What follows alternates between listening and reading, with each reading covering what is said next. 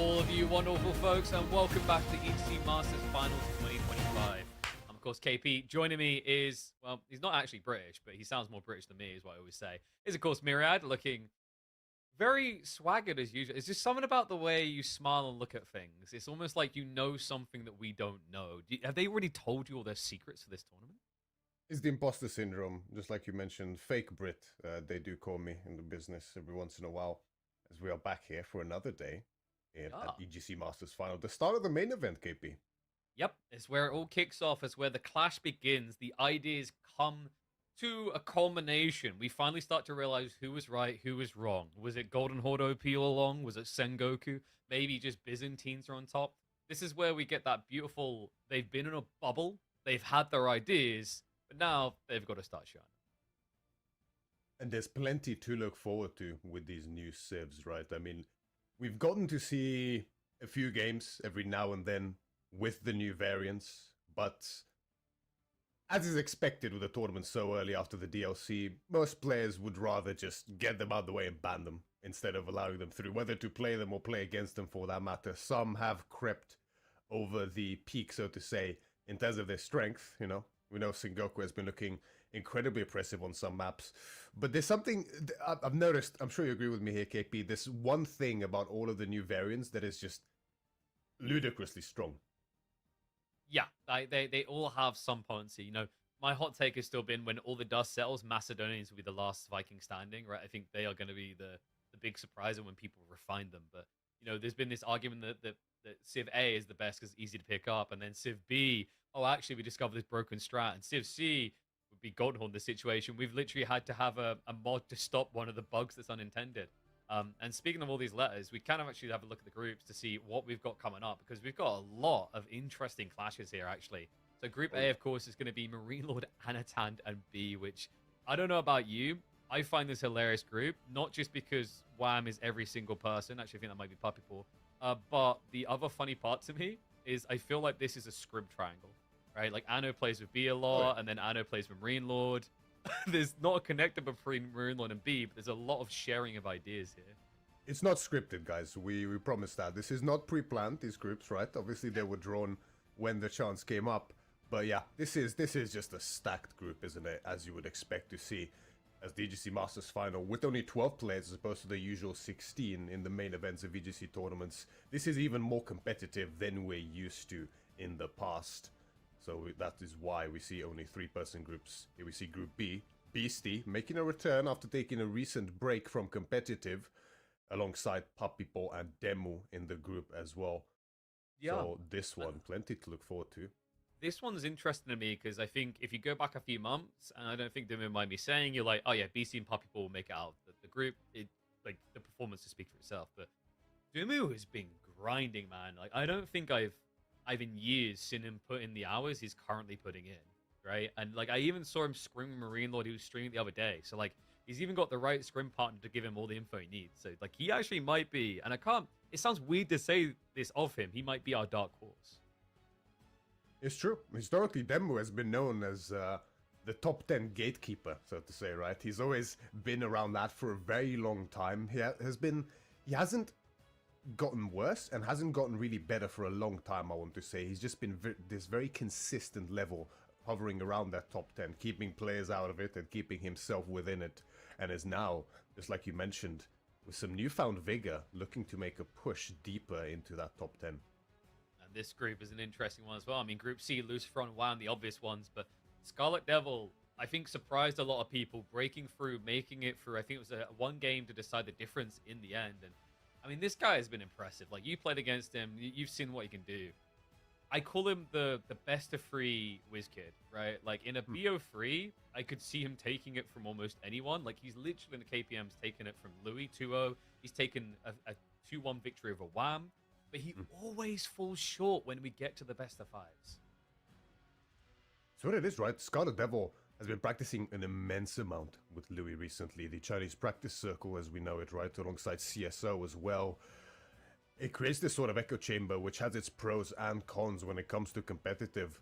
But just as we know, Louis pulls out some pretty wacky strategies sometimes. So can Scarlet Devil, influenced by him directly. And it's in those best of threes, those shortest competitive series, when those strategies can really make the biggest difference and pull through. So he's definitely looking really scary. Of course, it's only best of fives and above here in the main event. So he's gonna have to really pull his weight when it comes to those. As you mentioned, it is the format where I struggle just a little bit more. Naturally, as series get longer and longer, the more experienced, the slightly more solid player usually pulls through in the end. Have to see how he does in his group, and he's got a tough fight ahead of him without a doubt. Lucifron, just a legend of RTS at this point, and Wham, looking really, really sharp for months now, just improving consistently, and one of the young ones on the block. And then, of course, the other Chinese kid we have to talk about here, Louis MT. I mean, on top in a lot of people's eyes for good reason, but we know the Spanish ball has been coming back in full throws. Vortex on top of the world. He's even flexing about the midweek Masters. Like, I've won over half of them on the new season so far. He's looking top form, and we can't underwrite the importance of Numadan. Like, I think the thing I've said about Numadan is like delayed trigger here. You know, going into 2025, some people had him on the list to shine through. It didn't really deliver, but now looking forward to 2026, this man has been the one I've been highlighting to people of the ones you aren't seeing on finals Saturday, Sunday. This is the guy that could start to appear there. Numadan is not to be underestimated whatsoever. Well said. I remember Marine Lord himself being at King of the Rockies. The outside of the sort of very known top 10, top 12, Numadan is the one that has been looking most consistent, most solid, and is looking to push through that barrier, in his opinion. And he has the opportunity to do so today, right? Securing himself that top 12 spot here in EGC Masters Final. So plenty to look forward to from him.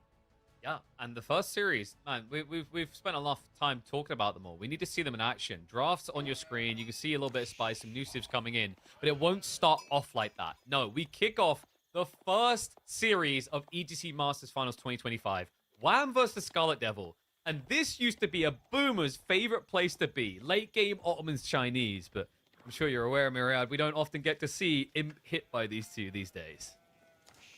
Very much not the case. I mean, Chinese, right? Very interested to see how they are looking nowadays after the notorious Pro Scout change very recently. Of course, Deer, now when being carried by scouts back towards the base, gradually decay the longer they are being carried. And it works out to be pretty significant numbers. Even your closest Deer pack can lose upwards of 50, sometimes close to 100 food, depending on exactly how it spawns. And, you know, at that point, that's 25% of the food in the Deer itself. It's a lot. And it can make a really big difference when it comes to how much food you have access to in the long run, which Chinese use very quickly, whether they go for that fast castle or the song. Ottomans, however, you know, they don't have as many food issues, especially when considering the military scores, so many free units and value being eked out passively non-stop throughout the course of the game. So that's one of the reasons Ottomans have been looking quite well up against these Pro Scout civilizations even before the change, right? They don't have too many struggles actually keeping up with the military as long as they don't take any unfavorable engagements. Yeah, and fun fact for you, I've watched this matchup, I want to say 5 times in the last week and a half. Ottomans has won every single time. Yeah. Let's not forget that this damn Civ has some of the most oppressive units in the entire game. I mean, the Sipahi, in my mind, is just the best unit in the game, bar none. The Janissary as well, available in the Castle Age, one of the best hand cannoneers in the game. They have the singular best siege engine in the game in the form of the Great Bombard, and just a really potent army at any stage of the game, courtesy of that Mechtel once it comes in, and so many buffs available from him. So it's one of those saves that I find it can actually be quite tilting to play against because of these things. Yeah, it's quickly become apparent that we're probably going to need to look at supply in the future. I think the changes with the Knights of Cross and Roses, improving horseman animations, and also just people getting better at optimizing. I think that's the other takeaway. Like, that's why I've been saying I think Macedonians will be the king civ, the new ones, is like, at first light, it doesn't seem like too much outside of a one broken unit. But it's the type of thing that when you refine it, will be perfect. And I think Ottomans hits that because of these Vizier points, because of these timings. And China, on top of the fact that they've, you mentioned, like they've received some nerfs around Pro Scouts, they kind of lost some of their identity, their tempo. It's no surprise to see them falling victim to a bully of the feudal age. that thing though. Over here on EGC Lipany, it's an interesting map known historically for its extensive berry presence, which definitely favors a civilization like China more than Ottomans. Ottomans, I mean, every civilization needs food, without a doubt.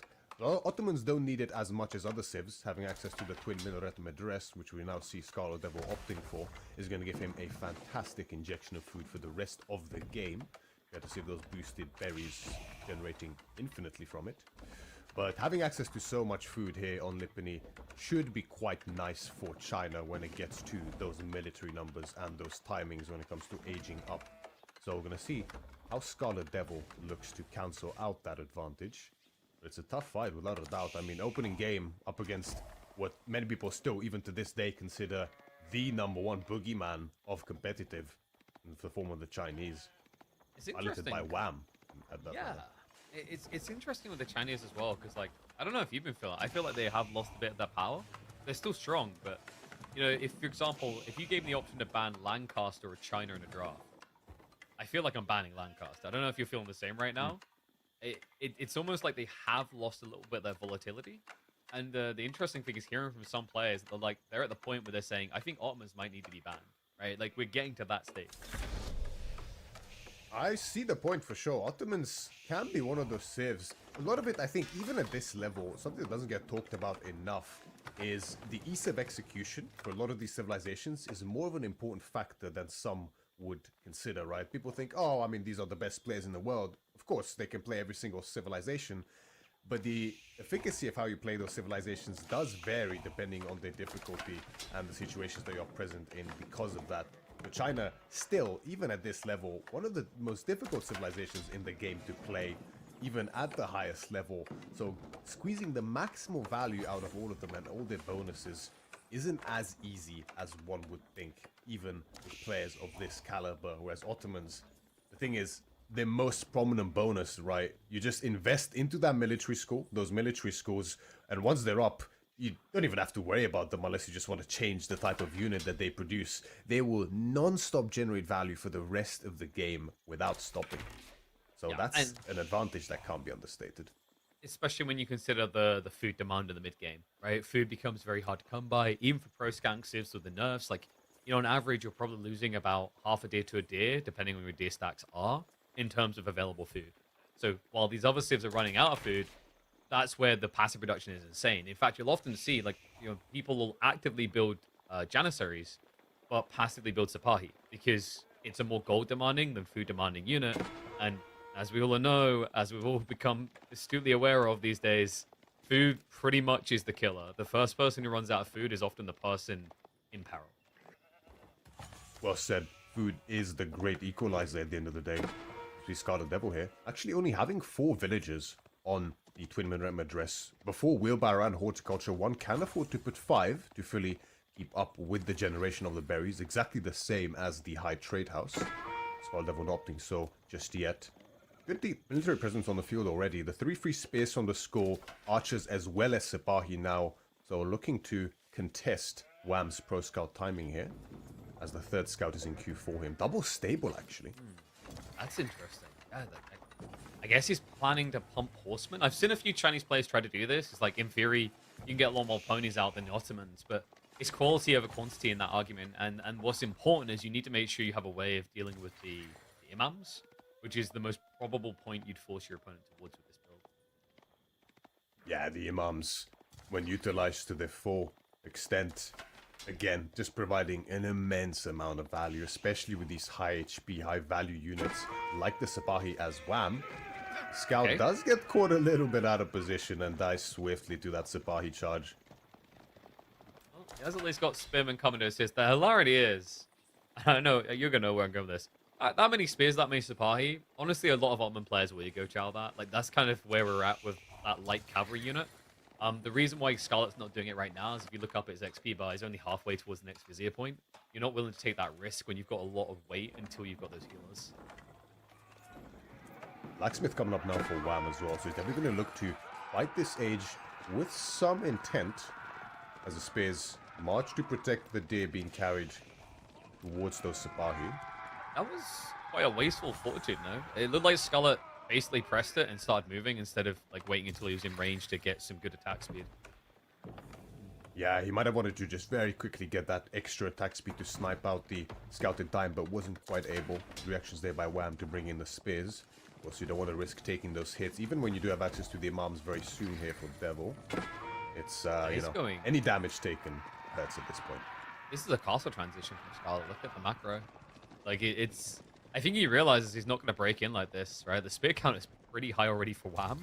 Horseman count as well, so... His punishment that he's going to try to dish out is the fact that he can just tech up first. I guess, like, seeing this comp, we're probably going to be thinking men-at-arms if we're Ottomans. It's tough to say. I'm a little surprised by the castle timing, I have to say. Yeah. Normally, one of the ways you can offset this Chinese pro-scout advantage is to try and trade as much and as favorably as you can, to try to make them use up as much of that food as you can do. But Scarlet Level opting for the temple play instead with that castle age. Men-at-arms could be on the cards, but I'm not sure there's much of a timing to be gained there for him. He might just stick to those early upgrades. Wham also knows. He just shifted in, he saw the gold. So he's fully aware of what's happening. Is he going to... You just race him now, right? Like, China is insane for these tech timings still. Oh, yeah. There's Mehmed coming in now, 11 on it. But, I mean, Wham will... This is the sad reality of watching a Chinese game. You know that Wham could start his tech up when Scarlet's halfway through that bar, and Wham will still tech up first. Oh, it is true, without a doubt. I would say, though, once that gas stage comes in, again, the Mechter, a siege engine military school, in reality, is all it is, and a good one at that, because once that gas stage is in, I'm tempted to say that as that food begins running out for Wham, which it won't be long before that happens nowadays, you know, that's when the military schools and the superior army for the Ottomans really sort of starts to come in handy and eke through in terms of an edge.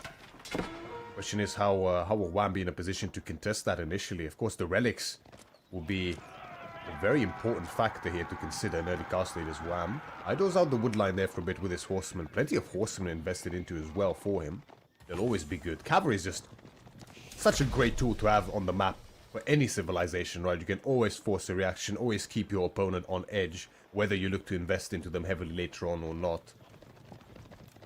Considering how much of the meta in 1v1s revolves around cavalry, I wouldn't want to be a team player. That's all I'm going to say. Like, they've always had that problem. We just inherited it. And, you know, you hear it from pros all the time now. We're in the middle of a heavy cav meta, is usually the way they go. But obviously, with the buffs around light cavalry, it begins with the lightly armored. And you know what's the perfect solution to ponies?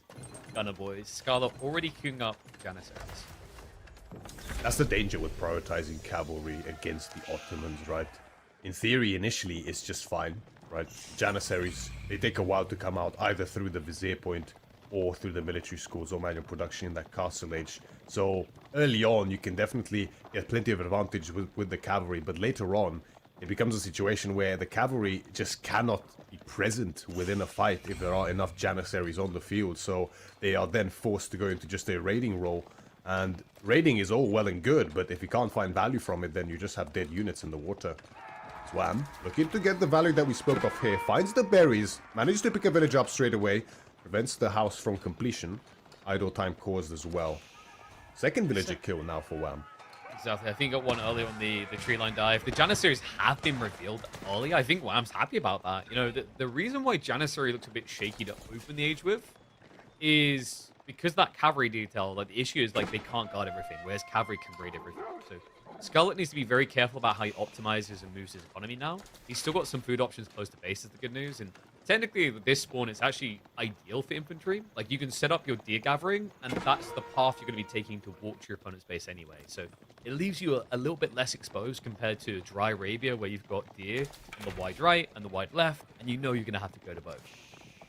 Exactly. These cliffs in combination with the wood line provide extra defensiveness on Lipany, which both civilizations benefit from very well. So neither is really up in arms about that. Scarlet Devil looks to march out on the map, securing each relic one by one. However, his cavalry could be getting caught out of position there. At the same time, Wham is raiding whilst catching out the cavalry, and for Sabahi going down now almost. So little health left on them. Only two remain alongside the mech there. Two have died, and damage caused on the gold mine as well. Another villager goes down, as well as plenty of idle time, but Wham will sacrifice his horsemen for it. Worth it, I would say. Yeah, I mean, Wham is just kind of getting everything he needs right now. And, you know, this opens up the possibility of now snatching deer from your opponent's side. Doesn't net you as much food, but it takes options away from Scarlet. Scarlet, in the meantime, is going towards Spring Horns. But, like, right now, I'm just seeing a continuous problem of, like, the archers are going to answer almost everything you're doing. He's becoming more and more reliant on the men-at-arms, which makes me worried about the lance potential that Wham has. But for now, the dive coming in is going to idle him up on the tree line again. This time, avoids losing a worker. He is getting relics home, which is offsetting this slight eco deficit we're now seeing. Yeah, it seems like actually Wham just simply does not care about the relics at all. He's looking to mass as much military as possible. I mean, at no point in this game so far has Scarlet Devil been even close in the food income of Wham. Always at least 200 or 300 behind, as is still the case now. Wham is looking to fully maximize that day, as you would expect. He understands that once that day runs out, the game comes to a stall, and that's when Ottomans really start to shine. So he's going to look to keep pumping out those lancers and those archers. The classic composition here that has become so potent for many civilizations in this castle age. Wham's going to look to take full advantage, keep that Janissary mass low, and look to abuse his food to put Scarlet Devil even further behind. Spring count is getting somewhat threatening. You have to be careful about how you engage here for Wham. But, like, right now, you know, he's got to make a choice. Like, am I now optimizing to play the map, moving out towards ball? Or do I start thinking about Song and Granules, right? Like, that's going to be something that matters here in the next 2 or 3 minutes. You already highlighted the fact that Ottomans won't feel that same strain, the ability to build units for free. But this is a great dive. Wham jumps in, finds a few worker kills straight away. A little bit of an overcommitment here, but the workers, they weren't moving. No, Scarlet, too busy focusing on the military, loses additional economy here and on the gold. The raid is still happening there. We're now up to double digits on the kill count in favor of Wham. Raids from the north, the west, and the south here. Wham is everywhere at the same time, and you can see the result of that. 10 villagers down, killed by Wham, and even further lead as a result of that here for Wham because of those Imperial officials. 15 economy now in favor. And those lancers are still being a nuisance even now, just dragging away more military than Scarlet Devil is really willing to expend for them. So plenty of Sipahi on the field, but with so many knights for Wham, it's going to be difficult to get full value out of them. We'd have some siege now. Plenty of spring golds on the field for Scarlet, but again, just not really the unit that's going to deal with what Wham is producing. I mean, it just dies straight away to the archers, the problem. You know, there's a few spin with them to address, but it doesn't really matter. Like, really what Scarlet needs, I think, is to be back on Sipahi. Can we check the military schools? Because I don't think he's using them for Sipahi at all, right? Like, he's just split them up between different things, like men-at-arms, spim, and etc. Yeah, like, this surprises me, man. I get that he has to answer the knights, but surely Sipahi is your king here. Because otherwise, how are you dealing with 32+ archers? Yeah, it might be a bit of a case of you're slightly unsure of exactly what to make. Might as well cover all bases to make sure you have all of the different types of units, right? It's a difficult position now, especially for Scarlet Devil. As you mentioned, out of all civilizations in the game, Ottoman is one of the ones that really doesn't need villages as much as others, but being so behind so early really begins to sting, and we can already see that being manifested in the income. Despite his 3 relic advantage, Scarlet Devil was behind in gold, way behind in wood, and still behind in food, even now compared to Wham's Chinese. And that archer mass is starting to get so severely out of control, and with the knights to support, soon enough I think Wham is going to go for a timing that Scarlet Devil will have a hard time holding. Yeah, it's getting a little unusual, isn't it, right? Scarlet now adding in additional spears after he noses up against mass archers, but yet the Sipahi count doesn't continue to trend. Good news, at least for him, is Wham's building extra spears, so the spears will have some use there. Sipahi need to be careful about positioning. Body blocks coming in. Wham tries to slow him down, but does weave his way out. But it feels like we are starting to approach that inevitable point. Like, this military lead is scaling. The eco remains strong. And, you know, in terms of access to raw resources that matter, we already saw how often Scarlet's been raided on that North Gold. Imagine what happens when you move it 5 tiles further out to the further North Gold. Now, Sipahi can be the great comeback mechanic in these types of situations. Usually all you need is one little run by onto the wood line or onto a gold mine, and before long, suddenly it'll be Scarlet Devil who's ahead by 10 villagers. But with the amount of vision and control Wham has on the map right now, he's going to look to leverage that as he looks for an entrance through this wood line. But Scarlet Devil is in position in a good entrenched spot there. with the siege, with the Janissaries, between buildings and underneath that town center. I think we did maybe have the Janissary Vizier point called in. I'm not too sure. The number has been building. He's sneaking the gold again. This is a double-pronged assault. Wham's going to do it to him again. Oh, no. He's dragging him out of the base. There's a raid coming in towards the gold now. It's already connected. Extra worker kills found. Adds another +1. And now able to give the chase as the retreat is going to be forced. No more gold for Scarlet Devil when he needs it most to produce more men-at-arms and more Janissaries. That is not going to be an option for him any longer as long as those Lancers are on the gold.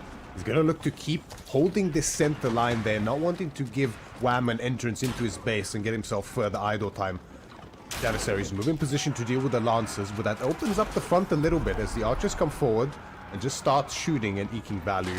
The archers within mobility. I mean, Scarlet Devil's composition is fully rounded. He has everything he needs, but the numbers for any type of unit just aren't there.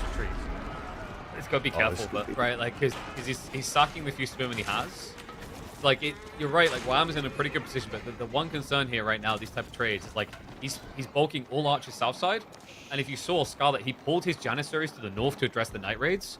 So one of the number one things you've got archers to contest isn't even in this fight, right? So, like, you've now got this weird situation where Wham doesn't feel confident to commit his Lancers when they're strongest, and is instead kind of throwing away infantry. But what I do like is what's coming next. What I say I do like, what I really mean is you're a disgusting, filthy human being. Nesta bees are hitting the field, and this is the great equalizer in every big fight we've seen. The nest of bees. Few units causes such hatred and such anger as those nest of bees. Now, there is no clock tower, if I'm not mistaken. I think we did have the Imperial Palace. I may be wrong. Didn't quite see the age up there. It's the Imperial Palace, yeah. So the nest of bees aren't quite as oppressive as they normally could be. And typically, there's kind of no better unit at dealing with siege in the game than the Sipahi, courtesy of that additional range, allowing them to even hit past spearmen on top of siege. But with the amount of mass Wham has, you know, he's putting great respect on the army here from Scarlet Devil. He's still actively producing spearmen, despite his great mass of lancers and archers, not leaving himself any room for error when it comes to these fights. And the potential for to lose his siege engines, that's not going to be there. You can see just how relentlessly Wham is producing here. 5 already on the field. The 6th one in queue. I think the siege engine is, the siege workshop is being supervised at this stage. Wham's going for a timing, as the Barbican is coming up now as well. Further villager padding with the Song Dynasty, as well as a bit of defense and more vision, of course, around that Barbican. And the sacred sites held now for 2 minutes as well. Wham is just looking to choke Scarlet Devil. How do you feel about this horseman switch, though? Like, it feels a little bit weird, no? Right? Up against Janissaries, up against better horsemen. Like, what's Wham's idea with it? Is he just vet? I'm not too sure, really, right? It seems a little out of place. Might have been a case of where he just didn't quite have the gold there to produce lances for a moment and produce some horsemen. Could also be meant as a distraction, maybe. Force out more spears around the flanks. Draw some more attention away. As just another raid here on the gold. Wham! It's just relentless. I think he might have damaged short-term memory, right? It's just not processing through to the long-term because it keeps happening in the same location every time, and every time he seems as shocked and confused as the last. Nesta Bees in these choke points are absolutely toxic. Gonna start pushing up. Sipahi have to front it, but if the Nesta Bees just switch targets to the back line, they can melt this all. They're allowed it to be for now. The men-at-arms are going to take their place, but now they're switching targets. Archers being target fired. Lancers on the south side, addressing the Janissaries. They're getting clubbed down quickly. But the front line of Scarlet is struggling to break through this choke point. Nesta Bees, once again the great equalizer. Has he got enough Sipahi left to crack through this? It's just not enough. Only 2 on the field, then they're falling so quickly, KP. Wham turning the advantage of a choke point that wouldn't normally favor Scarlet Devil's Ottomans in this case with the sheer amount of sprinkles that he has. He started around completely with these Nesta Bees. He just can't fight these in the choke point. And, you know, the extra attack speed, Scarlet Devil did great job to get as much damage as he could with these sprinkles, but it's just not really enough. No, it's ridiculous. And this is the thing as well. Nesta Bees beat Springald Mass. Like, it's just a fact. We all know it. We've seen it. You're seeing it right now. Like, it's just another classic Chinese experience. Knobs to knock you out. Backline getting sniped. Janissaries barely existing. Both players have been drained low, yes, but Scarlet, he needs to somehow rally mass food to get back into Sipahi if he wants to shut this down before he gets shut out. The rematch clearly favors Wham here. Now we see that horseman switch that we were hinting at earlier coming in full force. When the Janissary numbers are no longer there and the siege investment is so severe. Oh, but the one Sipahi actually. Oh, there's no more frontline here for Wham. There's literally no those frontline. nest of bees. Yeah. Wait, Just wait, like he's that. got horseman. He's got horseman on the way. Did he Yeah. do a farm switch? I think he did. That's why it's weak. If you check at the back stone in the Imperial Palace, Wham's There it began is. a granary transition as well. So like they've both been switching food, but as we know, China has this big like ... in their sentence when they go granaries, whereas like Scarlet has been a bit more organic over time here. So armies worked on both sides. Obliteration value, yes. A way that Scarlet can bounce out potentially, but the big problem he now has is that clock. We are halfway through the Sacred Site win con, and I'm curious to see if Wham set up any strong defenses on the outskirts. Okay, yeah, he's got outposts. He's going Screamer play. Yeah, looking to really double down on the sacred sites, keep control of them.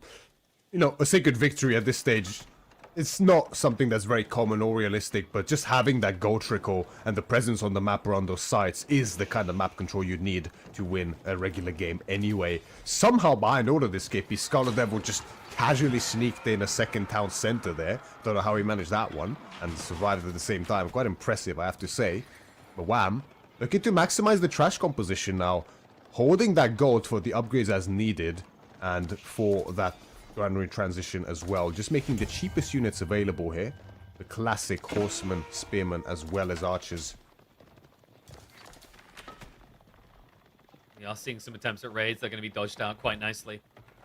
But the farms have been scoured, and it's always the code. Not This again. game is literally being decided by this screen. It's ridiculous. I think that's now, what, in total, probably 75% of his worker kills have come from these two gold locations. It's pretty ridiculous. Like, the thing is, you can't really afford to secure all of these different sites here for Scarlet, especially sliding in that second DC as well as the military schools. And again, he gets found out on the deer as well. The outpost at this point is just for show. Scarlet just being picked apart bit by bit is too much to keep up with. Wham! It's just everywhere. And that's been the entire masterclass here. Wham has been striking multiple locations at once, and every single time, Scarlet has been found lacking. He's going to raid himself this time, slap in towards the ball location, shuts down a few workers. So we do get a strike back. Those are the first worker kills on the board for Scarlet. However, the Nesta Bees are back with a Fury, and the Sipahi have got to answer big against Mass Spearman. Snipe on the back, it catches the Jannies, it catches the Springolds. He spreads the line, there's no breakthrough here. And the Sipahi, I don't know if they're ever going to be quick enough. The front line is melting a bit, hold on. Jannies, coming in big with extra damage, he bursts through, he jumps in. Wham! Needs to tail a run here. Full siege exposure. Yeah, the concave at the beginning of the fight looked really good there for Scarlet Devil, despite the mass favoring Wham. So when you have that surround that Scarlet Devil had in combination with those Springolds as well as the Men-at-Arms to serve as a buffer between the Sipahi's range so they can activate that fortitude without taking so much damage, you can see the sheer devastation that that unit is able to cause once it's able to hit without fear using that fortitude.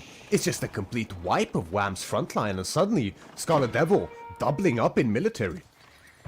I mean, it was phenomenally well executed by him, right? As you mentioned, the Men-at-Arms just coming in clutch against this Spear Horseman comp, just has no breach power. We even saw Wham adding in his own Springles, but the problem is it's not mass Men-at-Arms. It's a trickle, and that makes the Springles less impactful for him here.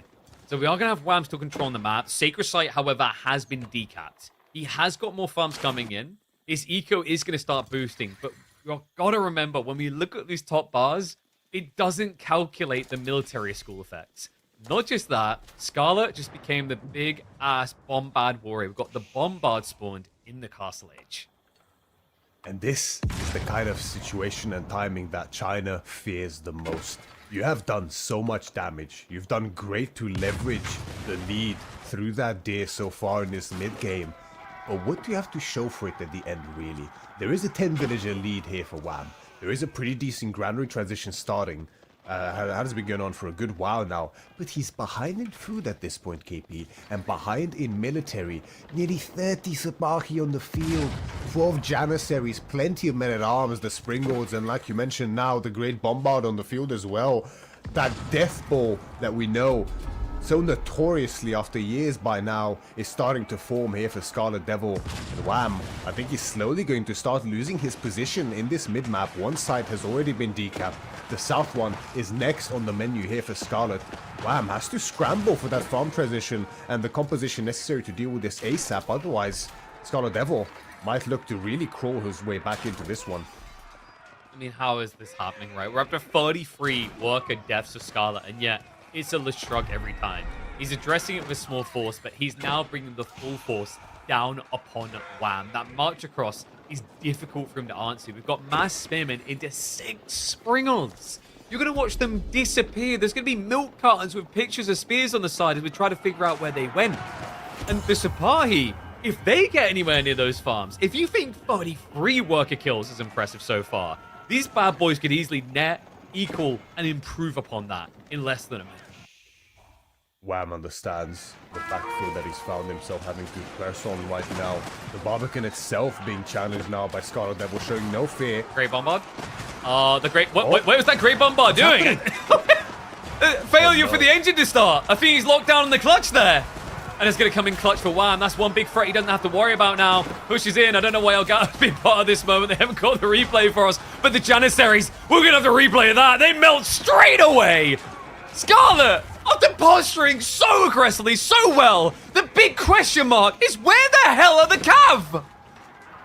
A bit out of position, Scarlet Devil found himself there and pays a dear price for it here at that fight. That's the danger with moving out so aggressively, especially with such a scattered, slow army as Scarlet Devil has. Ottomans historically do suffer from this lack of mobility and positional possibility in this mid-game when they have so many different units alongside siege to control as well. And wham, fully punishing that disadvantage here on the defense. And once again, reasserts control over the center, exactly what he needed.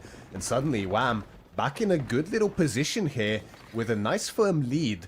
Not quite enough to really break through and push into Scarlet Devil's base, but he has that mid-map control, which is so crucial in these points.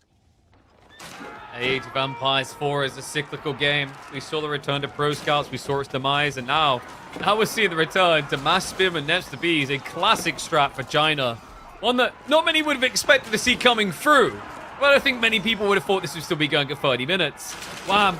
Start a stepper in the retreat. Gets the reload shots out. Spearman braced for the charge in. Sipahi with the full A-click, but Scarlet is skewering himself on these spears. It's not the same as it's been before. It's a much thinner herd to try and break through here. And the Spearmen, it looks like they're going to flop on the north side. They're holding on the south. The siege has to retreat. But this is not the same dominant win Scarlet took last time. This siege stepped up. The destroyed value tells the tale there. Creeping 2,000 ahead, Wham has just the amount of Sipahi. So much animal cruelty there with those horses. Scarlet Devil sacrificing all to try to eke a lead in that fight and isn't able to find it. He clears out the Spearman mass, but the siege KP is virtually untouched. The classic oppressiveness here for China. The siege in combination with nothing but Spearmen. One of the best siege civilizations in the game. You're just using Spearmen to defend them, and is enough in this position. Again, Wham holds the center and forces such an investment from Scarlet Devil there to no avail. I'll tell you what, I thought I was concerned for the horse population in World War I, but that fight has me more concerned. I mean, the fact that he just tried to brute force that, it shows you how much people value Sipahi. But Wham, I mean, the patience, the understanding there, not bulking, not holding under the pressure, utilizing his own wall to stop us around, which is the only way that Scarlet could really win that fight. But this is the funny thing. When we're at this stage of the game, we're in meat grinder mode. Really, what we're looking for is the pacing for one player to kick it into Imperial. If Wham can win one more fight, not even a big one, he can win that race. I just think Scarlet Devil needed like twice the number of Sipahi there, right? You need like 2 Sipahi for every Spearman.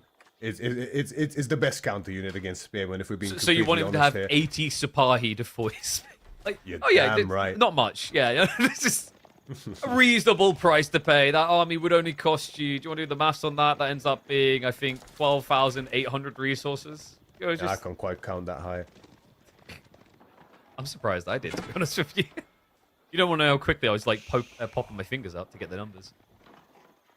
Any aid that we could take, we will take in this case. Speaking of Imperial Age, the Istanbul Observatory, actually it's Scarlet Devil that places it down first, although wouldn't surprise me if Wham is the one who gets up first, courtesy of that build speed. Yeah, also the number's deceptive. I don't think that was 24 straight away, more with delayed arriving. Yeah. But can we check his Great Gatehouse? I wonder if he has that classic issue. Yeah, he just pulled him off because he does. He has the awkward issue where he's building near the sacred sites, I think. Yeah. His villagers we were just watching. It's a front Great Wall Gatehouse now, so Wham. Showing quite big cojones here, not really worried about the Sipahi raids onto those granaries. Normally we do see a conservative gatehouse, especially nowadays, as just the damage output from it has been weakened. Yet once that change with the Nested Bees has come in a while ago now. But the Imp is in even worst animated players. now. That's right. They look like real units. We've evolved. Scarlet, though. Imperial is a hell of a drug for the Ottomans. With the Istanbul Observatory, the rapid reinforcement is important here. So, like, for Wham, this is now a unlimited meat game. You know, try and get enough troops out to overwhelm, to stop a repro out of military schools quick enough. That's your advantage. Economy. Turned into meat, turned into a mosh pit. Elite status on the archers, as well as the Sipahi coming in for Scarlet Devil. Elite on the Spearmen for Wham, as well as additional barrels and sprinkled crews coming in for him as well. Really looking to double down on this composition, Wham is, but the archer mass from Scarlet is now looking really... Yeah, the wait. catch the siege. What? The archers just stand still. They think they're playing baseball right now, trying to catch hot potatoes. The Nested Bees wipe the blob. Wham now pushing forward. He's going to force the recommitment here. The archers are standing still again. Those additional barrels are barreling forward. Scarlet, it's only Sipahi left over, really, but they're not going after the siege. Timing is just brutal here from Wham. The full melee alongside the siege behind. Who needs a backline when you have so much boosted siege here from Wham? It's just so much siege. 32 population in siege. It's just too much. Panic keep coming up by Scarlet Devil here. They look to hold the push from Wham. Now there is no bombards, no anti-building here from Wham outside of just an immense amount of torches. But I don't think that's really going to be enough to push through this keep brutally. He's going to have to maybe take a step back and look to invest into some bombards to really go through. Or he might just... Fireworks. Fireworks. It's just fireworks is all he needs, I think. It's like the more times that Scarlet hears it, the more likely PTSD is to sink in. Torches coming out now. The defense is to no avail. He doesn't have that great bombard emplacement. Wham! He's got a vice grip on it now. He's not going to let this go. He's not going to give a chance for the Ottomans to get back up to maximum. He's just going to keep the press going. Keep pause. Doesn't do much to dissuade Wham here in this position. There were Sipahi and units garrisoned there, but they are now tucking tail and running for their lives as Wham looks to push ever deeper onto Scarlet's side of the map. At the same time, the only source of gold here for Scarlet is now discovered Lancers causing havoc. They will get stopped by the Sipahi, but that's a very easy target for Wham to hit now. William Shakespeare once said to be or not to be. He clearly never met Chinese in Age of Empires 4 because that question is self-answering here. It's always bees. We still don't see Scarlet with a golden answer, a solution to dive in. The Sipahi aren't delivering that. And now, with 3 minutes left on the clock, a Great Wall Gatehouse to the south, and I imagine probably a keep at this point to the north, options are incredibly limited for Scarlet. Sacred Site control is still being held firmly here by Wham. 2 minutes and 40 seconds left till that timer spells instantaneous defeat here for Scarlet Devil. And in no position to contest them, he is, as, again, heavily reinvesting into those Sipahi. Do we have biology yet? That is a crucial upgrade here for Scarlet Devil. But again, with the sheer amount of Spearmen on the field for Wham, as well as Lancers, he's going to need a lot more than just Sipahi to deal with this. Even the Spearmen raid now. How is it? Like, I don't know how to understand how I'm looking at this and thinking 31 Sipahi's not the answer to this much siege. Like, it shouldn't be, but the spears just aren't being resolved. I mean, the fact that Wham is just building Lancers into Janissary, knowing it's going to be Janissary, kind of says everything it needs to right now. And he's got his own bio coming. The biology already came in for Ottomans after the big engagement around the central sacred site. We've also got Pyrotechnics, a full hand cannoneer switch, because Wham wants to show Scarlet what good gunners look like. Indeed, the Bombard is on the field now for him as well. Biology coming in for Wham behind this too. Where's the Bombard, actually? That's pretty important considering the keep isn't complete. He might have to cancel it. Scarlet, he's not pulling away. He can't afford to. Shift the north side. Refuses to cancel. This is his staging point.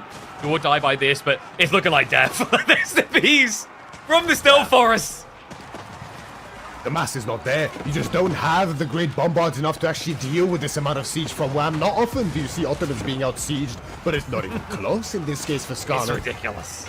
And look at the Sipahi. It's a traffic jam over here.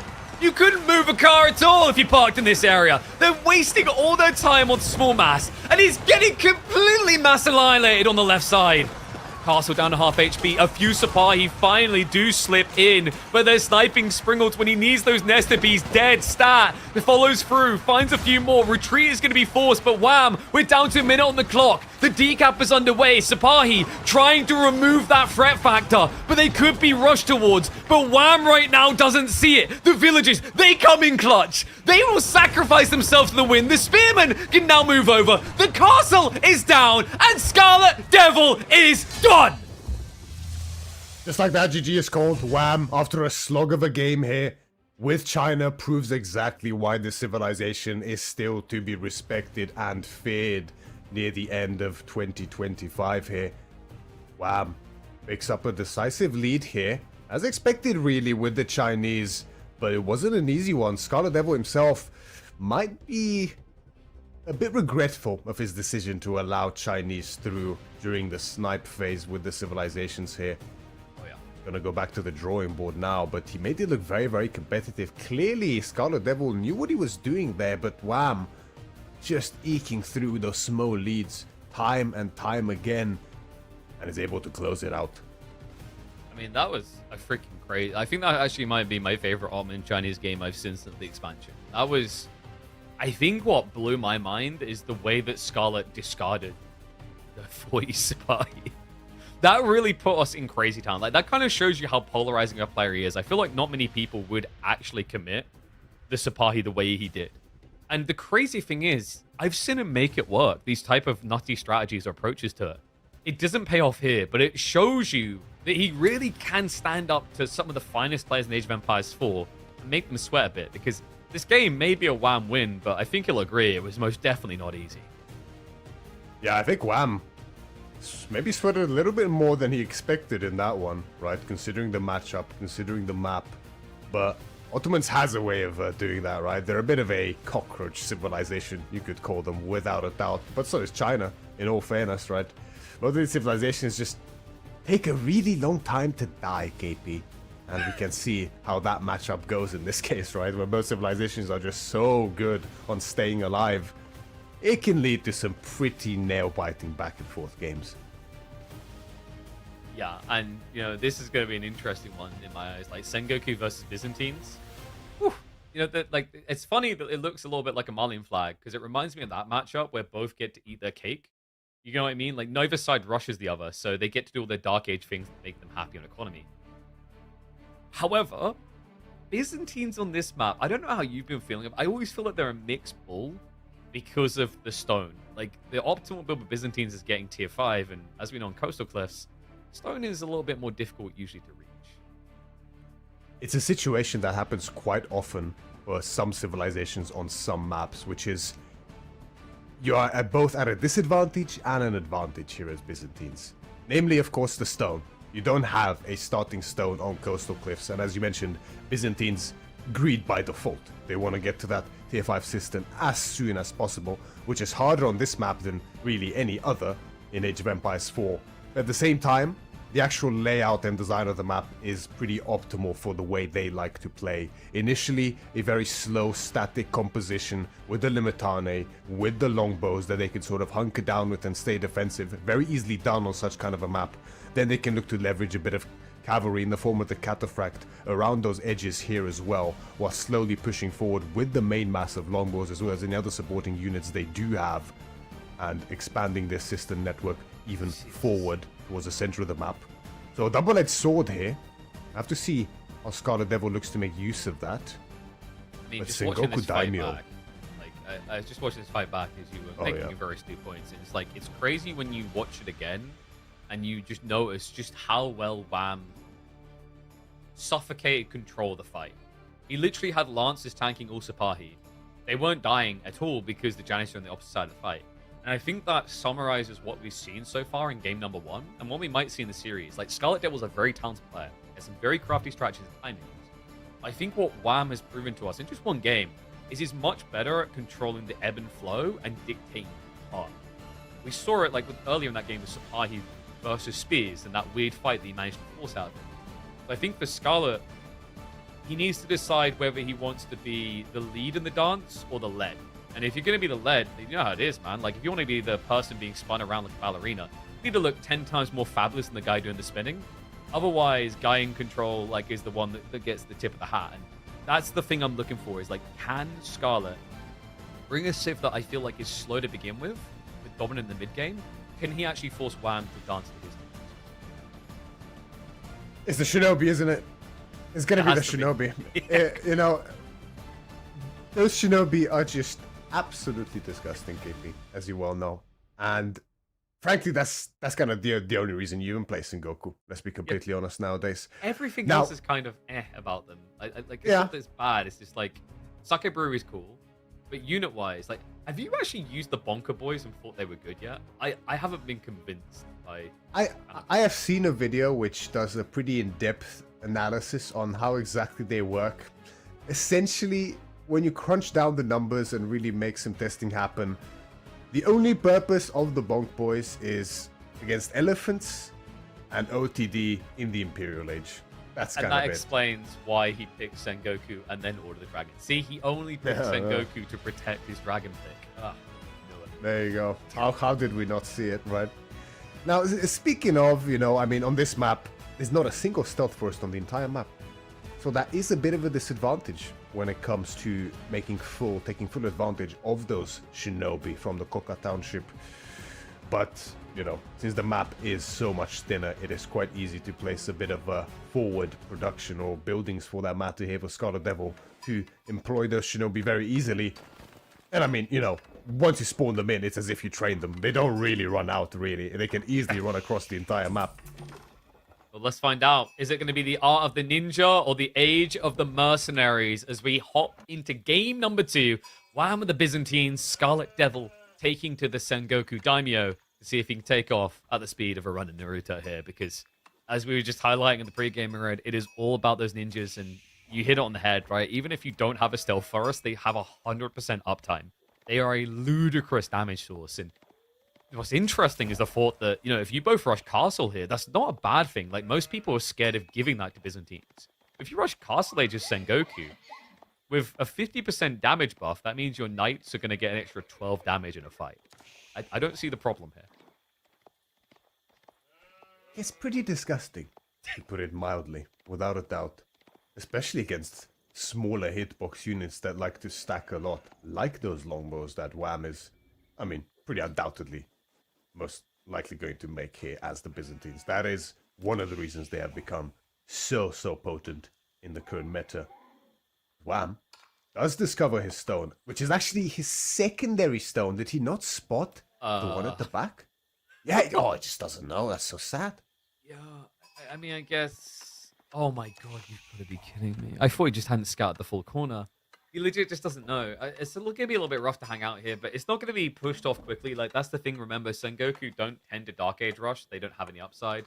The Raxes aren't cheaper. And also, they'd rather put that wood to good work, getting more food, as we can already see the Yatais coming out. It's true. Bit of an extended Dark Age typically for Sengoku to get up that lead. Very similar really in design to the Byzantines. They will go for the Sistans, Sengoku will go for the Yatai onto those food sources, get that boosted food income straight away. And also, like, the placement here, not the craziest of spawn, I'd say, for Scarlet, right? Like, he actually, no, he gets both tree lines. It's not too bad. I was going to say, he misses out on the berries. I don't think the Matsuri reaches either berries. Like, obviously, it doesn't hit the east one. It won't hit the west one. He will be fine on his sheep, just about the placement. But this is going to be an art that people are going to perfect, right? Like, the Matsuri placement is key to success. Like, you have to think of it to the same degree that you do when you place an Arhin with the HRE. Yeah, exactly right. The positioning, I think, can be quite easy to mess up. You have to be quite careful. Here's the thing, right? We have seen the gold Matsuri become very popular. Just using gold to buy wood necessary to get those Yatai out fast and get yourself a way more optimal age-up timing. But this can be the disadvantage, right? You end up just having a forward Yatai, which if you ever lose control and you end up getting pushed into your third, God forbid you have any plentiful farms under there, suddenly that's half your food income just cancelled out. No, it's a rough one as well. Like, in general, you don't really have that shifted economy. It feels like you anchor yourself. And, you know, compared to Arkan, it doesn't feel as impactful because it takes time. It's a trigger delay. And the other thing that we often forget is, like, especially on food, Sengoku's a bit of a weird question mark. Like, I think they're good in the early mid game, but the late game doesn't scale that well. When you remember that they're getting a 30% food buff, and that's it. They have literally got no eco tech to help them there, compared to the OG Civ that gets 75% average. It's a nice bonus, without a doubt. Though I will say, the Sengoku army, I think, does peak a little bit harder than the Japanese army itself. So they trade a bit of that economic prowess for just a stronger military inherently, once they do have all of their daimyos. Getting to that space is, you know, is not cheap. There's so much investment needed into those daimyo estates. Just like Japanese has to invest a lot into that shogunate castle in order to get that incredible food income that it becomes so known for. But once you reach there, it feels pretty good. Is he now seeing that for the first time? I think he just spotted. Like, Scarlet sees this stone, but I think Wham just got, wait a second. That was there all along. The classic, you should scout the whole map. Like, was it usually we talk about people with their relics? Like, Left Side's a good map for that, where it's like, oh, you're playing a relic game. That tiny little piece of the corner you haven't scouted is actually where the relic is. Exactly right. Wham. Masagio himself, I think I did hear the echo of a little facepalm when he saw that stone there. But of course, not really a big deal, as we mentioned earlier here, right? He's going to be able to get the stone he needs. A tiny bit of extra unnecessary walking time, but not something you'll really feel biting you back just yet. Oka now finishes for Scarlet Devil. I would expect those Shinobi to be summoned pretty much instantly and start moving across the map. There's really just no disadvantage to doing so. It's not like there's any early military threat from Wham they have to worry about. Speaking of, though, the actual stable is prioritized here for him. So Wham is actually going to look to take the aggressive lead here to try to disturb those Yatai. I do always wonder, right, if you just ignore the Yatai and you ignore the Sistans, who really comes out ahead economically here between these two civilizations? But that's not going to be the case in this game so far, as Wham looks to contest. The Shinobi now hit the field, they start moving across, and they're going to reach no problem at all, despite their timer. And the double stable, quite a classic opener here for Sengoku. The Yari Cavalry is quickly becoming one of the best cavalry units in the game. It's a polarizing one, though, right? Like, I feel like often when I watch it, the problem is getting them online. It feels like your economy is a little bit slow to get it up to scratch. And honestly, I think the reason why most players get there is this unit here. It's genuinely the Shinobi that kind of pads that weakness, which is why I don't think we've had a single Ryokan game in competitive in the last few weeks. Yeah, it's true. The Shinobi are the great enablers so far for Sengoku. They do get changed when the next patch hits. If that does happen to be the case, then they might find themselves struggling a little bit until players figure out how to adapt, but Scarlet Devil looking to employ those Yari Cavalry here. Like you mentioned, you really need, especially against cavalry, in cavalry on cavalry fights. Naturally, they have the +2 damage against cavalry inherently, but you really want that extra +2 from the Daimyo estate level 2 to start feeling a big difference. So expensive. It's so expensive. Very though, expensive. Right? Yeah. Like, I almost feel as if the tier 1 and tier 2 tech should be switched, but if we'd done that, every single game would just be Yari cavalry. Oh, Because yeah. it would be too effective. The interesting thing, though, is like, this is the ideal comp which Scarlet's getting into. Like, you open Yari, it forces Spearman, and that's when we always see Yuumi look great. Like, Yuumi really do need the Spearman on the field to feel like a true DPS target. And then you've got longbows as a response from Wham. Like, it's not the wrong choice. It's just, like, against this comp, there isn't any golden choice, if that makes sense. It almost feels like it's a bit of a filler because the alternatives aren't great here either. And it gets to this point, I think, a part of an understated advantage of Sengoku in this matchup in particular, from the few times that I have seen it and played it, is this extra food that you get from the Yatai and that earlier boosted gather rate on the Matsuri or Sengoku compared to Japanese, as well as just the stronger military once those daimyo states do come in, results in a military mass that Byzantines can find themselves struggling with more than they would normally do against something like Japanese, as the skirmishes begin already. Pride Comp is soon to be online here for Wham once those longbows hit the field, but the mass already heavily favors Scarlet Devil. I really like the idea of just actually Wham focusing on taking out the Shinobi, the longbows at start the fight. I think if they stand, that's where this is all going to fall flat, right? Like, Yeah. it's the empowerment they give the Yari. The Yari will be everything if the grenades connect. And as you said, like, the tricky part that most players run into is as these armies get bigger, as we play a longer feudal, they're always going to connect. It becomes impossible to dodge every hand grenade. Exactly right. And even if you do snipe out those Shinobi, right? Yeah, you remove the threat, but 4 full volleys, 1 per Shinobi to take them out. You have to focus fire them. You know, that's a lot of damage used just purely on you not instantly losing the fight to them. It's a big investment in damage to make just to take them down to hopefully be on even ground, which by the time you kill them, technically you're already behind in the fight because you wasted so much damage just on killing them. So really, it is quite a difficult thing to deal with for Byzantines here. Especially when you have forward berries like Wham does here, secondary one. He does have another quite a safe tucked one away in that corner towards the water. He can throw up a wall alongside that line to make it easier, but with the Yari cavalry, they're in position. Suddenly Wham, as soon as he fortifies this position, it's already being challenged, and it looks like he's absolutely in no position to contest this whatsoever. Yeah, no, he's got the daimyo there. Absolutely cannot contest this. Like, that attack speed buffer affects the Yari most. And the grenade! Shinobi! It connects perfectly, and now you can just dive past. The Spearmen get baited out of position. Villagers get sniped. Longbows get chased away. And Scarlet is building a bloody beautiful lead already. And the new Longbows! The worst possible time and the worst possible position to come out in. Absolute disaster here for Wham. Strikes in game number 2. As soon as he finds himself in the position to take those berries, Scarlet Devil denies him without any sort of hesitation as the Yari cavalry torch the tower, take out the villagers quick time. The longbow count is completely reset to null. Wham is going to clean up the stragglers of Scarlet Devil's army as he extends there. Scarlet Devil lost a lot of units, but immense value gained. Definitely worth it here for him as Wham is just looking anemic now, both in economy and military. Goes to the berries, gets kicked in the berries is what it feels like there. And, you know, the only reason it started to look good at the end is A, defender's advantage, and B, where are the ninjas? Like, maybe they're just very good ninjas, but I don't see them anymore.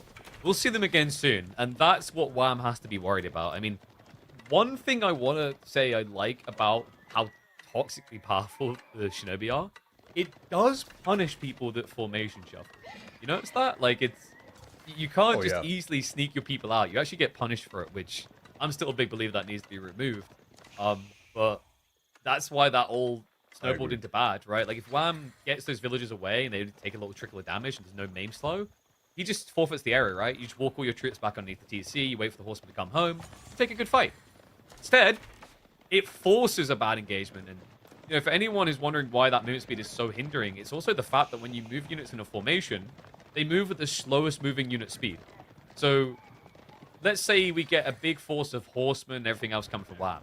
But if I grenade a Limitane and you're in formation, all your horsemen are now moving at like 1 movement speed. It's horrible. And oh, would you look at that, KP? They're back they're again.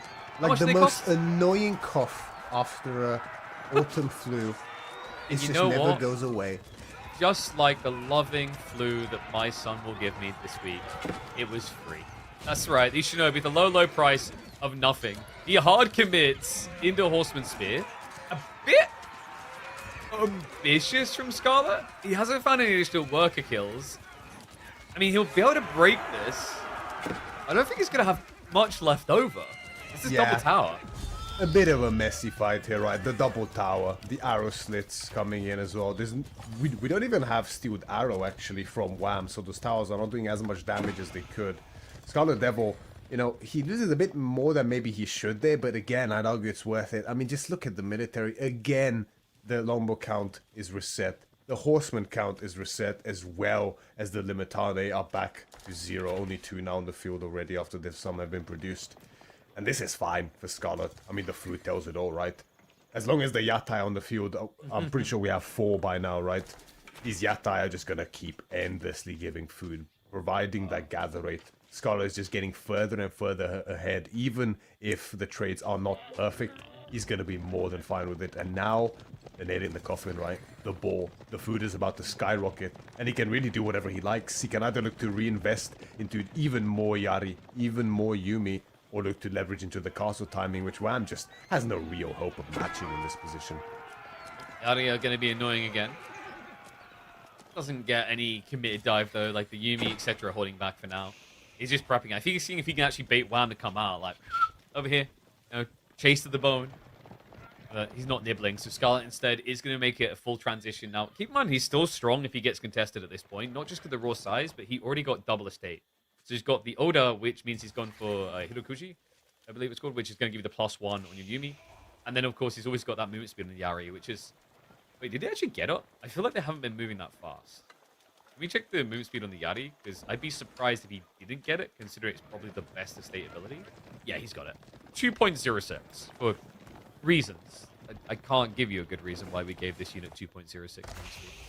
That's just, you know, Azuli, the fastest cavalry in the entire game in the feudal age. It's not much to worry about, really, right? I mean, you know, we thought the Jushi Yuan Raiders are impressive in that Imperial Age with their 2.0.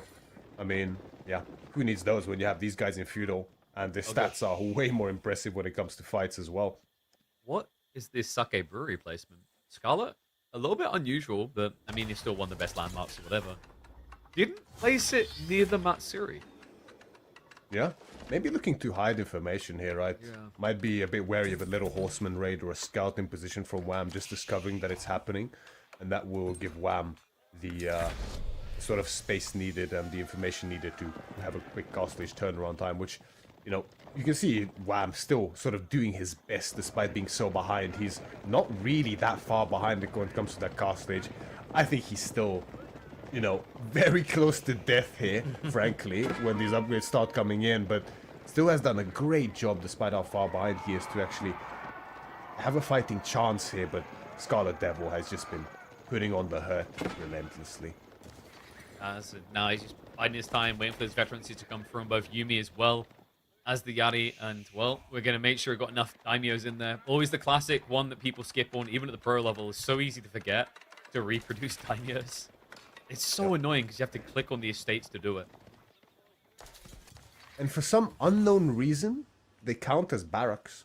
If you use the select all barracks, it just selects the daimyos as well. So, you know, that's one of the reasons it feels so annoying to even produce spearmen with this civilization, because the hotkey for spearmen is suddenly...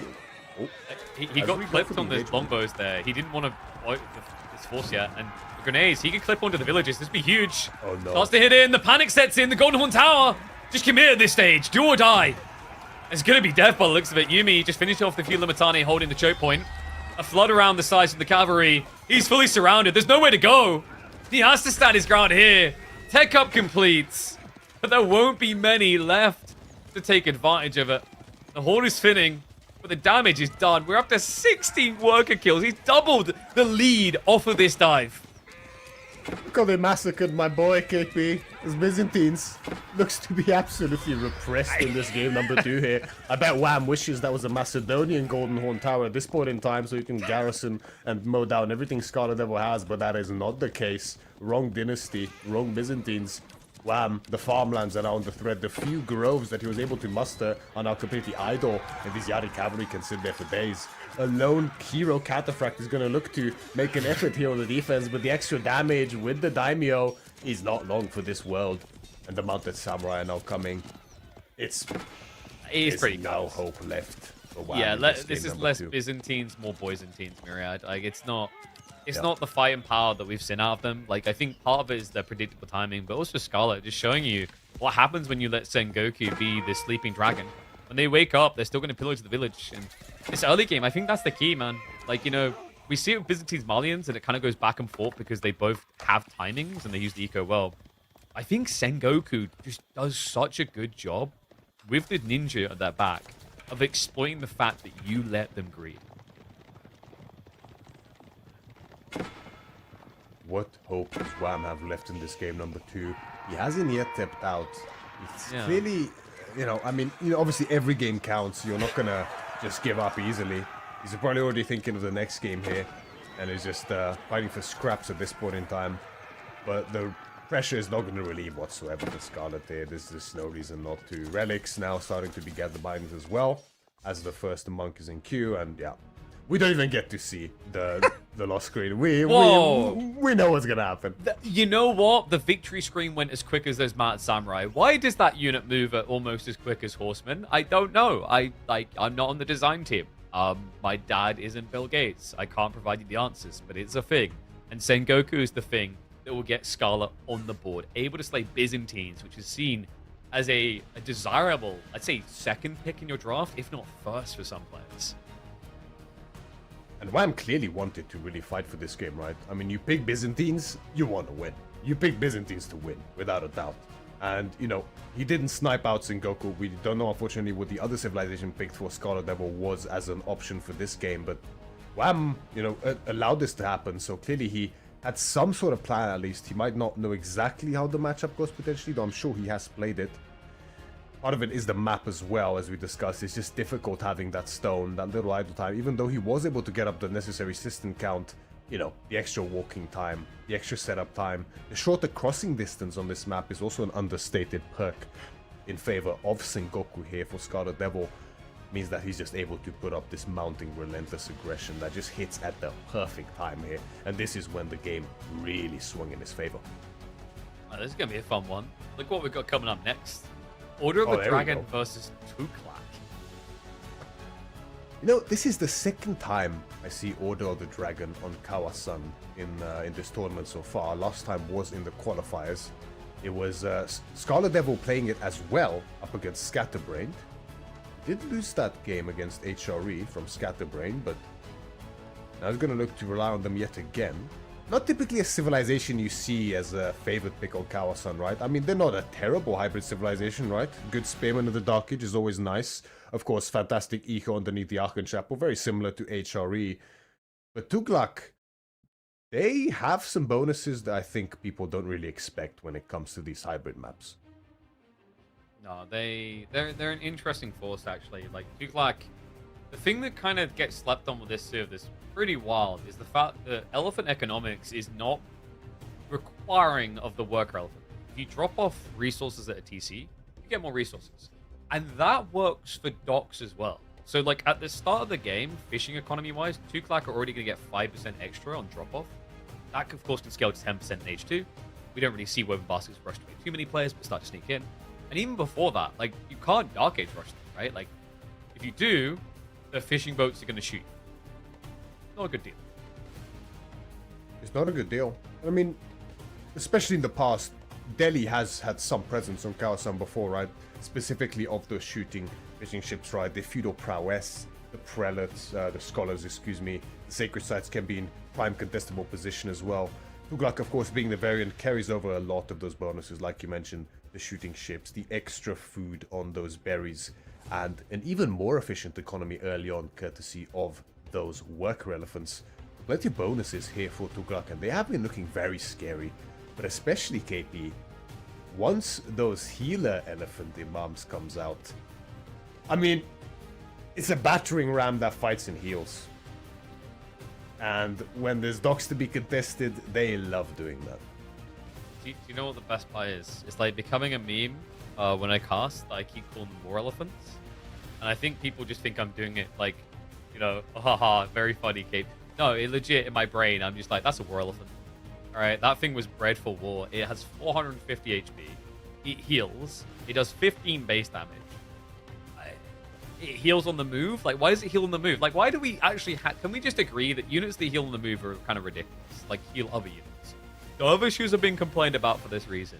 Now we've got healer elephants taking it to a big extreme. At least Ottoman AoE healer monks aren't bulletproof monks. Like, come on. Oh, when will we learn? It's not enough that they move. It's not enough that they do damage to units, or that they deal great damage to buildings. For some reason, they have to be virtually unkillable as well. And that's Tugluk right now with the healer elephants, and Wham is going to look to take full advantage here in game number 3. I'm very excited to see how Scarlet Devil looks to respond to that. Now, in theory, one of the big problems when it comes to the healer elephants is the fact that even if you make Spearmen against them, it's quite difficult to get the full surround needed to get maximal value out of those Spearmen when it comes to pathing. However, OTD Spearmen, of course, essentially 2 in the body of 1, they have a way easier time getting on top and finding that sticking power to deal that massive damage, so shouldn't be too bad in theory. In theory. We'll see if in practice, though. I mean, Tuglak is a beast to overcome. Wham, of course, looking to break the tie between the two with this. Scarlet, you mentioned, the Order Dragon, not the first time we're seeing it on this map, but like the point of, you have higher damage. My concern there is like, if you don't have enough to one-hit eliminate, then I can play around that more easily because you've condensed your damage into 1 or 2 attacks, right? So like the idea is I can, with good micro, pull away the threatened party, I'd say easier, knowing that I'm going to have healing behind it. That's always my concern. It's the same reason why sometimes like Order the Dragon, yeah, just move that down, thank you. My lines are a little bit misassociated. The thing with like Order the Dragon is the classic, like when they're against French, sometimes the spears don't feel great because they can kill units really quick. But let's say you've got 1 spear, I've got 2 knights. Well, great. Now you and the knight is stunned, but the other one's going to club you in the face. It's like a very weird dynamic compared to any other civ in Age of Empires 4. It's very unique for sure, and leads to some really interesting interactions that are always exciting to see.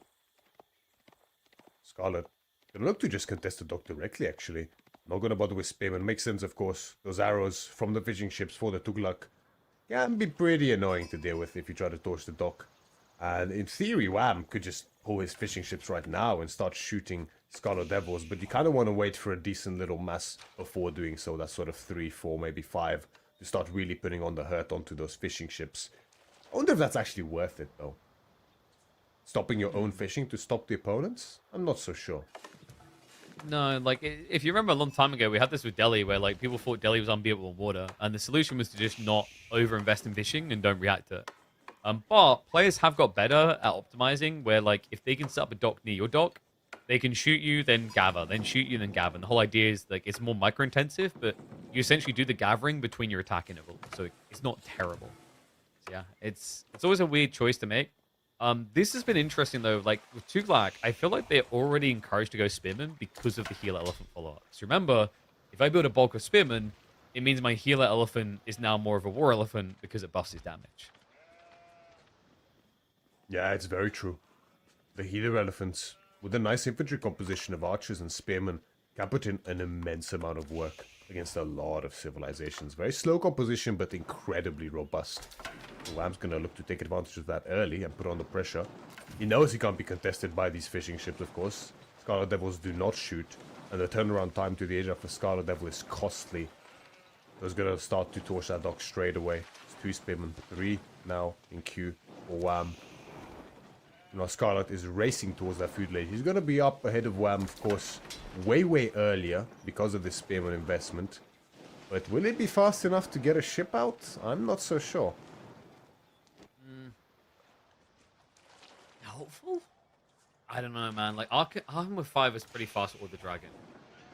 I feel like your concern here is you're going to have to pull a villager to fix it. Because it's definitely going to be set on fire in time.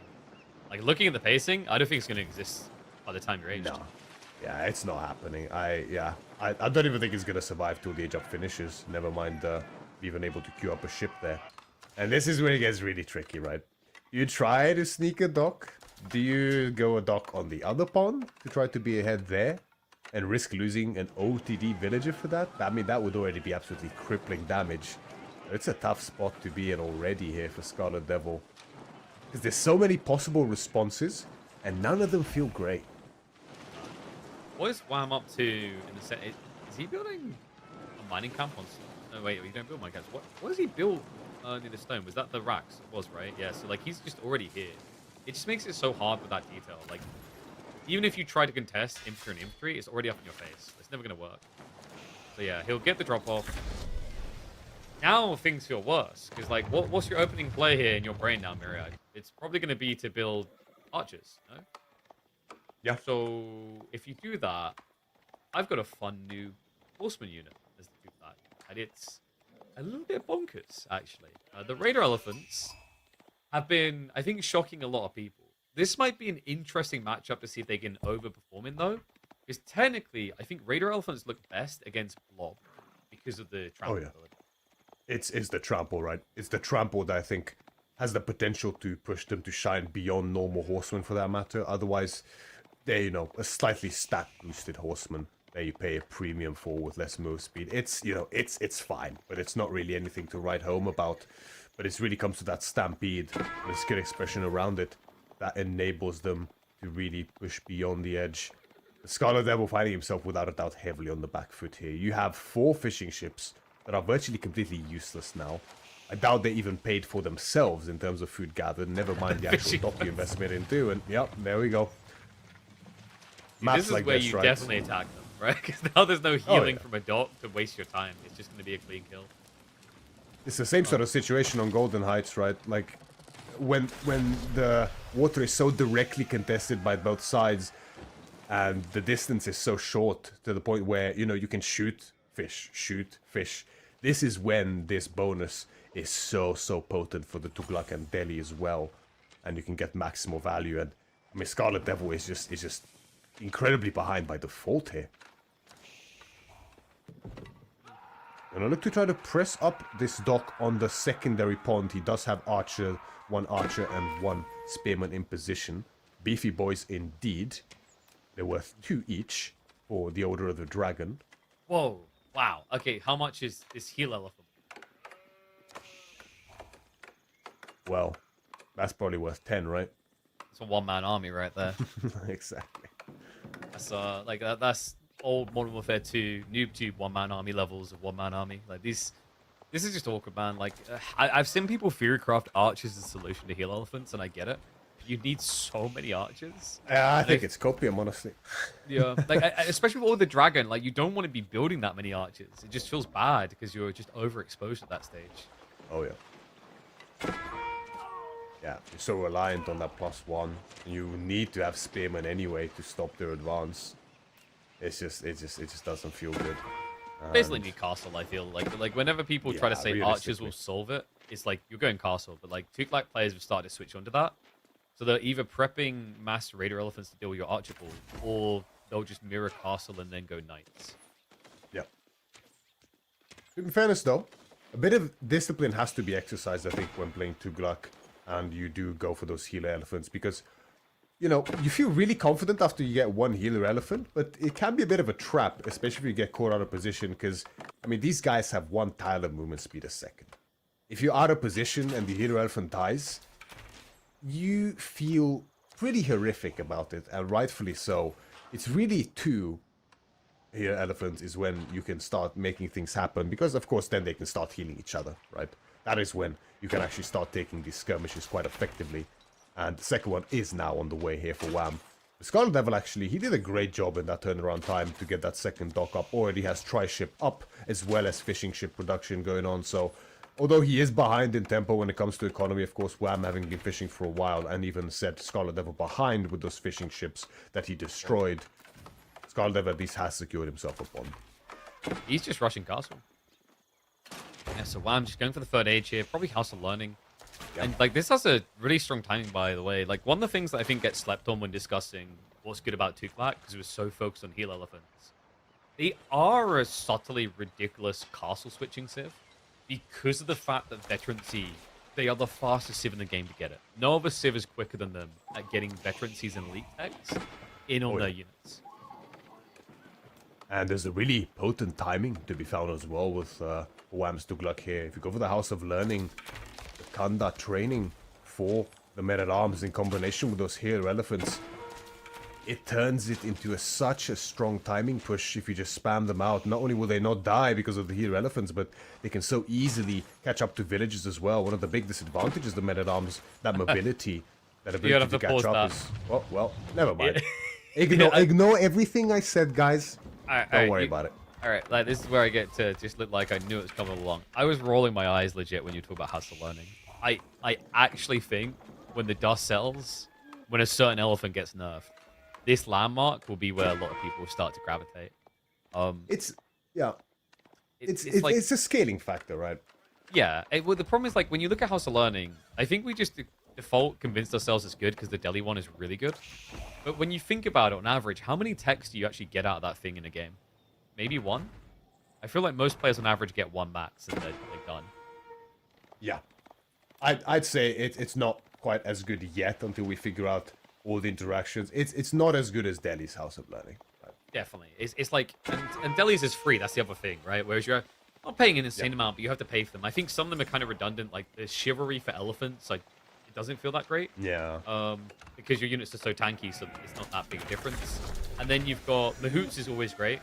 The bonus damage for elephants seems to be very situational, the collateral. And that then leaves you with the one you were just talking about, and then Neza training. I think Neza training might be the valuable one, but it only feels valuable later on in the game, deep in the game. Because it gives bonus damage against cav on percentage and increases production. Whereas Compound Defender, the only critical weakness I would give it is that it doesn't discount upgrading your force. Yeah, it's true. It comes down really to what sort of governor combination or priority really allows you to shine here as Tugluk, depending on the map, depending on the matchup in question, right? Because you have so many options when it comes to those governors. And in isolation, not a single one of them feels really like it gives you an immense advantage, right? I mean, what do we think of, really? We have the villager production, sure, that's fine in the long run. We have the food, again, that's nice in the long run. We have the extra gold from relics and sacred sites, again, that takes a while to really come online. Besides that, there's nothing that really gives you an instant bonus, and I mean, when push comes to shove, it might turn out that Tugluk is just a really good booming civilization, but oftentimes, especially when you're not fully comfortable with a new civilization and you don't know them in and out like you know the old ones, booming is generally something that is not as favorable of a strategy to go for. It's the safe strat, right? It's like, well, I figure out what's really good as well, too. And, oh, look, you almost killed me. Anyway, let it begin. Archer's in. Close yet so far. He does not have Wheelbarrow, by the way. And Scarlet, keep running. That's enough archers to one-hit kill. Staying into the engagement. There's a poke at the backside. Now, there's our Gilded Crossbowmen. And technically, a heal elephant is a heavy unit. So it will hurt if they get shot. Apparently, currently not enough. It doesn't hurt enough. And 2 is all you need here for Wham. Just 2 hero elephants and he can just dive with impunity here. The Men-at-Arms are going to put a little stopper to that, but hold on. They just don't do the damage needed, right?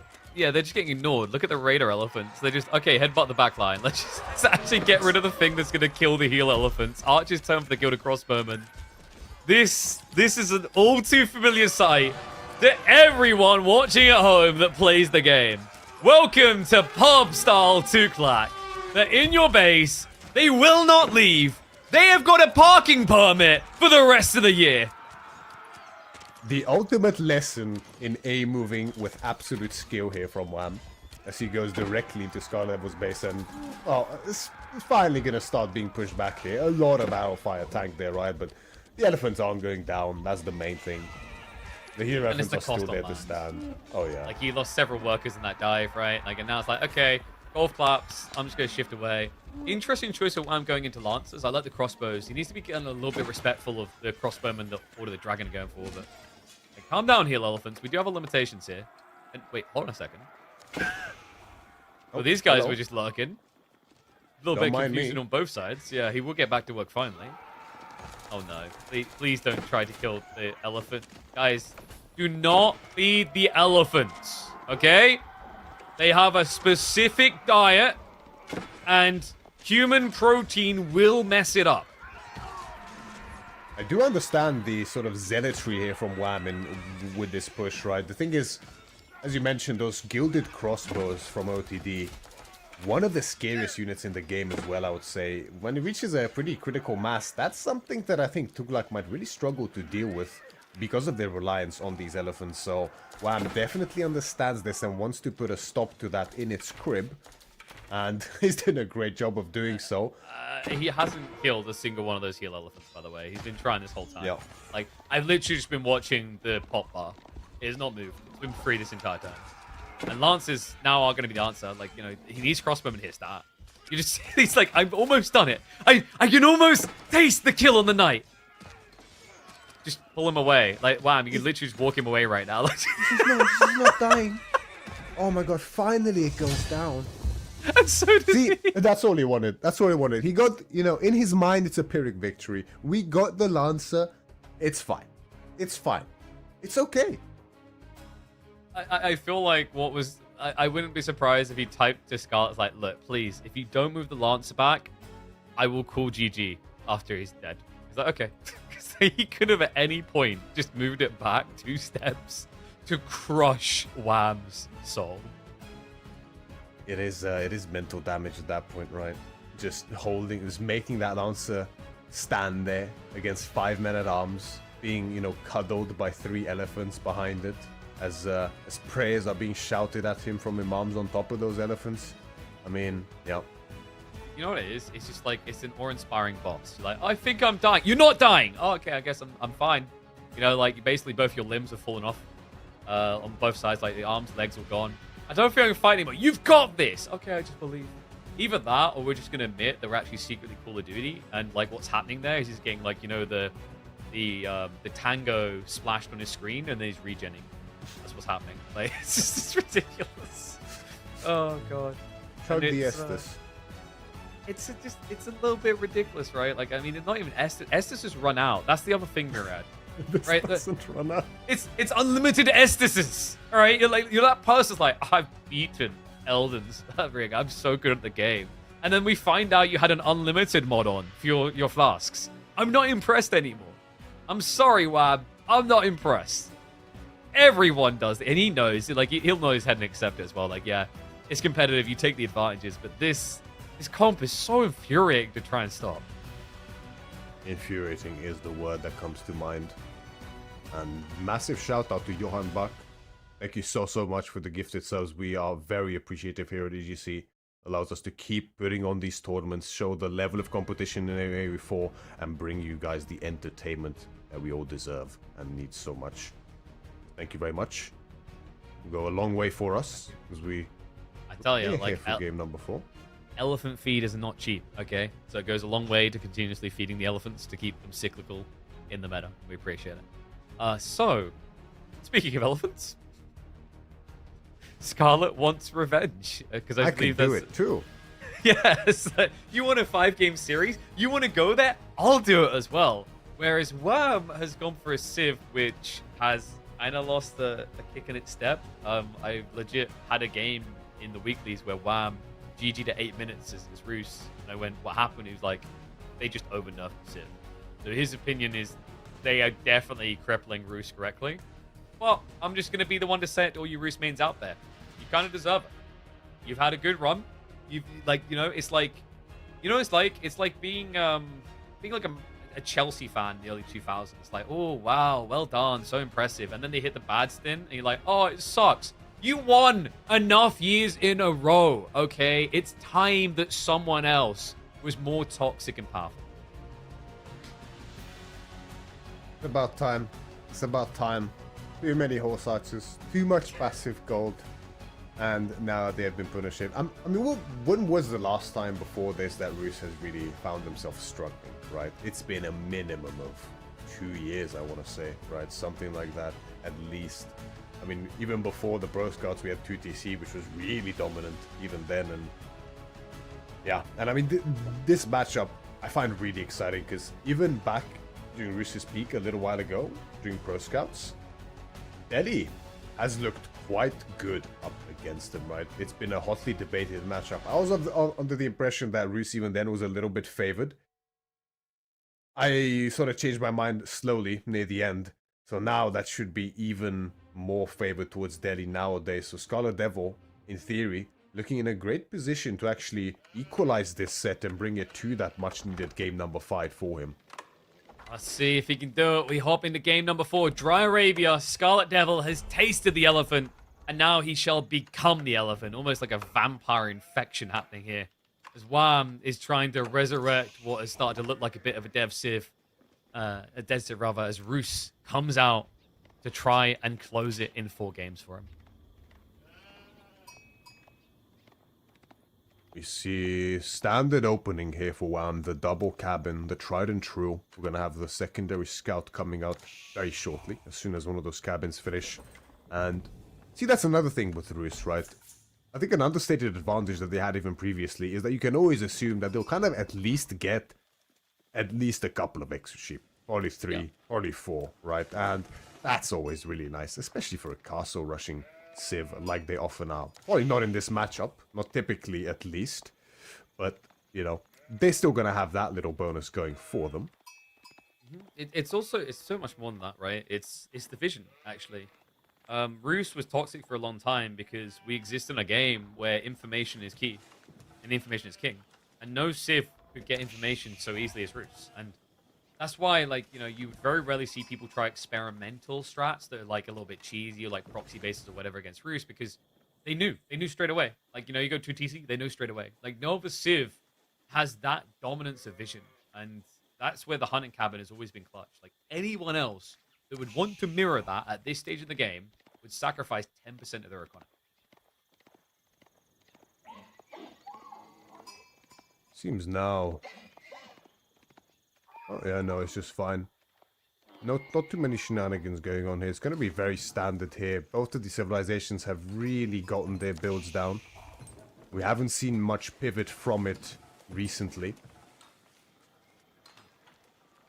Look at the Just to see where the Scarlet Devil goes for that second mill when Siege is up, you know, to get the double ticks. I kind of like the idea.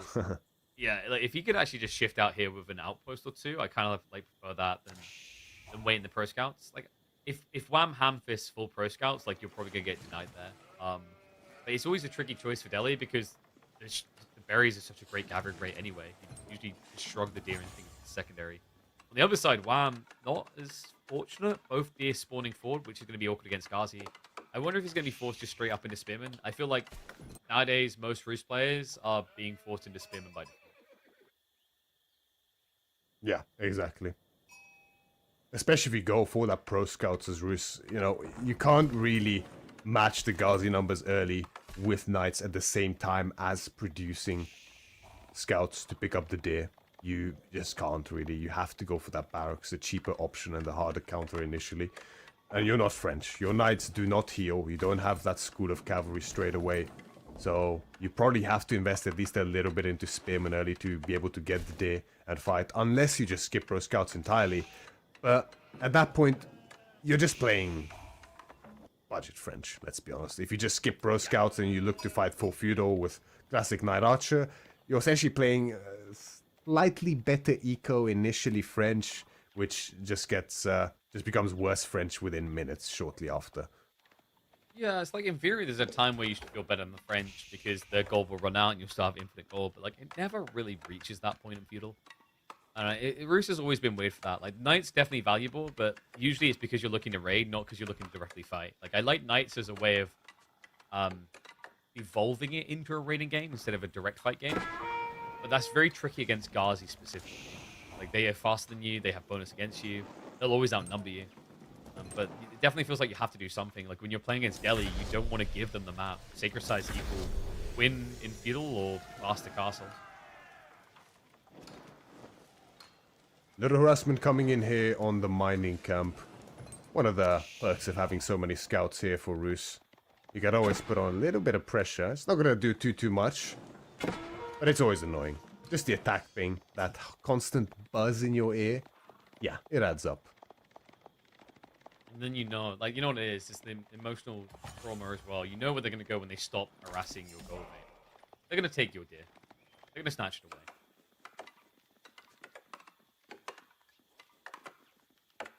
Lumbercamp now coming up here for Wham, the wood line. Soon enough, Wooden Fortress will likely be next, but he might go for that barracks first beforehand. Quite greedy to go for the fortress straight away without production buildings when you know you're going to look to prioritize these there.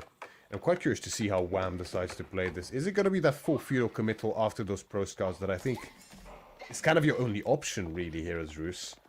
Or do we see a greed into Castle Age? In theory, just making a few spearmen and using your scouts and the spearmen to, you know, delay those sites and annoy Delhi a little bit might give you the space needed to go for a Castle Age without falling too far behind. But I don't think you can ever really stop the triple cap from happening. And once those 3 sites are captured, Delhi gets out of control very quickly. Yeah, it just becomes a back and forth tug and pull. But if they always maintain at least 2, which, like, you know, unless you're trying to go knights, and we already said, well, that's bad, go spearmen instead. And spearmen can shift site to site one by one. But the other thing for Delhi is with how cheap their scholars are, if they at least get the capture on the sacred site, it was worth pulling a scholar for, even if that scholar then gets eliminated. That's the infuriation of Dome of Faith, I think, that a lot of people have just begun to roll their eyes at. It just feels like a default. And it's hilarious. We got Tuklak introduced to the game. We're like, wow, we're going to get some like deviation, different landmark. No, Dome of Faith for them too. It is just by far the goated landmark of the Indian Civs. It is going to be that spearman choice here for Wham. Archer range followed by Scarlet Devil upon seeing it. Quick time. Now a third one in queue for him. Survival techniques, of course. Oh, charge cancel. Nicely done there by Scarlet Devil. He's going to pick up a free spearman there. That's the danger here when you're delay yourself with the pro scouts. Of course, it's great to get that dare in, but you have to be very careful, even with spearmen up against cavalry early on against a pump civilization like Delhi. One spearman out of position means suddenly you're a spear down, and that snowballs really fast against the Ghazi. Oh, here come the not French knights. Mum, did you keep the receipt? Can I get something different for Christmas? As Wham is dropping the stables.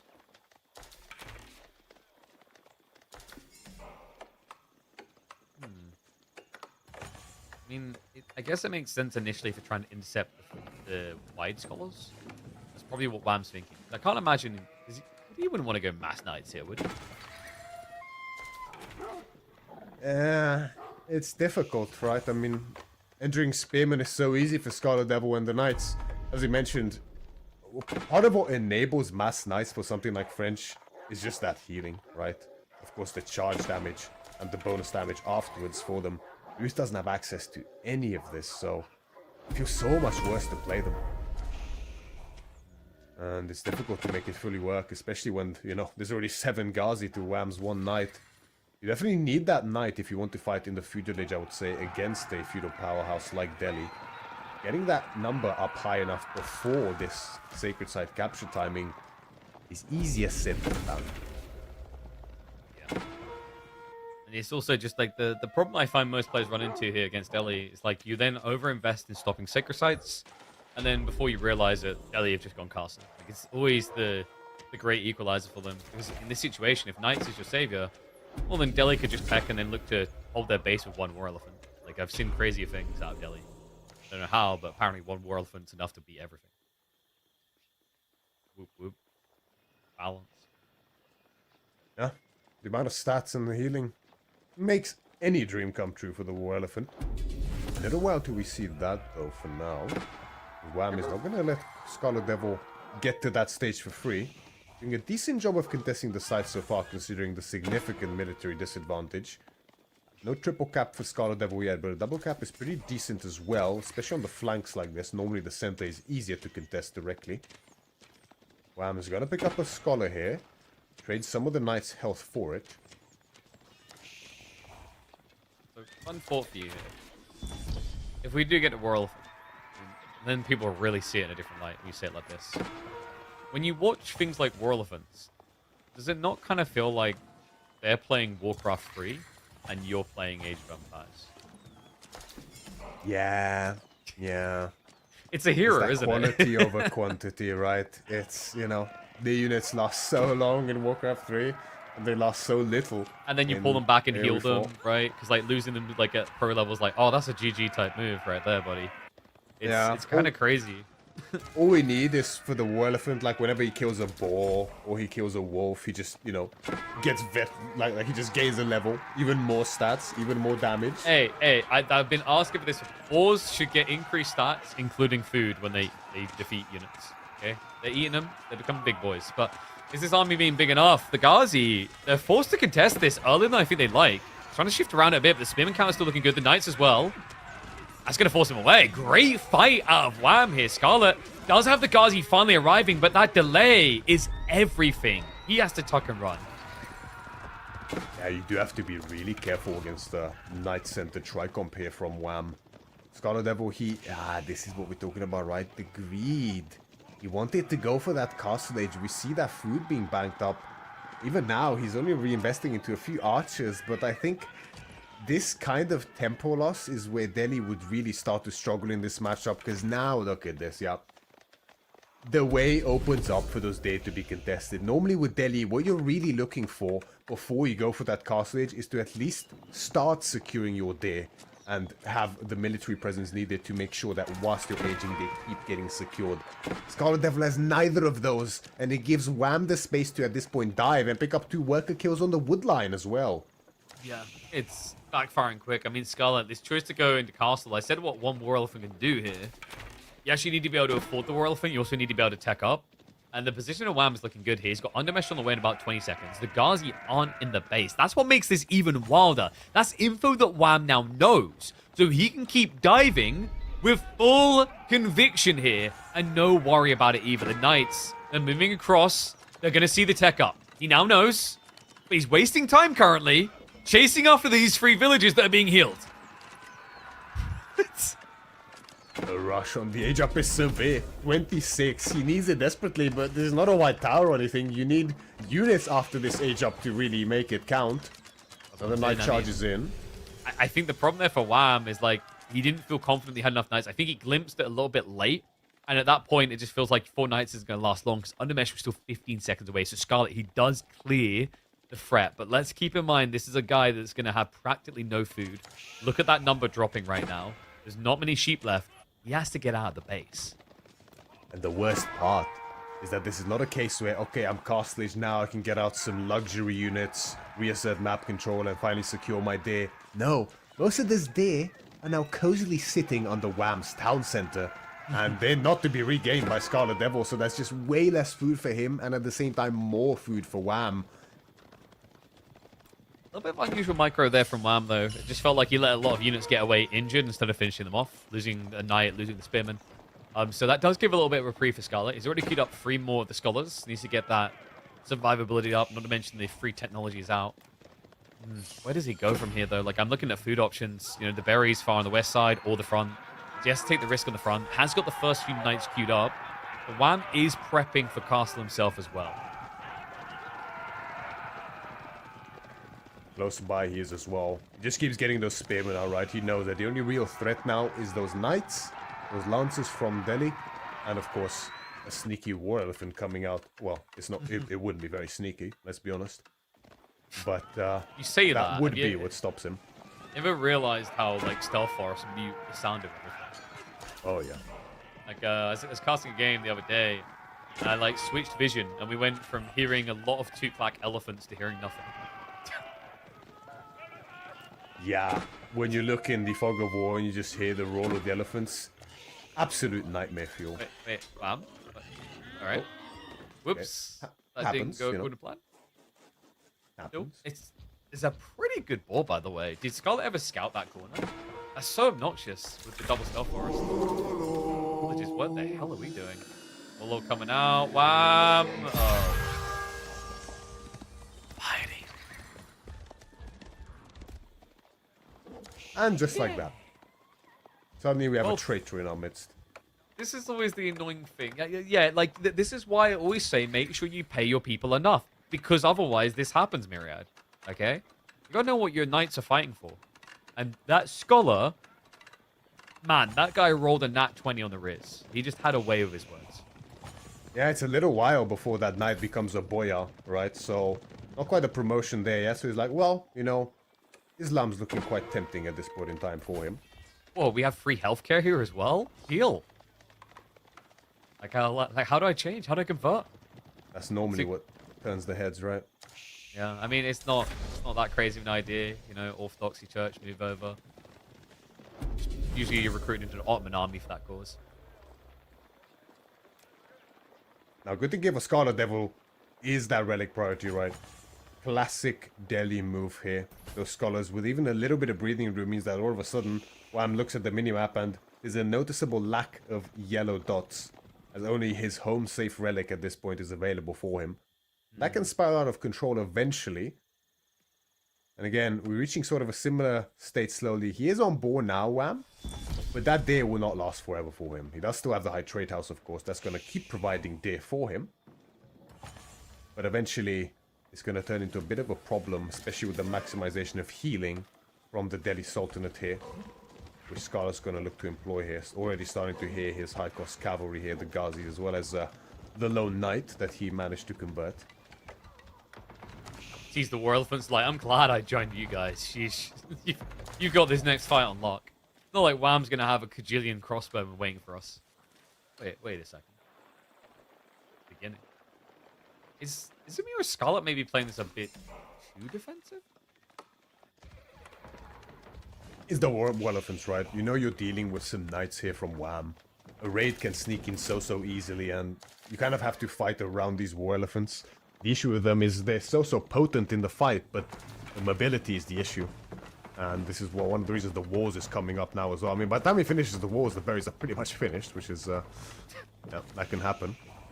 But we're safe. I did not so much. Bless him. 3 pro scouts seems like a good idea until you realize there's not much left in the play.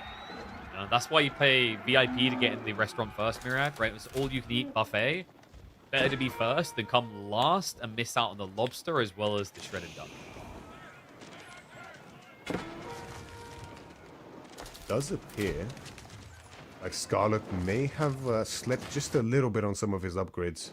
He does have the secondary food upgrade coming in now, but no level 2 broad axe, no acid distillation.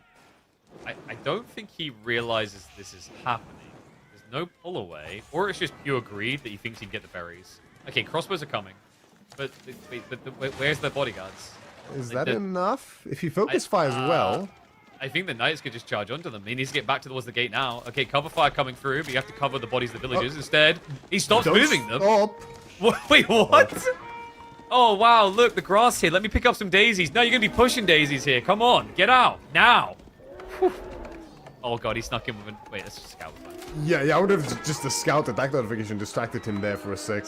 Very well could be the case.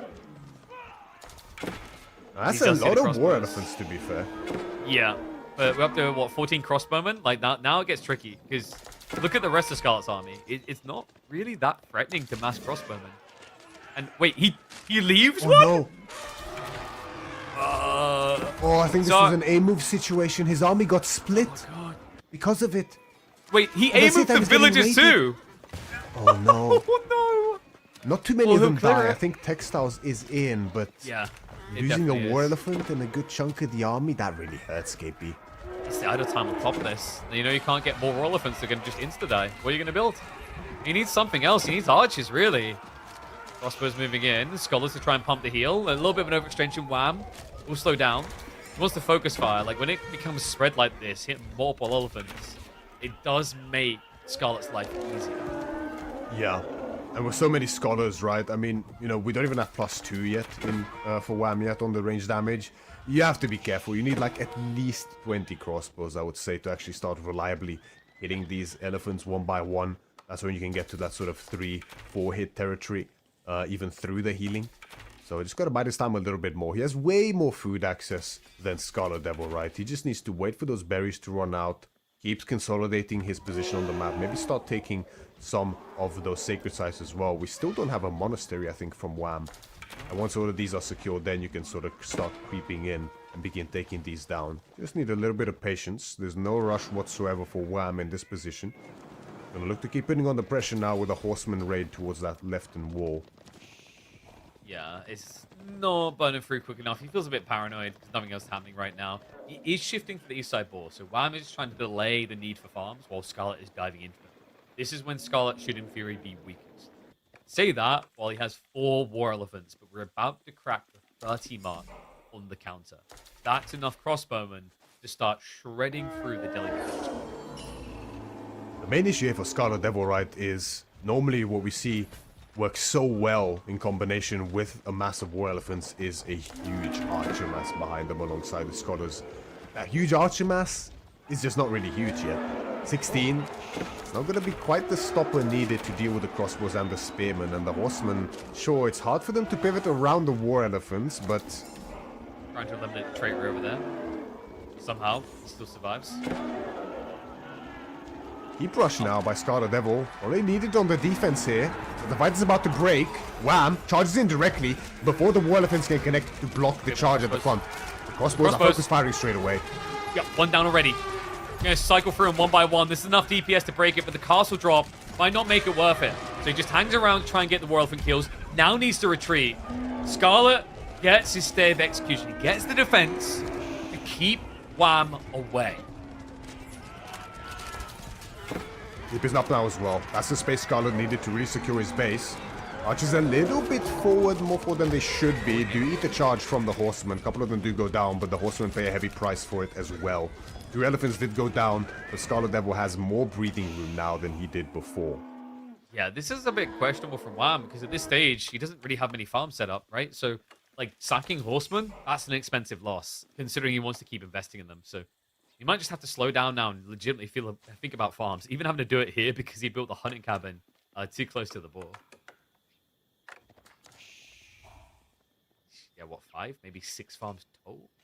He's got some on the east side in the berries. That single farm placement is just really triggering my OCD there. Like, it could so easily be a tile to the left. There was enough room, yeah. Like, oh, come on, man.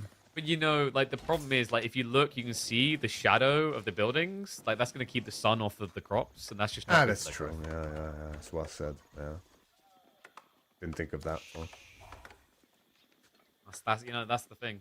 All right, okay? You live in, like, a town. I live in Suffolk. We're farmerman territory, okay? So I just understand crops in a way that you city folk can't.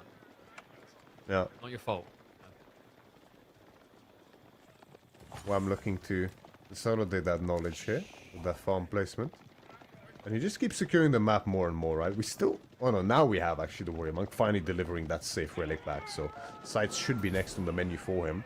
Bit of a missed opportunity. Could have probably gotten them in earlier, but, you know, there's so much else to focus on. It's completely understandable. Priorities can change. Finally, the Horseman raid does creep in. There's a few villages far away from home. Still has the 2 War Elephants, so scare him off eventually. That'll avoid torches down the farm. Problematic considering, like, wood isn't exactly safe. That keep drop doesn't fully protect the tree line, which is about to get hit. Wham! Moves in for the economy. Scarlet. Reaction speed of a single core processor trying to run Age of Empires 4 there. Ends up losing a few. Dropping down trees. Just a classic move, right? A couple of seconds ahead of distraction on one side of Scarlet Devil's base, followed by a push in from the other side, results in suddenly a pretty significant economic lead for Wham here. And he's going to look to use the mobility to his full advantage, right? The Horseman idling out the left-hand wood line as well. And again, Wham's going to look to re-engage from the north. Oh, man. This is just going to keep happening. This is literally how he ended up winning game 1. It's just a rinse and repeat. Scarlet, he just struggles to maintain his composure when struck from multiple directions. Well, I'm showing you exactly why mobility is king in this mid-game, especially in Age of Empires 4 when it comes to cavalry. Just like in game 1, the siege really slowed down Scarlet Devil's army movements as the Ottomans. Now, similarly, the living siege in the form of the War Elephants is doing the exact same and is causing him to bleed villager by villager. Now, almost a 20 villager lead in favor of Wham at this stage. Horsemen again creeping in onto the farms. More idle time caused. And again in the wood line, another villager goes down. Rinse and repeat. It's just getting worse and worse. Yeah, I mean, I wouldn't be surprised if he just dives in there. Like, it's an option at this stage, but because he's teching, you can show respect. Because Why dive in, Myriad? Okay, death by 1,000 cuts. Like, why rush it? We're finally actually seeing some of the housing coming to use here with the garrison, because it wasn't actually happening earlier. I think he was manually garrisoning the back. The horsemen are everywhere. This, yeah. I don't expect it to GG the moment the age comes out, but like, if this wasn't the deciding game, you'd expect it. Oh yeah, absolutely. I mean, what really can you do after that point, right? The high armor is going to finish. So many upgrades are going to be on the way. And you just know as Scarlet that you're just an insane amount of resources behind. I mean, the sheer cost of going Imperial Age is so severe. And the fact that Wham afforded it whilst retaining full map control, military lead, and an economic lead is just dire news here for Scarlet Devil on match point. It really is. And, you know, like the way that Wham played this is magnificently done. It's not like he was panicking farms in the back. He actually found the perfect time to do it. The moment that castle went down, I think we just saw Wham switch gear, understanding just how hard it is to break a castle, but also how burdenous it is for Scarlet. It pays 900 stone for that thing, has to wait for it to be a second town center, then he's spending more food to get value out of it. Meanwhile, you're just getting infinite food online, and love the way he kind of scatters it around the stealth forest and the tree lines, because of course that's generating gold as you make that farm transition happen. Exactly. Wham, just putting on a clinic on how exactly to deal with these war elephants. It's not about just brute fighting and focusing them down and hoping you have the numbers and the overall stats to beat them. It's about using their slowness against them, right? Raiding from multiple angles, stretching the Delhi army thin. If the elephants are split, if the scholars are split, if the archers are split, then suddenly the army becomes way easier to deal with, and as well, you can get quite a nice Imperial Age timing behind it as well, as the Horseman Elite status is in. Crossbowmen to follow too. Wouldn't be surprised to see Streltsy starting to get queued up soon, although, you know, when you're so ahead, you might as well just keep going for the cheaper unit if it still fulfills the job. No need to invest into something more expensive if it's not necessary. You might as well extend your lead further. That seems to be on the cards here for Wham. In scenario biology, I think makes more sense. Like Streltsy, like when you math it out, it's kind of crazy just how efficient those techs are compared to how many Streltsy you get for the same price, you know? Like and it's slow as well, man. It's so slow to mass Streltsy. You can trickle them. You know where I'm going to go with this. Like every single time I've seen a Roost player hit Imp and immediately queue up all the Streltsy, they somehow lose the game because it's such a slow comp to scale. Yeah, it's very slow, and although the Streltsy has just insane damage output once you have the mass, and they are able to stand the ground in the meat grinder, the range is a big problem, right? Especially against boosted range archers with Pakes here that Scarlet Devil has access to. 35 on the field now, and 30 scholars behind as well. It's tough to get that mass going, but the bombard is on the field. Second one rolling through as well. The keep is not long for this world, and Wham is looking to seal the deal. Scarlet gathered a lot of stone, but that was meant to be for extra castles here. You have to waste it all now trying to keep this one up, but you know, 2 bombards to come in, like it's going to be difficult to contest. It's only just about holding on against one here. Elephant step up, and speaking of damage, goodbye. This is not a Dumbo tale, okay? This is deep in the Safari. This is pre-Jumanji, when the Hunter won. Scholars just trying to hold on. The Horseman breaking through gradually here. At this point, the DPS too good. Wham! Too good. He will seal the deal, shut down the Elephanto fun time, and make it a 3-1 victory over Scarlet Devil. After a rough second game, Wham looks to reconsolidate his position in the series and comes back in a relatively swift back-to-back victory here and secures the series 3-1.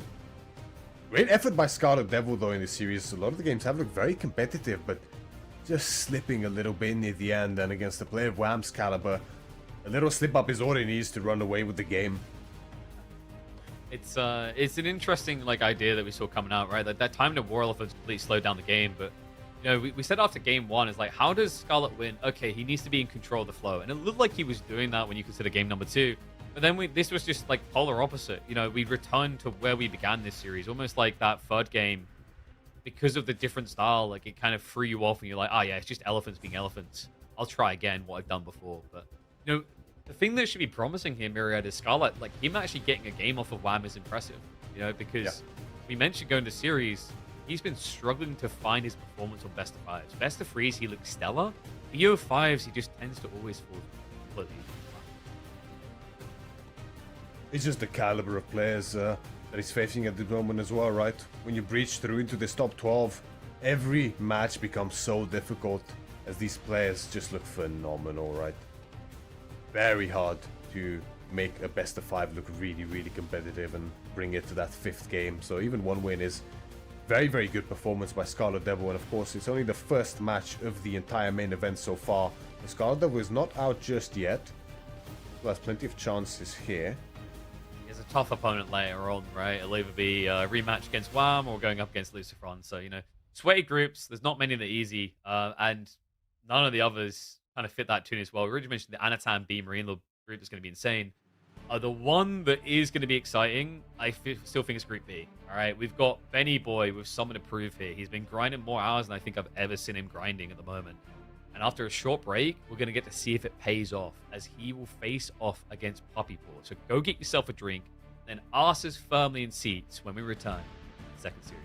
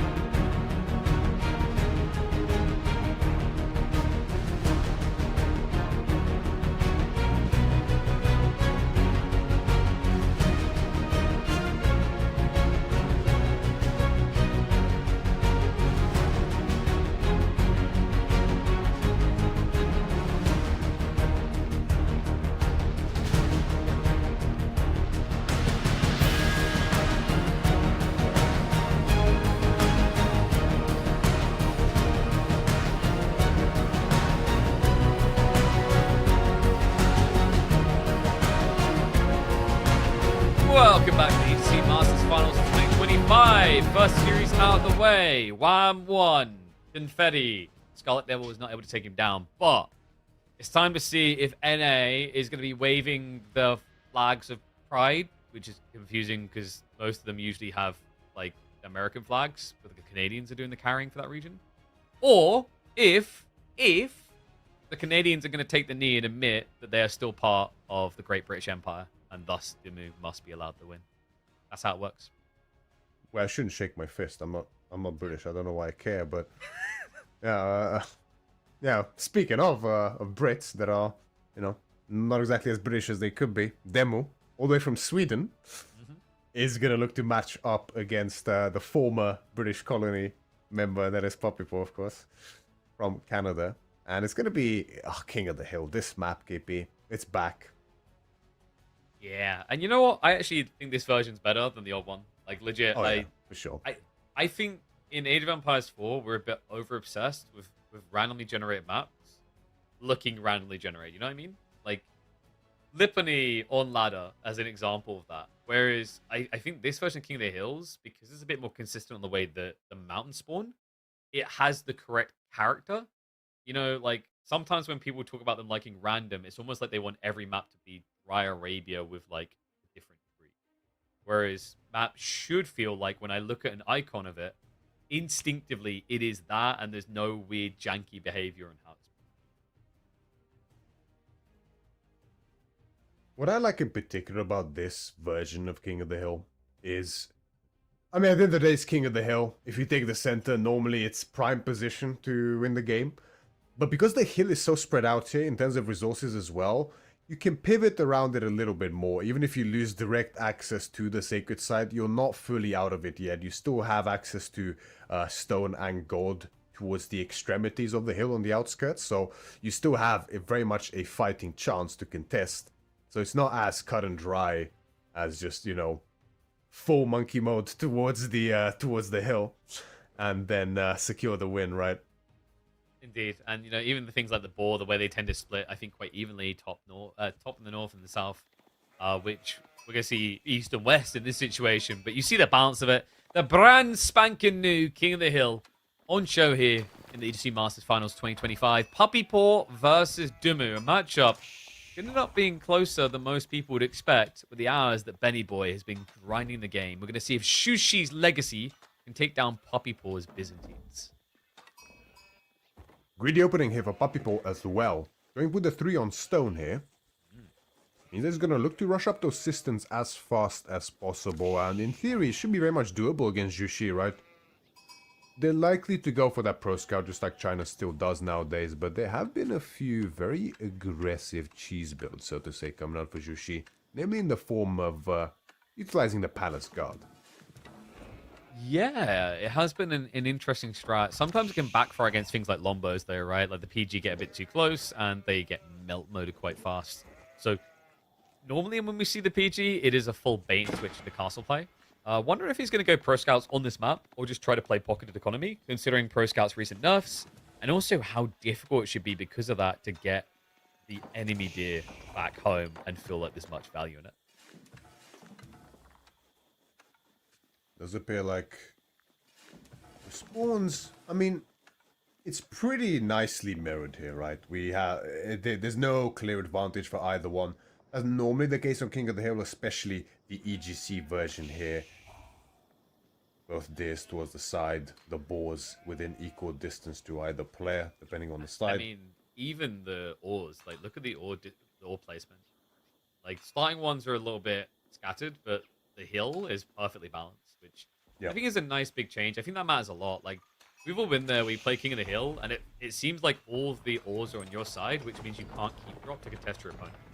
It's a horrible feeling. Whereas here, both players got an equal footing if it comes down to castles and outpost placements on the hill. And we see that hill that we're referring to about, right? The biggest difference between the old version of King of the Hill and the one we are using here today is we see that opening, right? Normally there's a direct path from your face up towards the center and top of the hill. But here we have a fork in the road. You can either go left or right. But centrally, you just have another cliff blocking your way. So I think this creates quite an interesting dynamic as to which way you decide to lean into exactly.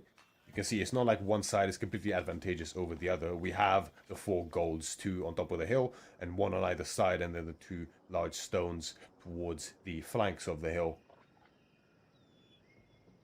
Yeah, it's just an overall big improvement. Like another thing that's really important about that change is it really deviates from the standard play of like building siege on the way to the secret site and then capturing it.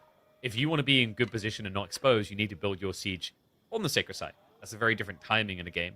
Whereas, like, if you remember, it used to be before, people just go straight up the ramp. You couldn't really harass them. Now, like, if they 50-50 coin flip the wrong way, they're going to get sniped, which I think is important for this map. It's just an overall improvement considering that, historically, most King of the Hill games have come down to who has more siege. Am I seeing that correctly? That looks like quite a conservative little meditation gardens. Does it touch the gold is the question. I think so. Yeah, it's in range. Yeah, it should do, right? Okay. Oh, yeah, okay. Yeah, there we go. It just touches it, right? That's perfect. And this is kind of the best you can hope for, really, here. We got the 6 stack of berries. Good, chunky amount of wood as well as that gold. So you can't really hope for a better one in most maps, in most games, let's be honest. So, and we're going to be pretty happy with that one. Now, judging by that float, it's most likely going to be Pro Scouts here, isn't it? Very, very standard as expected here for Zhu Xi. Although typically, I think even in the past, if Byzantines are not heavily contested in Feudal Age by Zhu Xi especially, which can be difficult considering you just simply do not have access to an archer, and Zhuge are inherently countered by longbows, it can make it pretty hard to deal with once that longbow count reaches critical mass. Yeah, it sucks for multiple affairs, right? Like you mentioned the Duke getting beaten by longbows, Palace Guard and Feudal get beaten by longbows as well. Even if you actually vet on both sides, longbows contest men-at-arms strats a little bit better than the standard archers, and PG are armor-wise a little bit weaker. But it looks like we are going to get that full naked rush, and I'm assuming we're going to be looking at a castle into knights play here from Dimmu. The question is, do we get him role-playing himself in-game with the Bull Monks, or is it going to be the more popular Mount Luke? Yeah, this straight castle rush is very old school, isn't it? We've seen this a lot right around the release of Zhu Xi. And the timing is undoubtedly incredibly powerful. We can see he's already getting close. He's going to be up before minute 6:30 at this rate. The fastest castle age timing in the game, bar none. No one's even close to the sheer pace.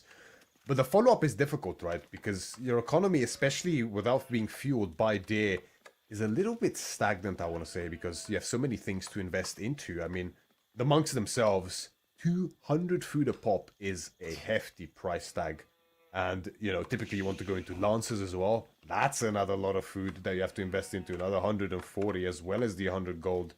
So it feels very difficult to afford everything you want to, especially at the pace that Demu is aging. It's not out of the ordinary to see age up with 3 or 4 to that castle just because of the sheer speed you have anyway, but Demu just going all out. He wants those relics.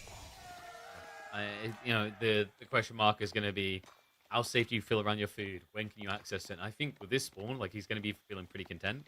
Because the other thing about this version of King of the Hill, you don't really get those weird little breaks in the cliff lines. So, for example, the deer on the east side, very easily wallable, very safe for him to lean into once he starts to run out of food. Our people did make some preemptive spears here, right? In anticipation of either warrior scouts or a lancer timing here from Demu, which is not going to be on the cards just yet. Before those longbows come out here for Demu, those Shaolin monks will very easily be able to pick up those relics and contest 1 to 2 spears without any issues, being so capable in those fights, right? So Demu, I think he's just going to double down on these monks, just try to vacuum up the relics ASAP, and then look to sort of consolidate that lead and play from then on. But honestly, even if he gets all 5 relics completely uncontested here, I question whether that's actually enough to fully, match up to the pure boom that is Byzantine uncontested tempo. I mean, to play devil's advocate there, it's golds plus lots of wood on a map that's dominated by siege. You kind of see the problems here that could emerge from Byzantines. Like, I think for part people, it's going to be critical to start thinking about castle, because I think cataphracts are going to become crucial to surviving this timing that I think Dimmu has in mind. Yeah, it's true. Those cataphracts are definitely going to be the great equalizer when it comes to siege. Byzantine's not known for their siege, of course, whereas Jushi, not as potent as China, but they still have access to that nest of bees, which especially when you are essentially forced purely by map design to fight in one spot to contest for the victory with that sacred site. That is when they really start to shine. And we have Poppy. got Pascal coming in, by the way, which is a great call Yep. here. Like, Poppy Paw, he's chosen to take the aggressive line. Puts him out of position against heavily armored.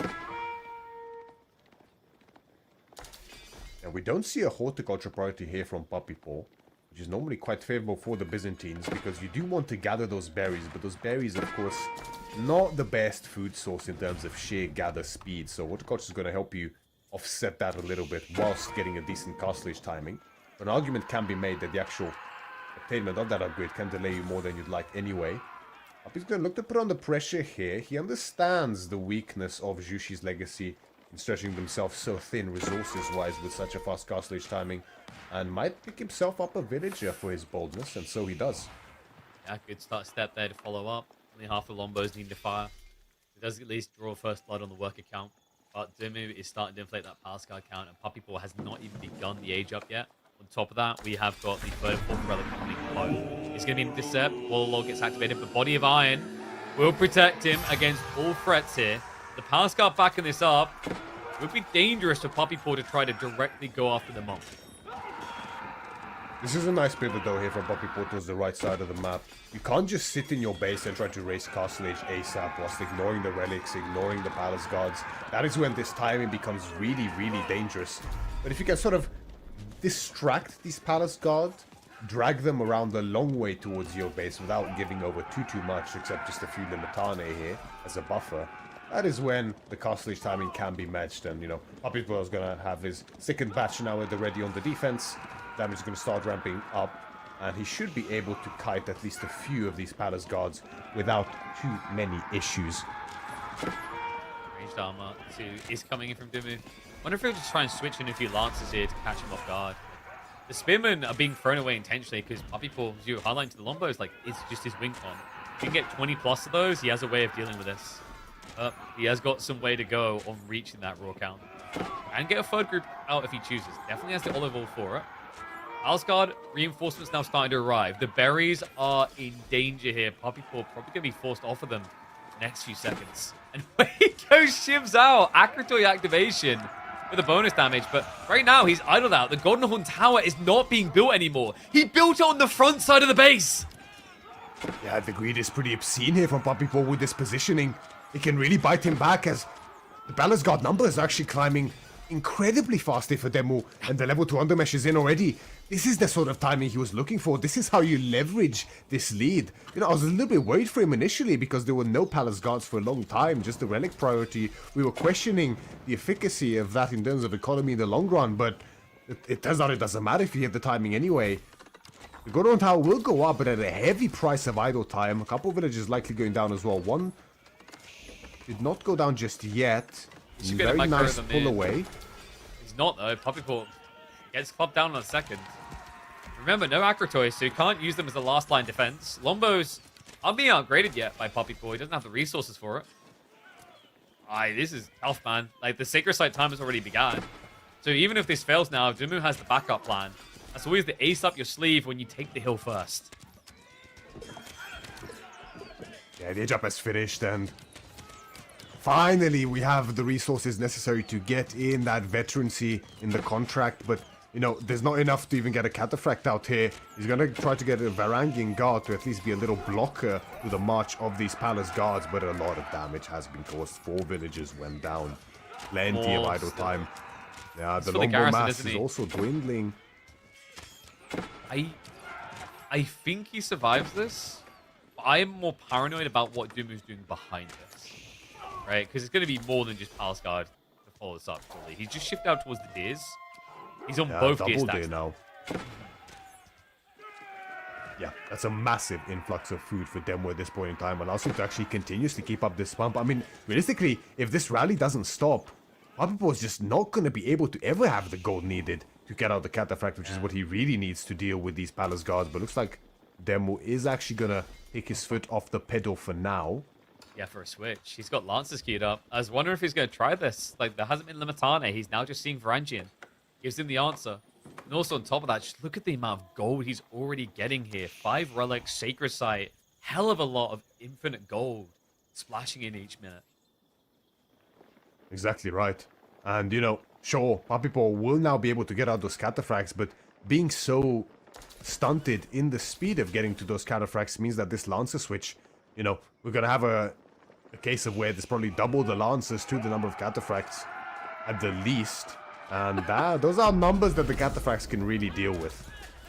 That was an ambitious Varangian, right? I wouldn't have, like, if I drew that short straw, I would just basically try and snap the stick of someone else and say they're the short straw. So rest of the army is going to walk home. We do have those catters now coming, but Umu is eclipsing the timing by the looks of it. This is ridiculous. Galley horses and soon to be 10 lances. Yeah, the pump is unreal on those double day. I think, if I'm not wrong, they're both being supervised as well at this point in time. So much food coming in for him.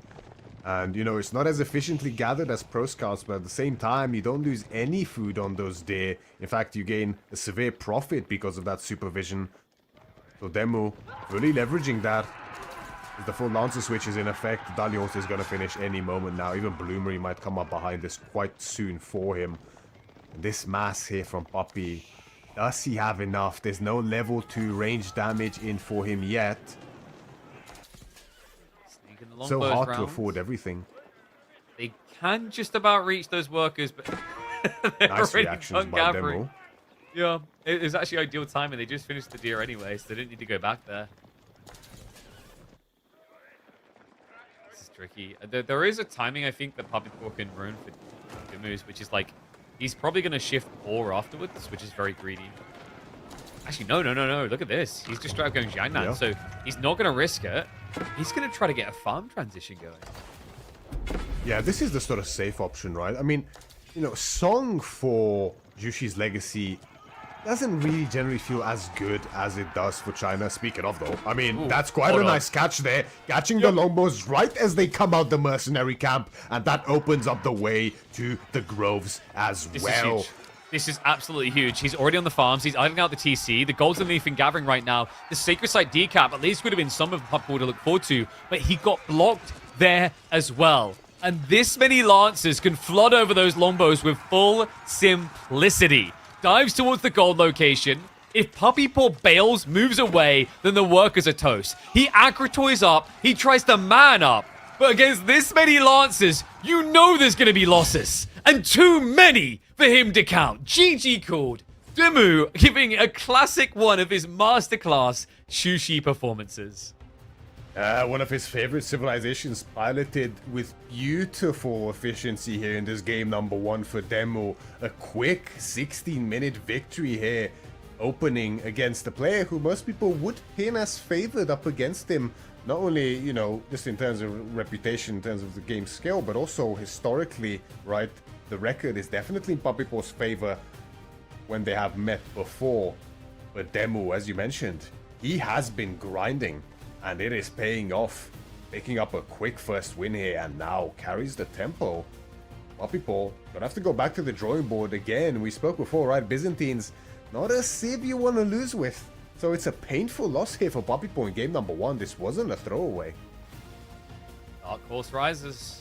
He's looking good for it. And correct me if I'm wrong, he was on the right side in the draft, right? So Lancaster next? Are you kidding me? How does that even sneak through the draft? I mean, there is a realistic world in which he's 2-0 up if that is his Lancaster pick. It's not a free cruise against Ottomans for sure, especially on a map like Kalauga. But Dumu, confident open this series and already looking like the type of player that could slay Puppy Paw. Like, it's got to be said, like, the improvement rate in the last few weeks has not gone unnoticed, and this is already starting to prove it. In game number 1, right, it's very important.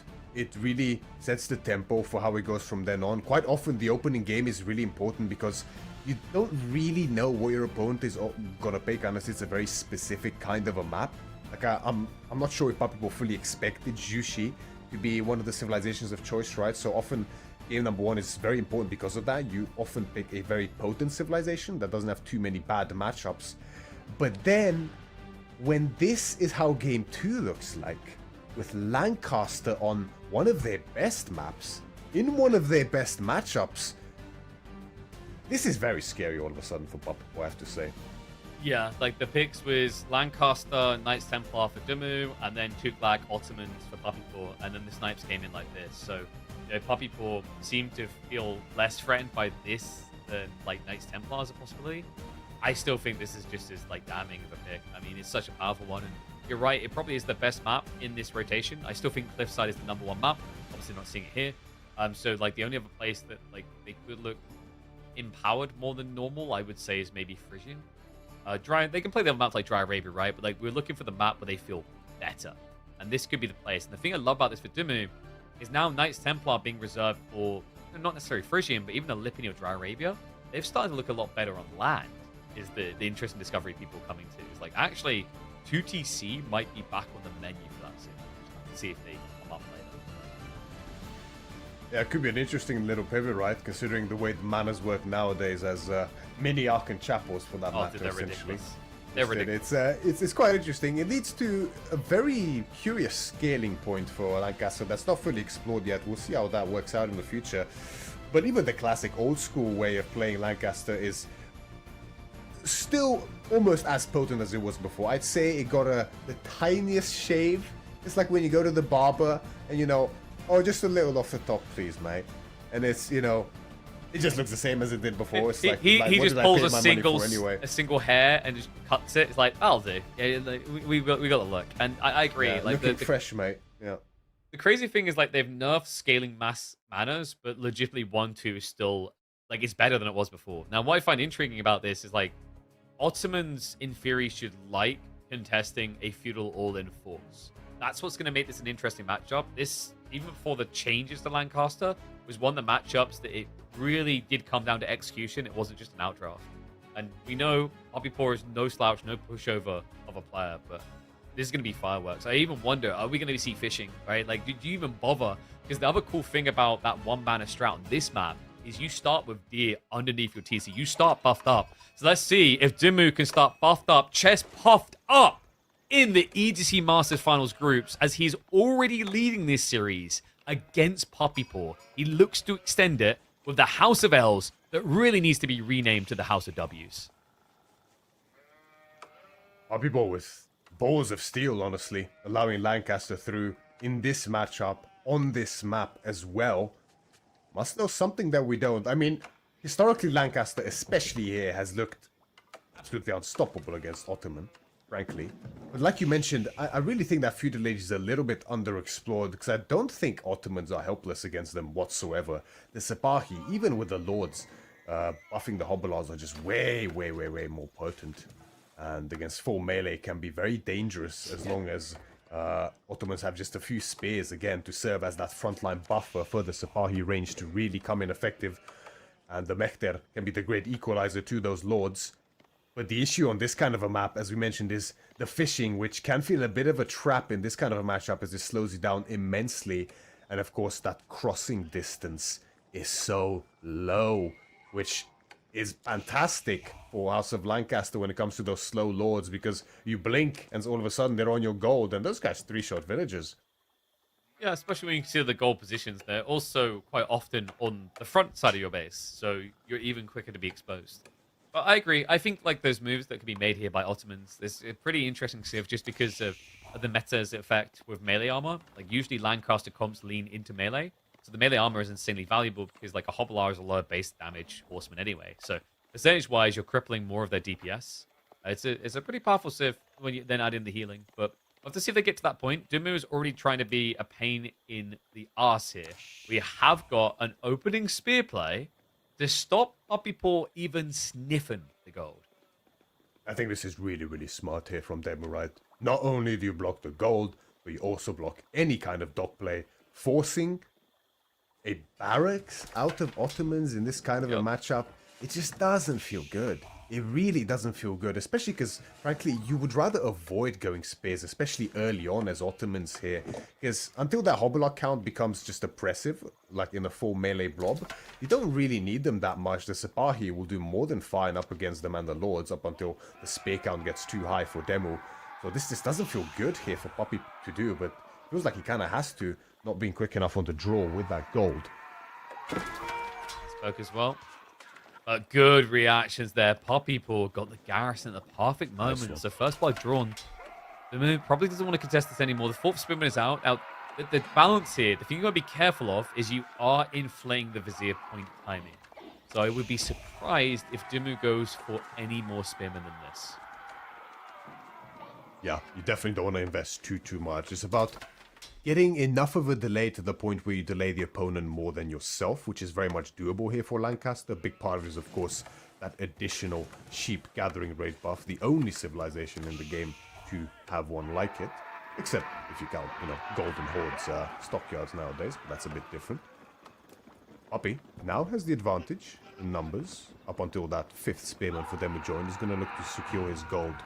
But the delay can be felt. Although Demu himself actually a little bit slow to transition to his own gold, it looks like. Yeah, really slow, actually. Like, this is kind of risky. He does, of course, have the short bows.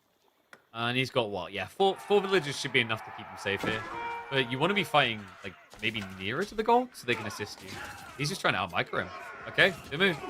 Trying to show the Micro Master skills. And Poppy Paw, what was that panic? Oh, no. Yeah, he saw the sixth spearman join, right, and was just a little bit slow to pull away, resulting in the formation shuffling actually working out against him in this case, as Demu beautifully starts kiting his spearman forward at the same time as Poppy shifts them, resulting in one falling very quickly. And the second one might be soon to follow here if the charge does come through. Poppy actually, behind this, he didn't even go onto the gold KP. No, he's only now doing it because look what he's doing. He went for a fishing boat play.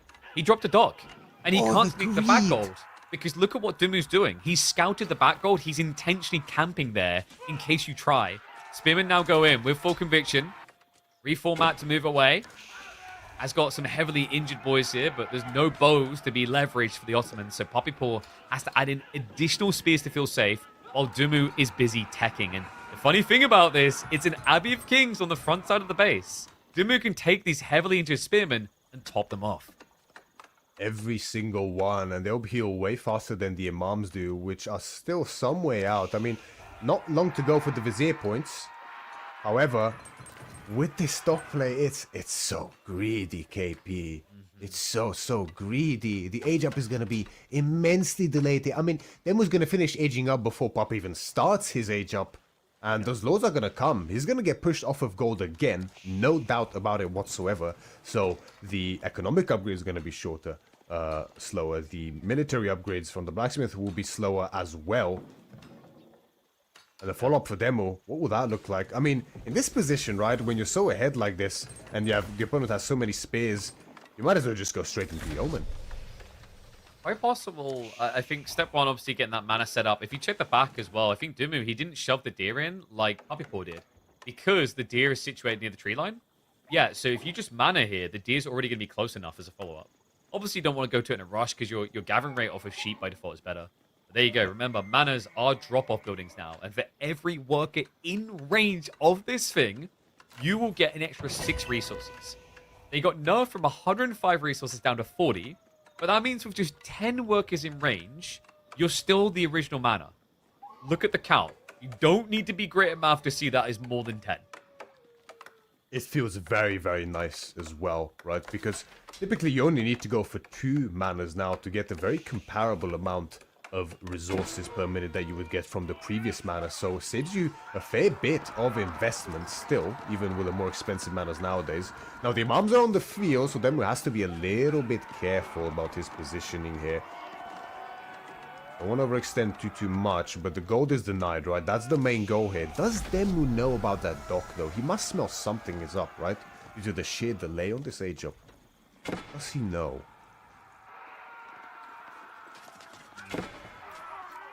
Lord here. You do have the healing, right? So, like, eventually, Dumu's going to have to consider a walk away, but... The problem is he you does just not can't know gather about gold the through dock. this. Yeah, so he doesn't know about the dock, but, like, the problem now is Poppy's got a lot of food. You already mentioned the tech problem, though. Supply is strong, but they're really enabled by these blacksmith timings. Yeah, exactly. And yeah, as I thought, right? It just makes so much perfect sense on this map. The distance, the speed of the yeoman as well, combined with the heavy investment into those spears from Poppy Paw results in yeoman looking so much more tempting as opposed to those Hobbler initially. Hobbler will likely still come out later, but we already have 3 laws on the field with the 4th one in queue and double range follow-up here by Demo. It means that Papipo will be hard-pressed to have any gold access. Now, on Kilauga, we do always have that safe gold mine tucked away at the back of the base. But even just going to it and switching to it, it's costly. Not only the idle time for the villagers to go there, building the camp, then starting to get the gold rolling in again. But then, of course, when Hobblars start coming out, that becomes pretty unsafe too. Yeah, and he's even setting up a galley, so he's paranoid about getting struck at on that side of the map. The ring of roses from the spearman there. Not ideal. He's at least taking some of these spears down, but it's difficult to hang here. Like, really, if you want to engage the Stimmy, you want to be sure that your lords are the first thing getting hit. Because the spearman's health bars deplete a bit too fast. Actually, Papipo even invested into a war here as a blocker to any kind of ship play from Demu, which sure keeps him safe if there's any ships from Demu, but do you really ever expect Lancaster to invest into water here with an actual dock? No, let's be honest. No, you don't. Maybe an Imperial, you know, like maybe an Imperial. Yeah. The good old Catholics with the pride of the Navy. Oh yeah, that. Oh god. Oh. At least they nerfed it. They nerfed it. All right, like it's not as ridiculous. True. It's only slightly the best ship in the game now. Not whoa, by far. Whoa! How dare you? All right, Poppy Paul could build the ultimate boat. It's the Ottomans after all. It's true. You can set up the military schools on the shores of Demo, right? And start creeping in Sipahi there. Yo's are looking pretty good, though. And Poppy Paul is getting the correct reaction. My concern is Steel Arrow's already there. He hasn't got Undermesh. This is the time to sneak his back gold, actually. Like, it's not being guarded anymore. It's not being camped. With infantry, you can't really get around there. Sipahi are going to try to cut some reinforcements. I might be able to idle out the gold of Dimu. Yeah, that's a nice little start. This is what you need to do here as Papipo, right? You gotta look for those reinforcements, look for that idle time to try to equalize some of this deficit in economy that you find yourself from the sheer idle time that has been caused to you.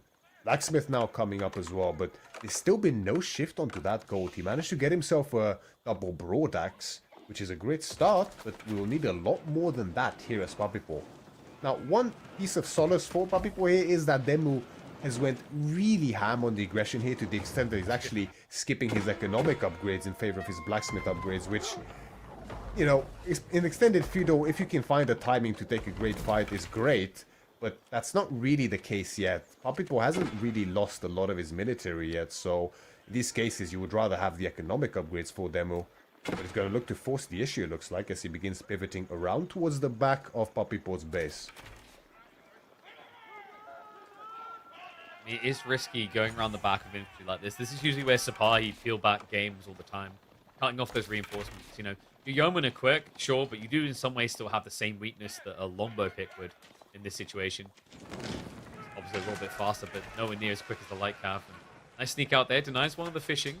I think Poppy, did he have villagers out on the pier? They got unseen. And, oh, speaking of villagers, Sipahi, they actually go in. Dimu using the short bows. Because he's got the steel arrow and there's no undermesh, it is impactful damage. Dimu still the only person to net worker kills so far in this game.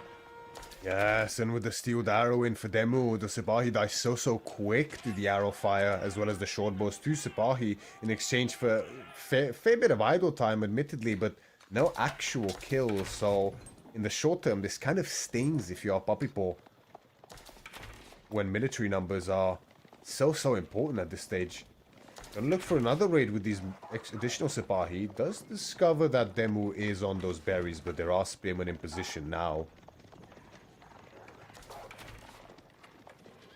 I mean, Poppy Paul, he is noticing that Dimu is pretty aggressive on the berries, which suggests food is drying up fast. So, like, there is still a world in which he can raid effectively here. I think Dimu is just looking more for that convergence point. So he's diving in towards the backside. He's also starting to macro up. So Castle is now on the menu. And I don't know how you feel about this. I think King's College is just trash now. I don't know how economically a Lancaster player can easily get that landmark. It's very situational, I think. You know, it's difficult to find the justification for it when you think of the text, right? Ideally, you need to be able to invest heavily into those knights for the color of S's or heavily into those hobelards, right? That's kind of the only real instances that you gain value from it. Speaking of value though, Demo, as we were talking earlier, it could be dangerous to move with infantry behind the base. Fishing ships have been picked off, but he is cornered up against the edge of the map. And he's gonna lose his entire military, KP, at the front here in exchange for, frankly, very little here. Yep. This is the classic issue. Like, yes, your yeomen are quicker than Lombos, but you still have the same weakness that English does in this situation against the best light cav in the game. Puppy Paw finds the punish point.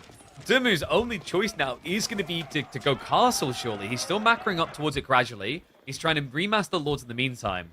But he now has to hunker down and weather the Ottoman storm.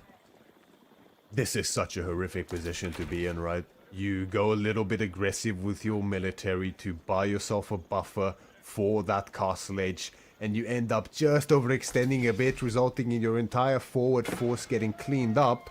And now you're stuck halfway towards needing the resources you need for that castle age, and all of a sudden you have an Ottoman military feudal coming in towards you on a very short map with a front gold. And even if you fully reinvest now, you can never actually hope to keep up with the numbers that Puppy Paw is now fielding.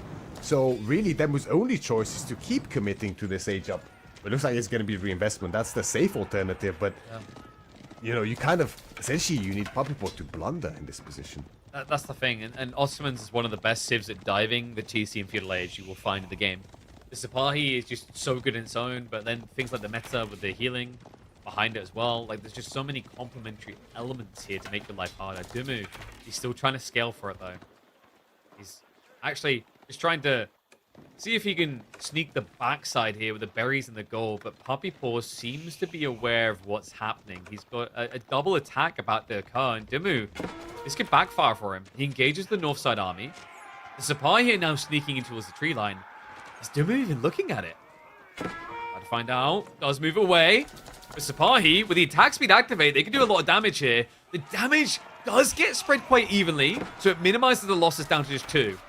The army does scare him out, but that's still worker kills that Puppy Paw is finding. Don't blink when Sipahi enter your wood line, or before long there will no longer be a wood line, a wise man once said. As Demo, after reinvesting, does have the yeoman numbers now to contest this infantry force on the left side, as they have been separated from the Sipahi. But, I mean, even one Sipahi is enough to do so much damage here and soak up so much arrow fire that Demo doesn't feel fully confident about standing his ground. Very few spears in position as well, and yeah, the Sipahi were looking to reconnect from the right, but the spears were on the chase. Good time to break away as well from Puppy Paw, understanding that, like, you know, he wants to kind of scare Dimu a little bit because the yeomen are quicker than his archers, so retreats can cost you dearly. Interesting that Puppy Paw hasn't moved the archer ship upriver a little, as it does outrange yeomen, so it can be a threat point.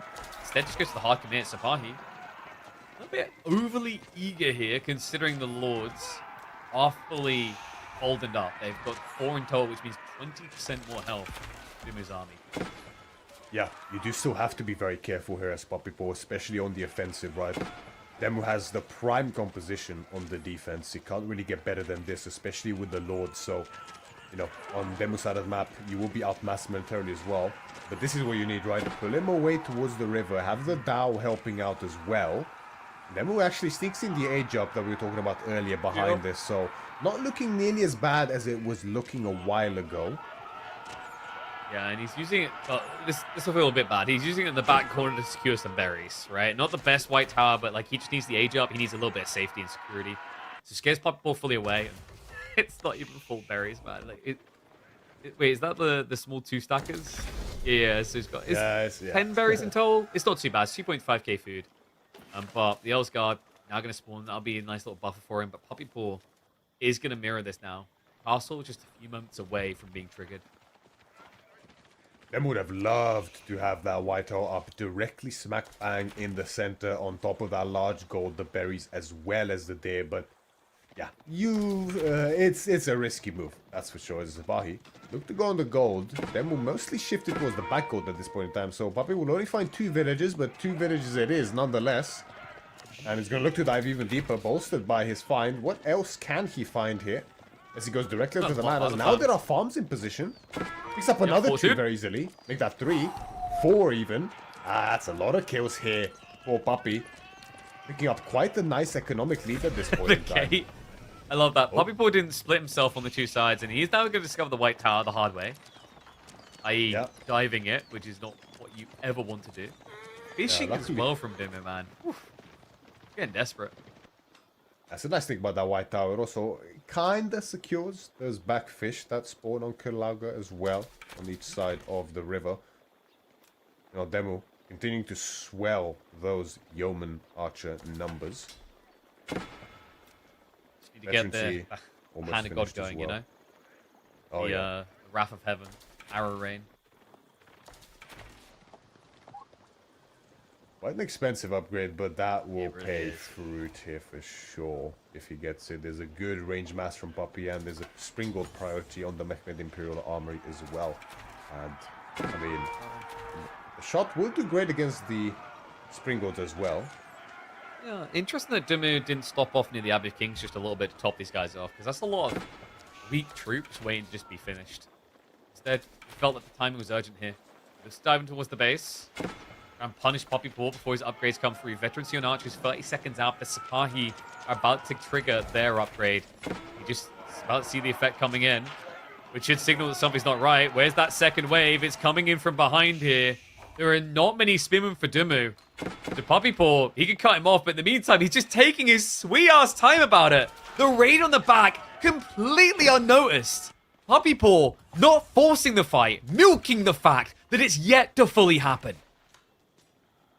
There's only so many attack pings that you can pay attention to in an Age And here we go. of Empires 4 game. And Demu completely misses that on his back as all of his gold villages are completely neutered. And now he's going to look to dive and make something happen here, but it never feels good. There's no front line left. He's going to just sacrifice the yeoman for as much eco damage as possible.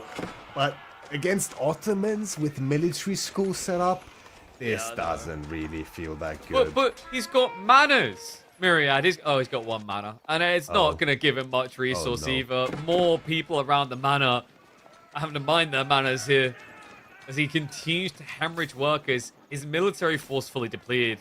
I mean, this looks like the point where Poppy Paw can do no wrong. Yeah, Demo playing an incredibly aggressive game here. And in this case, one might even argue maybe slightly over-aggressive, right? No priority on most of his eco upgrades early on in that game. Very heavy military investment, which he then lost, unfortunately for him. Got a nice castle timing, but as you mentioned, there wasn't a reinvestment into manas. Which, I mean, I'd argue at this point you definitely have to. When you're moving out onto the gold, onto the berries, onto the fish. This is where you really want to have those manas with the passive generation. You have to use them as gathering buildings to really get the most out of Lancaster nowadays, or you risk just falling flat out behind and getting out-tempoed by a civilization like the Ottomans. And with the way the economy is looking, and the way the military is now looking, Poppy Paw looks in prime position to slowly begin closing out this game. Yeah, Benjamin does not want to make this a quick day, it would seem. You know what? I think this is the residual effect of playing Lancaster. You're like, oh no, I'm down quite a bit, but I've always got that passive income strat. And then you remember, oh wait, no, this is the new Lancaster. I can't, for example, be 30 economy versus 100 and win the game anymore. Interestingly, neither player cares whatsoever about relics turns out. Poppy Paw has an Imam on the field. I'm pretty sure that's newly trained. I'd be very surprised if the Imam survived for this long. But hasn't yet picked up relics with them yet. Sipahi? Oh no, not the Fortitude. Anything but the Fortitude, KP. It's false advertising, Myriad! There's nothing fortitude about it! You take more damage and you do more damage. That's not fortitude, okay? I'm calling out the dev who named that. He's never played a D&D campaign in his life. Come on. It's ruining my immersion. You should be called Chug Ottoman Coffee with the way they start attacking. Just call it Speargo Brewer. It's close enough. Fitting as well. I mean, just call it Frenzy, right? Like, it's a frenzy.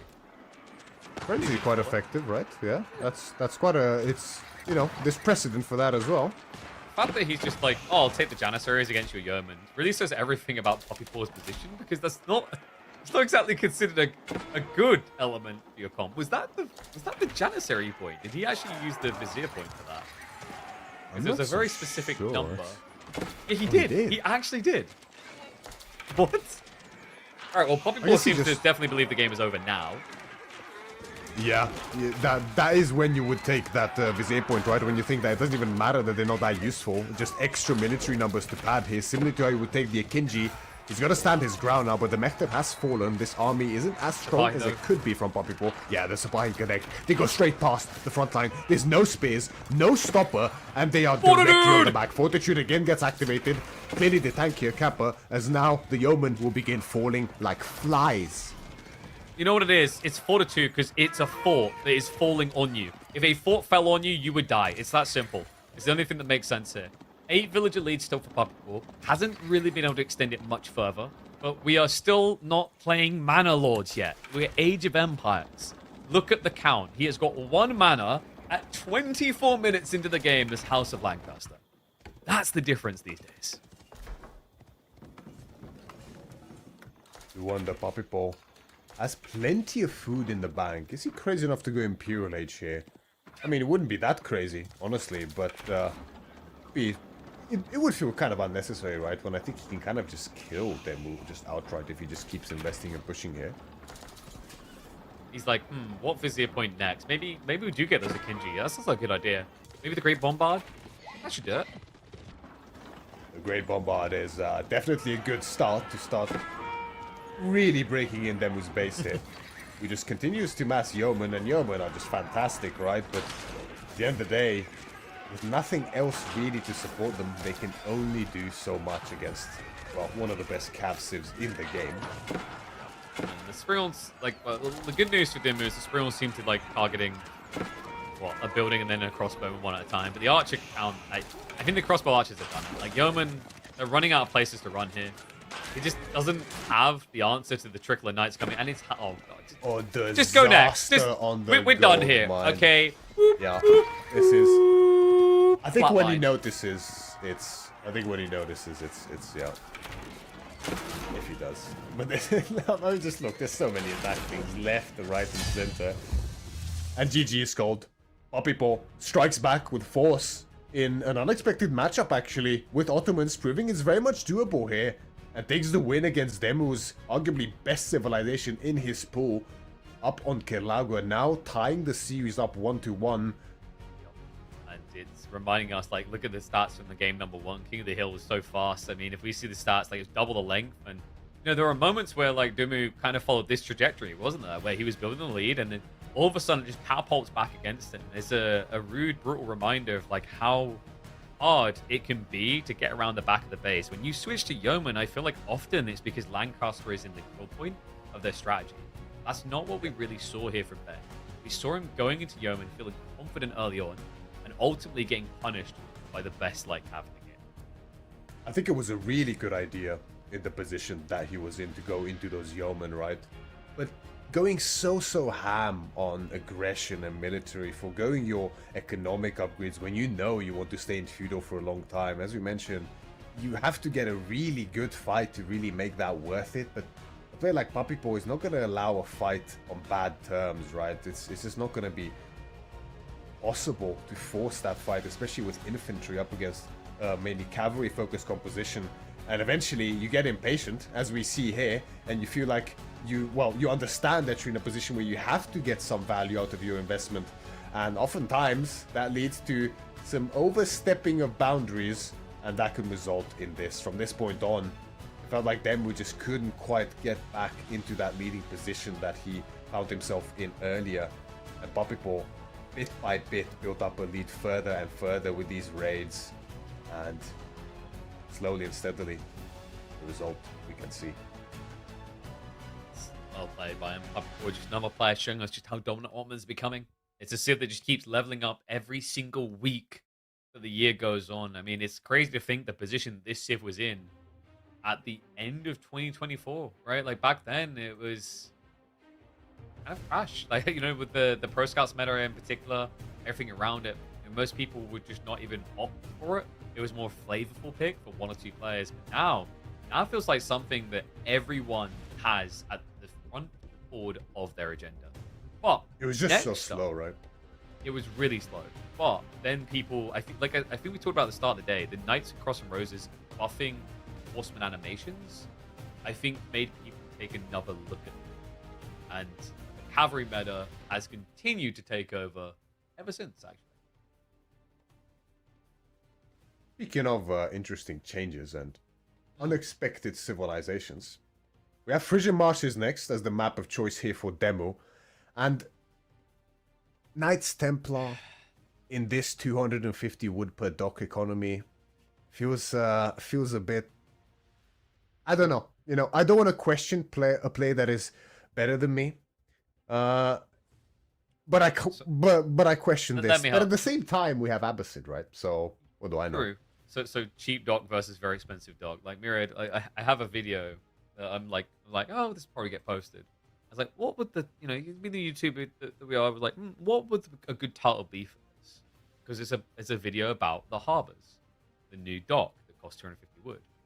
And I think if it does go live, I've settled on the title. Oh, look, a new building that you never actually want to have to build. It is so expensive. It's not without its merits, right? Because the new harbor has 500 more HP and it has 2 fire armor. So the concept is that it's Dark Age rushable. But trade-off is on Frisian Marshes, you're only getting so much food for every single dock you build. So it really puts a damper on your timing. So I wouldn't be surprised if we see something like Dimu maybe going 1 dock and then teching, or maybe no docks at all, teching and then going for them. Because with the recent nerfs to Knights Templars wood gathering, it feels a lot better to get out of the Dark Age faster.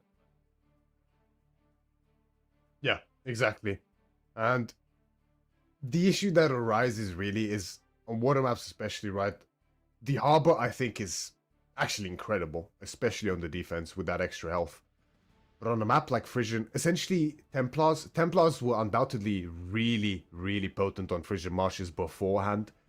I wouldn't say they were the best civ on Frisian Marshes, but now I would even argue whether they're above average on Frisian Marshes anymore. It's just so expensive. And yeah, Shoreline Fish gather rate was buffed specifically for ships.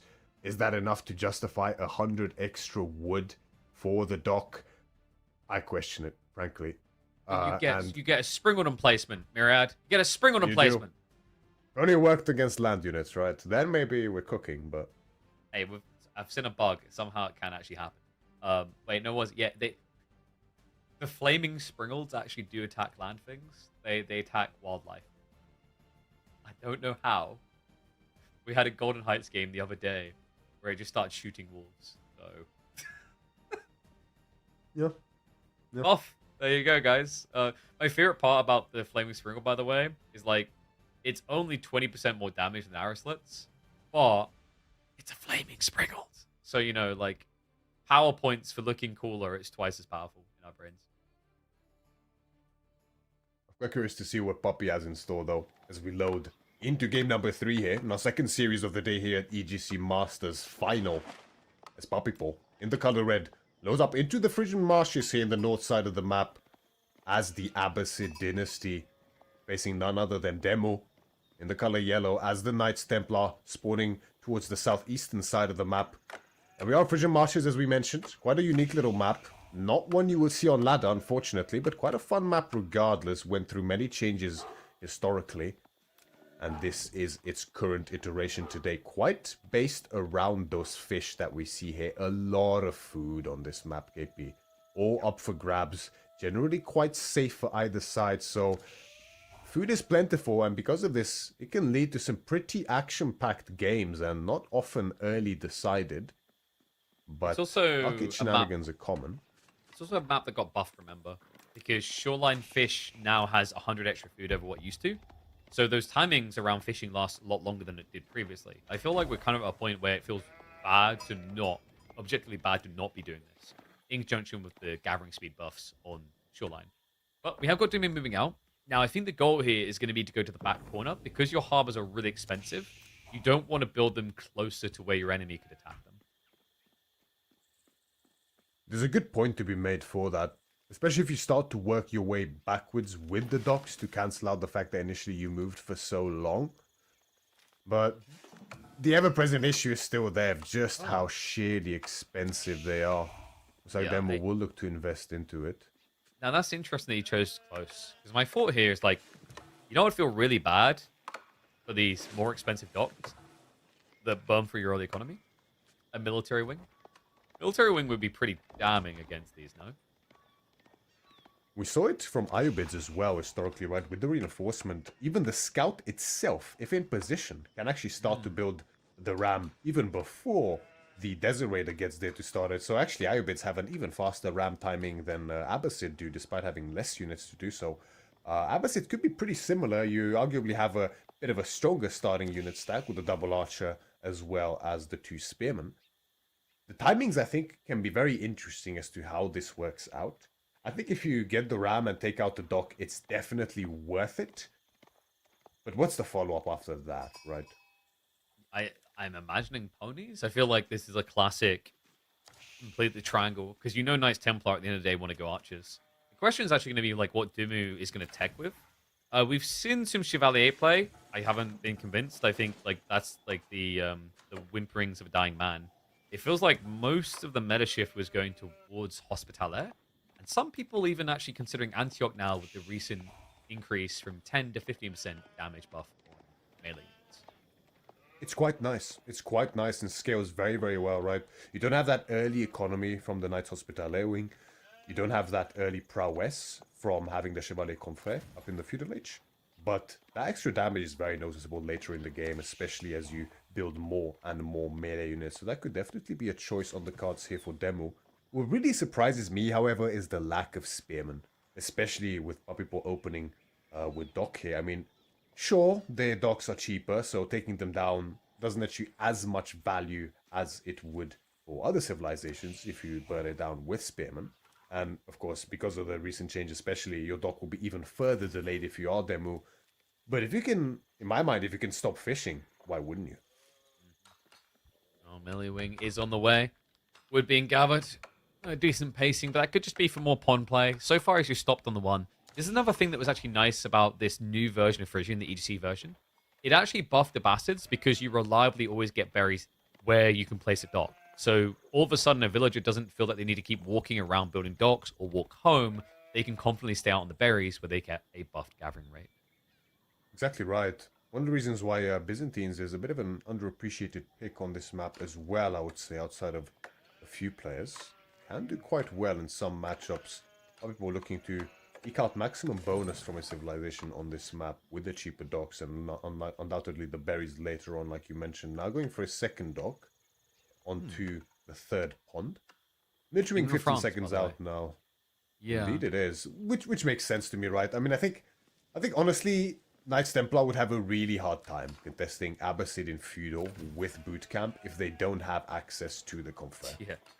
It's just tricky. Like, I think when you add fishing economy in, it makes it quite easy to just add a camel archer into the format, right? And then all of a sudden, like, I usually call them plastic knights. At that point, man, it's cardboard knights. Like, you guys, you barely tickle. Yeah. But the nice thing about having access to the Confrère, especially, it makes it so easy for you to lean into a very reliable composition, right? Confrère and archers, right? You can't go wrong with it, really, in most situations. And that's exactly what Demo's going to look to do as the archer range and the stable both come up immediately upon the age of finishing. We don't have a pilgrim just yet, so obviously it's quite expensive initially. You can't usually afford both your production buildings and the pilgrim at the same time, so Demo once again prioritizing the military approach here, still sitting on that singular dock. He's trying to use it as a bait point for a fight. Like, hey, here's my dock, come and contest it. Also, please, I don't want to have to build more docks, so please give me value here, because this thing cost me an arm and a leg. Yeah. Well said.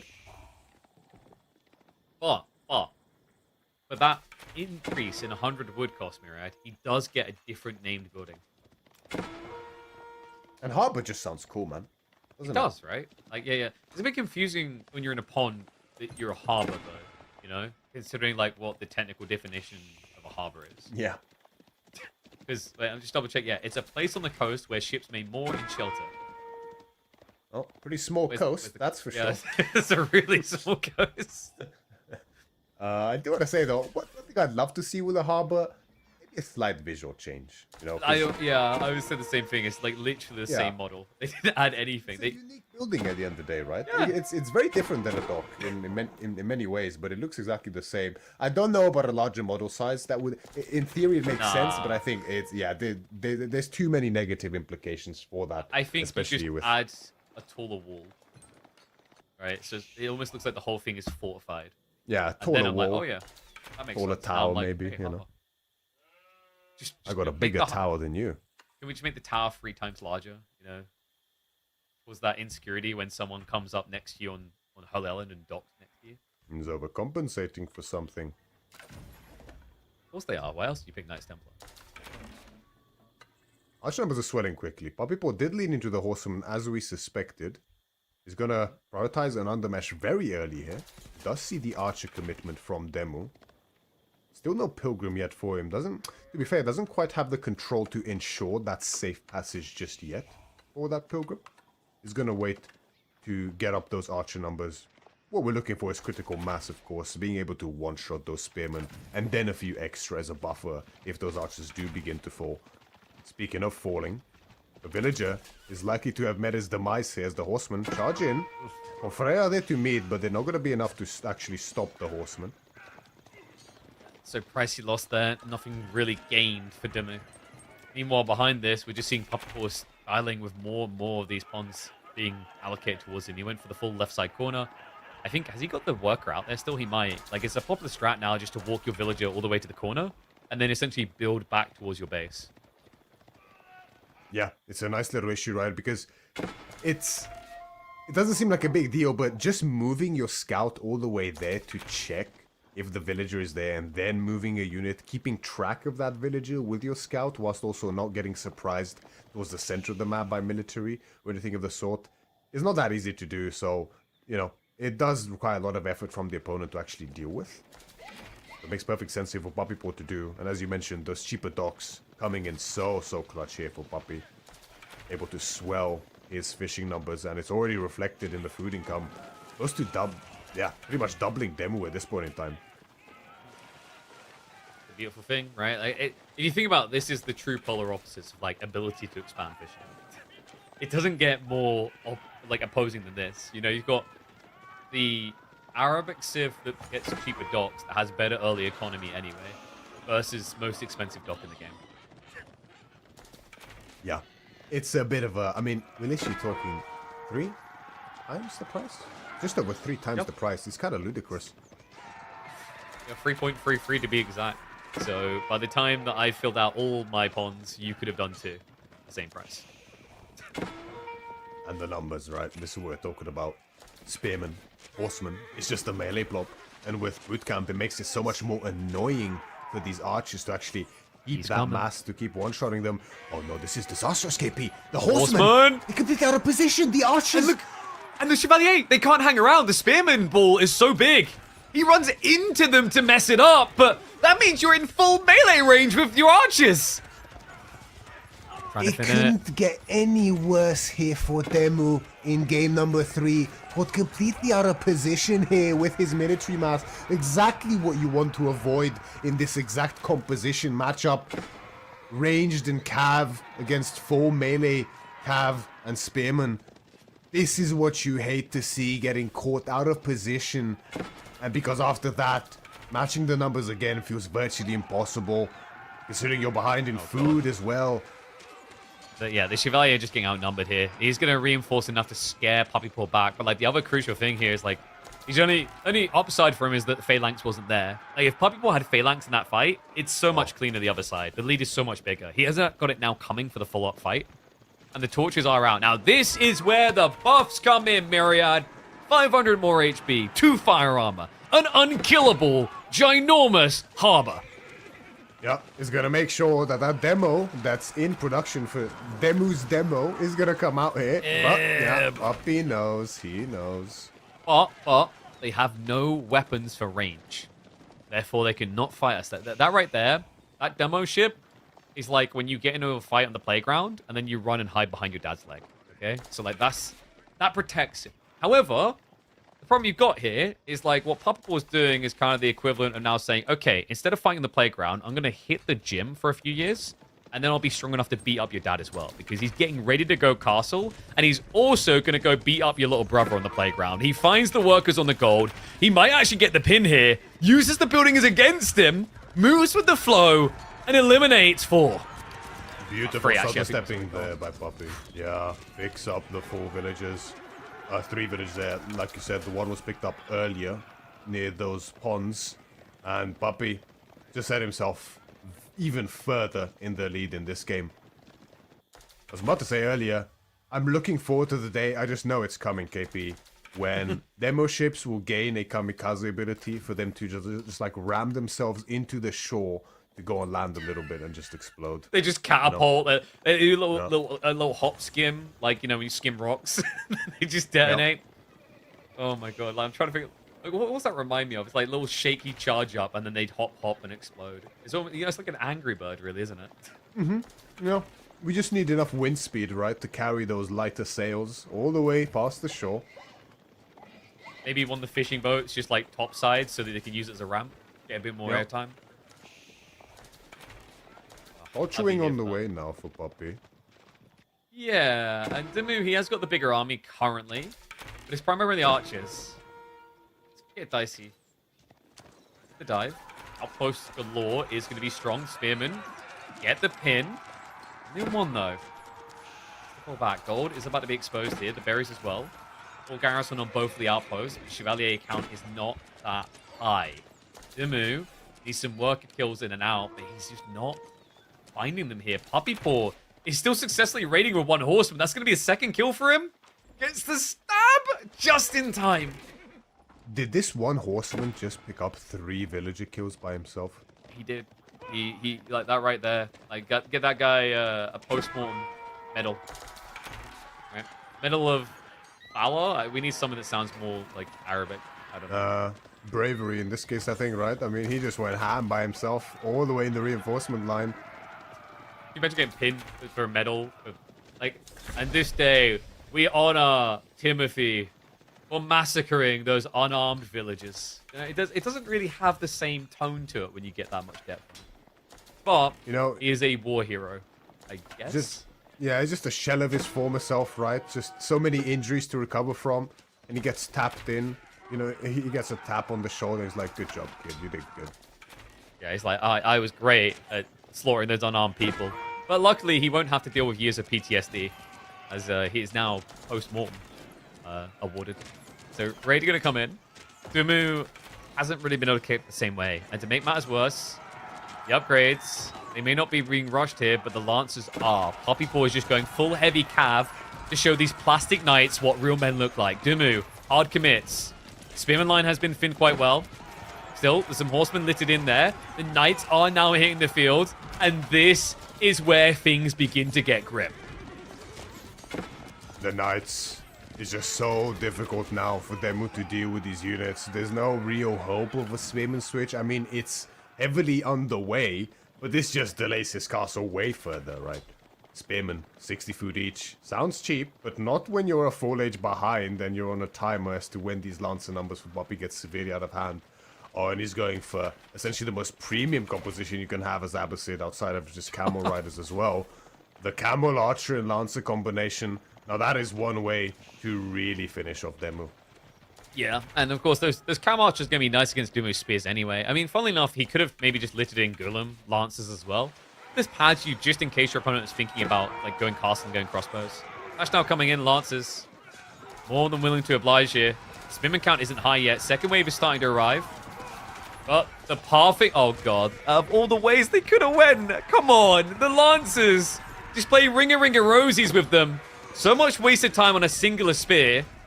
And the count for Dimu is still higher. But the quality here is undeniable for Puppy Paw. Yup. And with the Camel Archers hitting the field, the few chefs that Demu does have left won't do much for him. Puppy Paw could very easily pivot into archers as well now, reinvest into them. The veterancy can be coming in, as well as composite bows, right? He's going to make his archer so much better than Demu's. There's just very little left for Demu in this game, unfortunately. As he now looks to make another push here, just desperately to try to find some damage. But the towers, as earlier, are still there. They're still menacing. They're still shooting arrows. And there's way more knights than earlier. Yeah, and the backstab comes through. He arrives just in the nick of time to make this an easy, clean fight. Camel archers are at least going to get sniped down. 2 shots to take them out. The spear count on the front side, I think Dumu's maybe got like maximum 3, 4. He's going to dive past, though. Archer's chasing onto the deer workers. So he pulls away. He knows his army's eventually going to lose. But he wants to make sure Poppy Paw has to lose an arm and a leg as well. Have a game of Ring of Roses? Maybe? Nope. Poppy Paw just gets shivs out. It's like, fine, screw it. I've still got fishing. I've got knights. What have you got left? Curved swords slicing and dicing through the entirety of the mass here from Demu, who again looks to reinvest into archers and spearmen. It's kind of the only option he has. It's a losing option, unfortunately. In the long run, it's just getting worse and worse, but there's not really much else he can do. There's a really big reason why it's a losing comp. Like, have you just seen on the map what Poppy Paw's been doing? Remember we said it was like 3.3 docks to 1? Well, he's trying to rely on that maths correctly. Like, Poppy Paw is taking docks from Dumu's side of the map. He has so much food potential here. That is when it starts getting really, really difficult.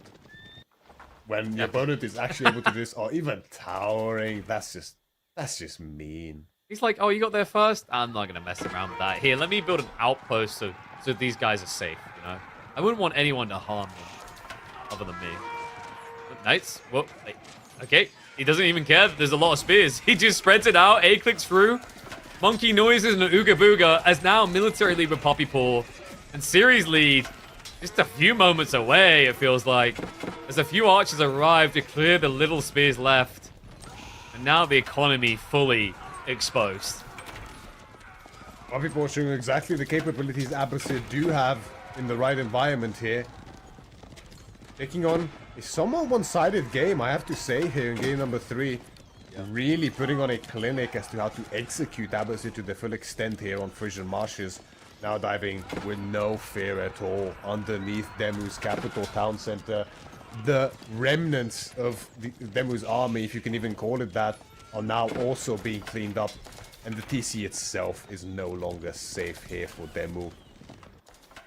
Yeah, I think he's just going through the motions now. Demu never want to be accused of just quickly GG. He did get the outpost up to contest the boats. Lancers are going to force more out of time. Got a few Chevys plus Spearmen coming out, but always remember, this guy is an entire race behind. Like, this feels like the death throes. Exactly. More and more economy falling here for Demu. Soon enough, he's going to be more than 20 economy behind. Doesn't even notice his villagers getting hit on the deer. There's so many attack beams going on, and GG is cold.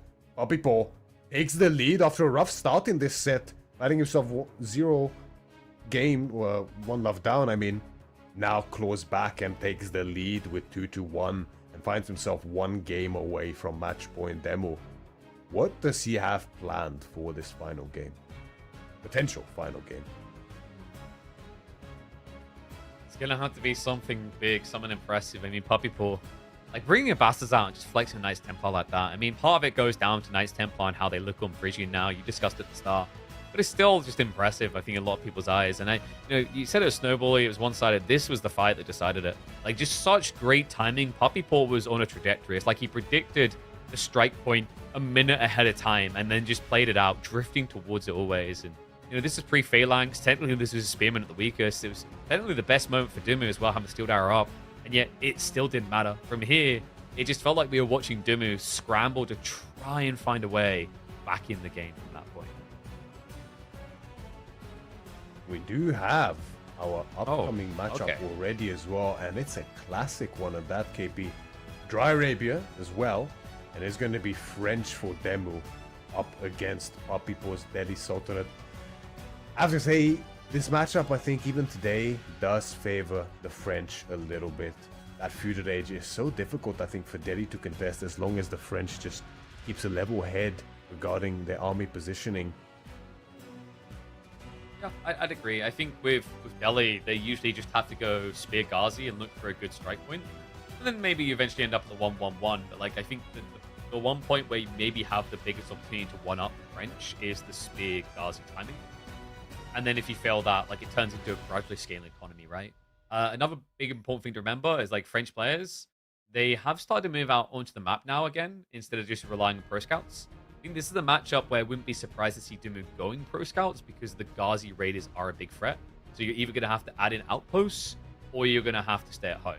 Against other civs, like for example, if it was an Abbasid opponent, you just go out and deal and you don't care, right? Because you know they're going to have to defend, and it's your knights that are the only raiding threat. Yeah, that's right. That crucial detail could impact the game quite a lot going forward. Of course, going into Pro Scouts nowadays, even back then, it does slow down French quite a bit in this kind of a matchup especially. It can be dangerous. It's the same problem we were talking earlier in the Rus against Delhi matchup where your knights being out so slow can be very tricky, right? You know, if you take a little bit too much damage on them from the Ghazi, suddenly you have to delay more of your knights even further by investing into chivalry, which also doesn't feel great investing into unless it's after you did a great dive and suddenly found a lot of damage with low HP knights. Easier said than done in this matchup. Very interested to see how this will go. But going into the Pro Scouts also, as you mentioned, makes a lot of sense because Delhi eventually get it for free, right? And if you don't have the space to vacuum up your deer in time, as the French, which typically you should do, to be fair, then they can be up for grabs for the Delhi. And as you mentioned before, being behind in food is bad enough. Being behind in food when your opponent has extra, literally stole your food, that's pretty rough.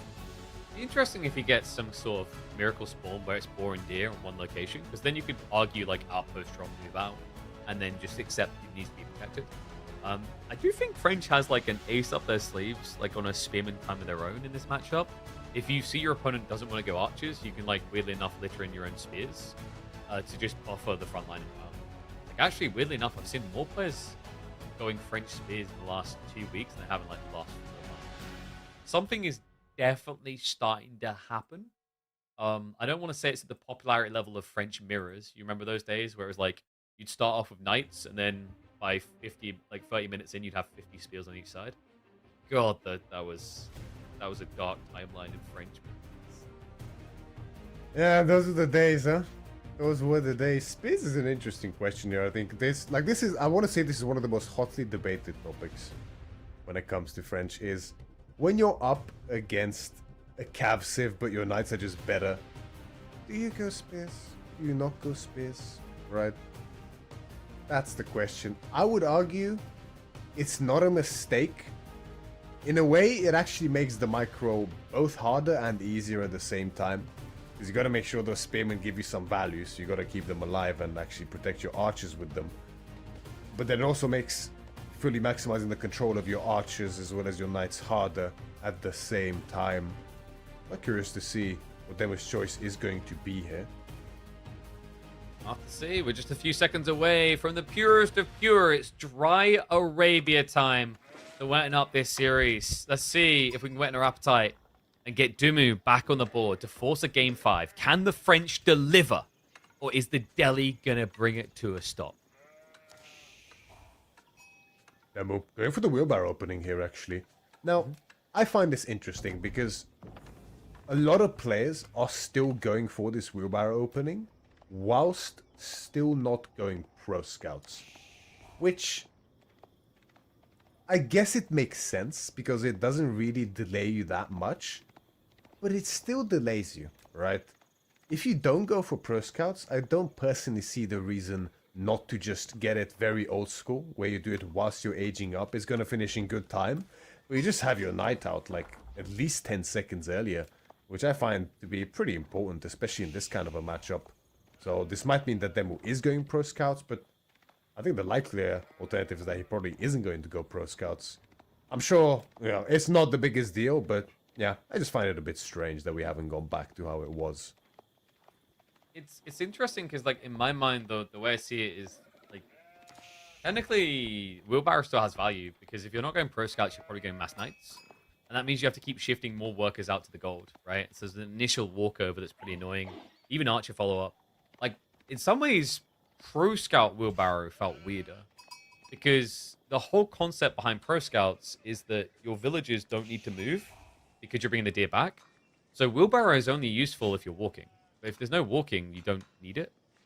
So yeah, it's always been like a weird one. But the reason why French just do it is it's just also dirt cheap, right? Like they pay if they go Pro Scouts and wheelbarrow, they pay the same that someone would just to get Pro Scouts. Yeah, it's the price, right? It's so cheap, and yeah, you mainly get it for the speed, but the extra carry capacity is also pretty nice, right? It's not nearly as good as something like extra drop off or extra gathering rate, but it's it still saves you some walking time and boosts your economy just that little extra bit. So still quite nice for them to go for it.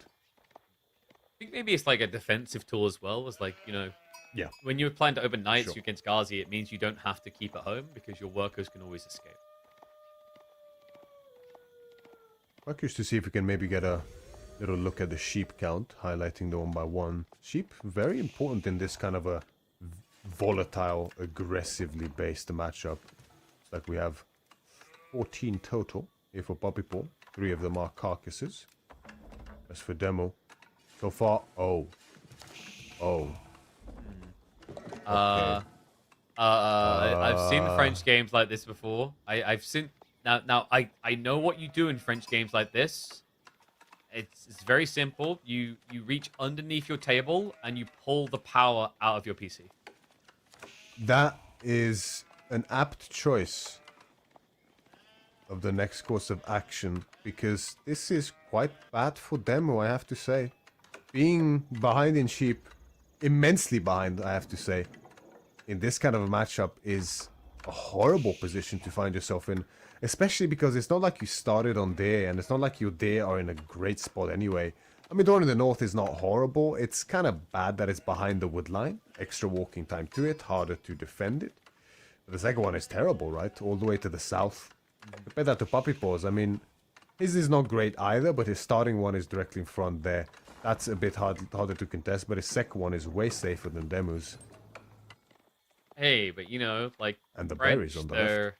yeah, that like French are a great berrying sip, right? Like they could just eat berries the whole time. That's gonna feel great, right?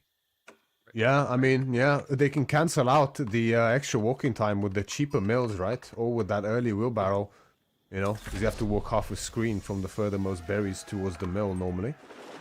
I mean, it has to be Pro Scout. Like even if he wasn't originally planning it with the sheep spawns, Yeah. there's no doubt you're doing And it. so it is. Yeah. Makes, Don't yeah, I coming think in. it's forced. Did Puppy Paw go double mill? He did, yeah. So he's gonna try to race the timing as well. Yep. Makes a good deal of sense here, right? Delays your Ghazi just a little bit, but ensuring that you actually get those Pro Scouts in quick time whilst, being able to gather well from the sheep with that horticulture is quite valuable here. I still think it's a very good thing to go for in most cases as Delhi, especially if you can make it a very efficient mill to cancel out the extra walking time around those berries. First Knight has hit the field and is going to move directly towards Puppy Paw's base. The stable is not up just yet for Puppy, so this Knight will find more value than he really should be able to. And Scout follow-up for Demo as expected to capitalize on his soon-to-be-finished Pro Scouts.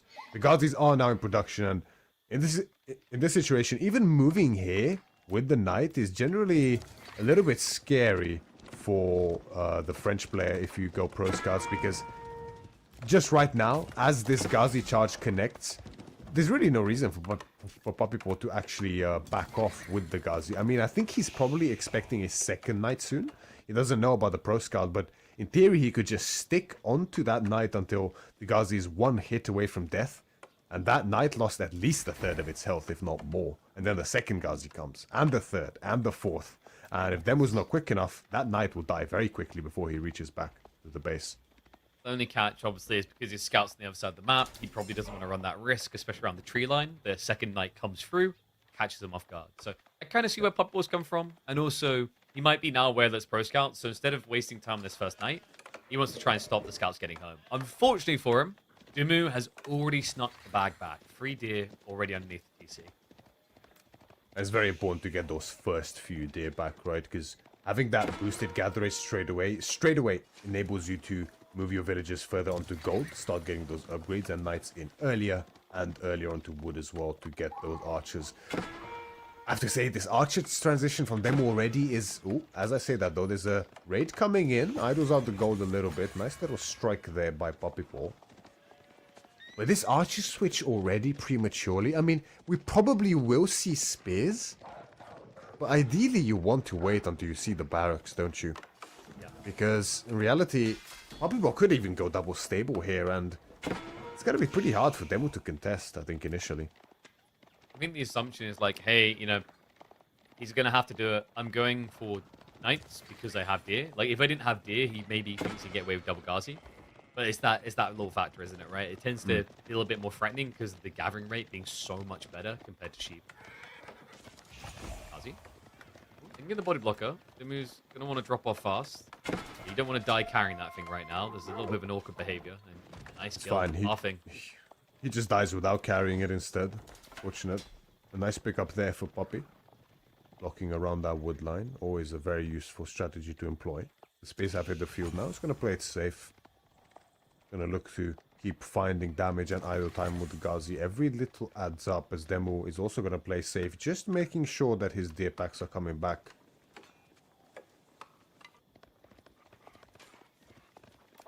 The Spearmen haven't been seen at all yet. Right? Actually, no, sorry, I'm chasing him right now. So, like, yeah, the Knight, I think he was already heading in range. So he's still aware. He's happy with the comp now. Like, things overall, like, actually are going pretty well for Demo. Like, considering this game began with the panic if you only have 5 sheep, I think his heart rate has calmed down a lot in the last 2 minutes. Yeah. Once you have plenty of those deer in, it's not nearly as bad as it could have been. Because then you have a long time with really good food until the fact that you're overall still low on food actually starts to matter again. You have plenty of time and space to make that day count, which is definitely going to be on the cards here for Demo. Surprisingly, no investment into further economic upgrades yet for him. Very unusual when playing French, especially because of their tendency to play feudal age virtually every game, but also because of the cheapness of those techs and the fact that all of them are very valuable for them. Instead, heavily investing into knights, so he does have more knights than he normally would at this stage, which could be crucial considering the timing now for the sacred sites. Yeah, it's pretty interesting actually when you think about pro scouts, and like there's been a lot of calls in the past, more nerfs, more nerfs. I think we've done enough nerfs now. But, like, some people's argument is like it shouldn't even be in the game, and I think this is like a pristine example of why it needs to still be in the game. You know, this game would be not completely over, but pretty catastrophic to do if pro scouts didn't exist because of RNG. Yeah. So, you know, until we get a better solution long term for food, this is exactly why pro scouts needs to at least still be situationally viable. Yeah, having a band-aid on a problem for the short term is fine, right? I do. Better than let it bleed everywhere, you know. Yeah, exactly right. That's quite messy. We don't want to see that. No, but, like, we already have enough English players. I would just give more people like the reason, the justification to become English mains. I can build farms. I'm safe. Yeah, nice cheap farms. Poppy has finished his own pro scout tech now, completely for free, of course, as the Delhi. His own day will start coming in. It's likely just going to be a 50-50 handshake, as is common whenever pro scouts is involved for 2 civilizations. Yeah, and you know, now we get to the point where it starts to become more about the sacred site dynamics. And of course, Dimu, he has a good amount of knights to do that. The interesting part is going to be like how he positions his archers each time. Like if you bring them upfield, Poppy Paw is going to be fishing for the raid onto said archers. So you have to like keep them close enough they can reinforce the knights. But obviously, if you over posture, you could easily just get melted. Like that's always the threat factor against Ghazi. Yemen gets caught as the knights go to contest the northern sacred site and meet a large massive Ghazi, but there's enough knights and the Ghazis are low enough to where these knights shouldn't really be scared at all. Demo agrees. However, his knights being in the north does mean that his archers are out of position, and in small skirmishes, again, the same compositional issue as last game results in this. The complete surround, but it's not looking nearly as bad. It looks really bad right now. The archer's just gonna get depleted. It's just a drive-by. Like this is the moment. You're like, oh yeah, this is the okay trade. Like, you literally got a pro player like, yeah, that doesn't look too bad. 2 seconds later, this is the nature of Ghazi hits. And now he can just bypass towards the base. Sure, you're going to lose a Scholar, maybe a few Spears. But the dive in should realistically force Dumu to come back.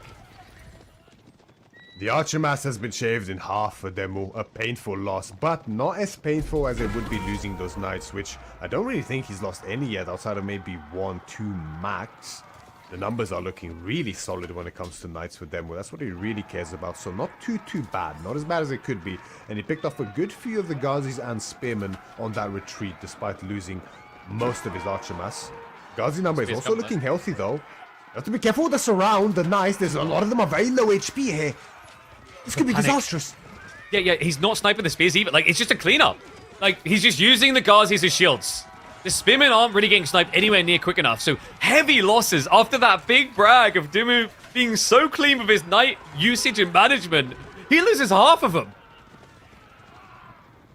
Instantly proving me wrong here, unfortunately, Demu.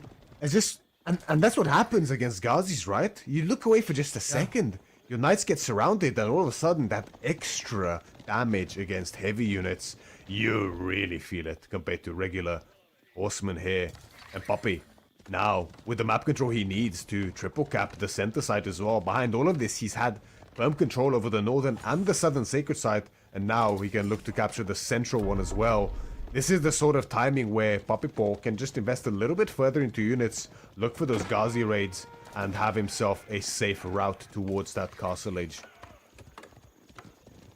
Yeah, and this is where it gets really tricky, right? Like, you know, depleting half your Knight count, now having to wait for Chivalry to top them off. You're probably not thinking about an immediate dive into your opponent's base. Probably not even on the agenda for the next 2 minutes, so that just gives the breathing room that Poppy Paw would need to get that tech up for free. And if it triggers, like, you can't risk a dive, like, one War Elephant would ruin everything. So Dumu kind of just got to try to weather the storm, rebuild, but you can see that Poppy Paw not giving anything over for free, always just on his tail. They're investing heavily here, but now is when those food struggles are really starting. A problem that had to be put off with those pro scouts is now coming back more painful than ever before. As he almost halves Poppy Paw's food income, and at the same time he gets caught yet again. But he has no choice but to try to fight. You can't let Daddy have triple sights. But after the earlier skirmishes, you just no longer have the mass. He can't kill Spears quick enough, Mirad. Like, look at them. They take it forever to bring down. Sure, the Ghazi count has been thinned a bit, but, like, as you said, triple Sacred Sight, Poppy Paw, okay, let me just buy, and we'll go again. It's just always about keeping that Archer count in the gutter. And you'd think that would free up Dumu to raid. But it just means he then has to be worried about a follow-up hit into his eco. This is the free ticket. Poppy Paw, full retreat, castle up, and then go from there. And even the healing is going to come in now. He has pretty much all of his feudal techs, the important ones anyway. So now the scholars are free to start healing the Ghazis as well. Demu finally in position, simply because he's being allowed to start decapping that southern sacred site. But the news is dire. House of Learning on the way now with 10 for Poppy Paw.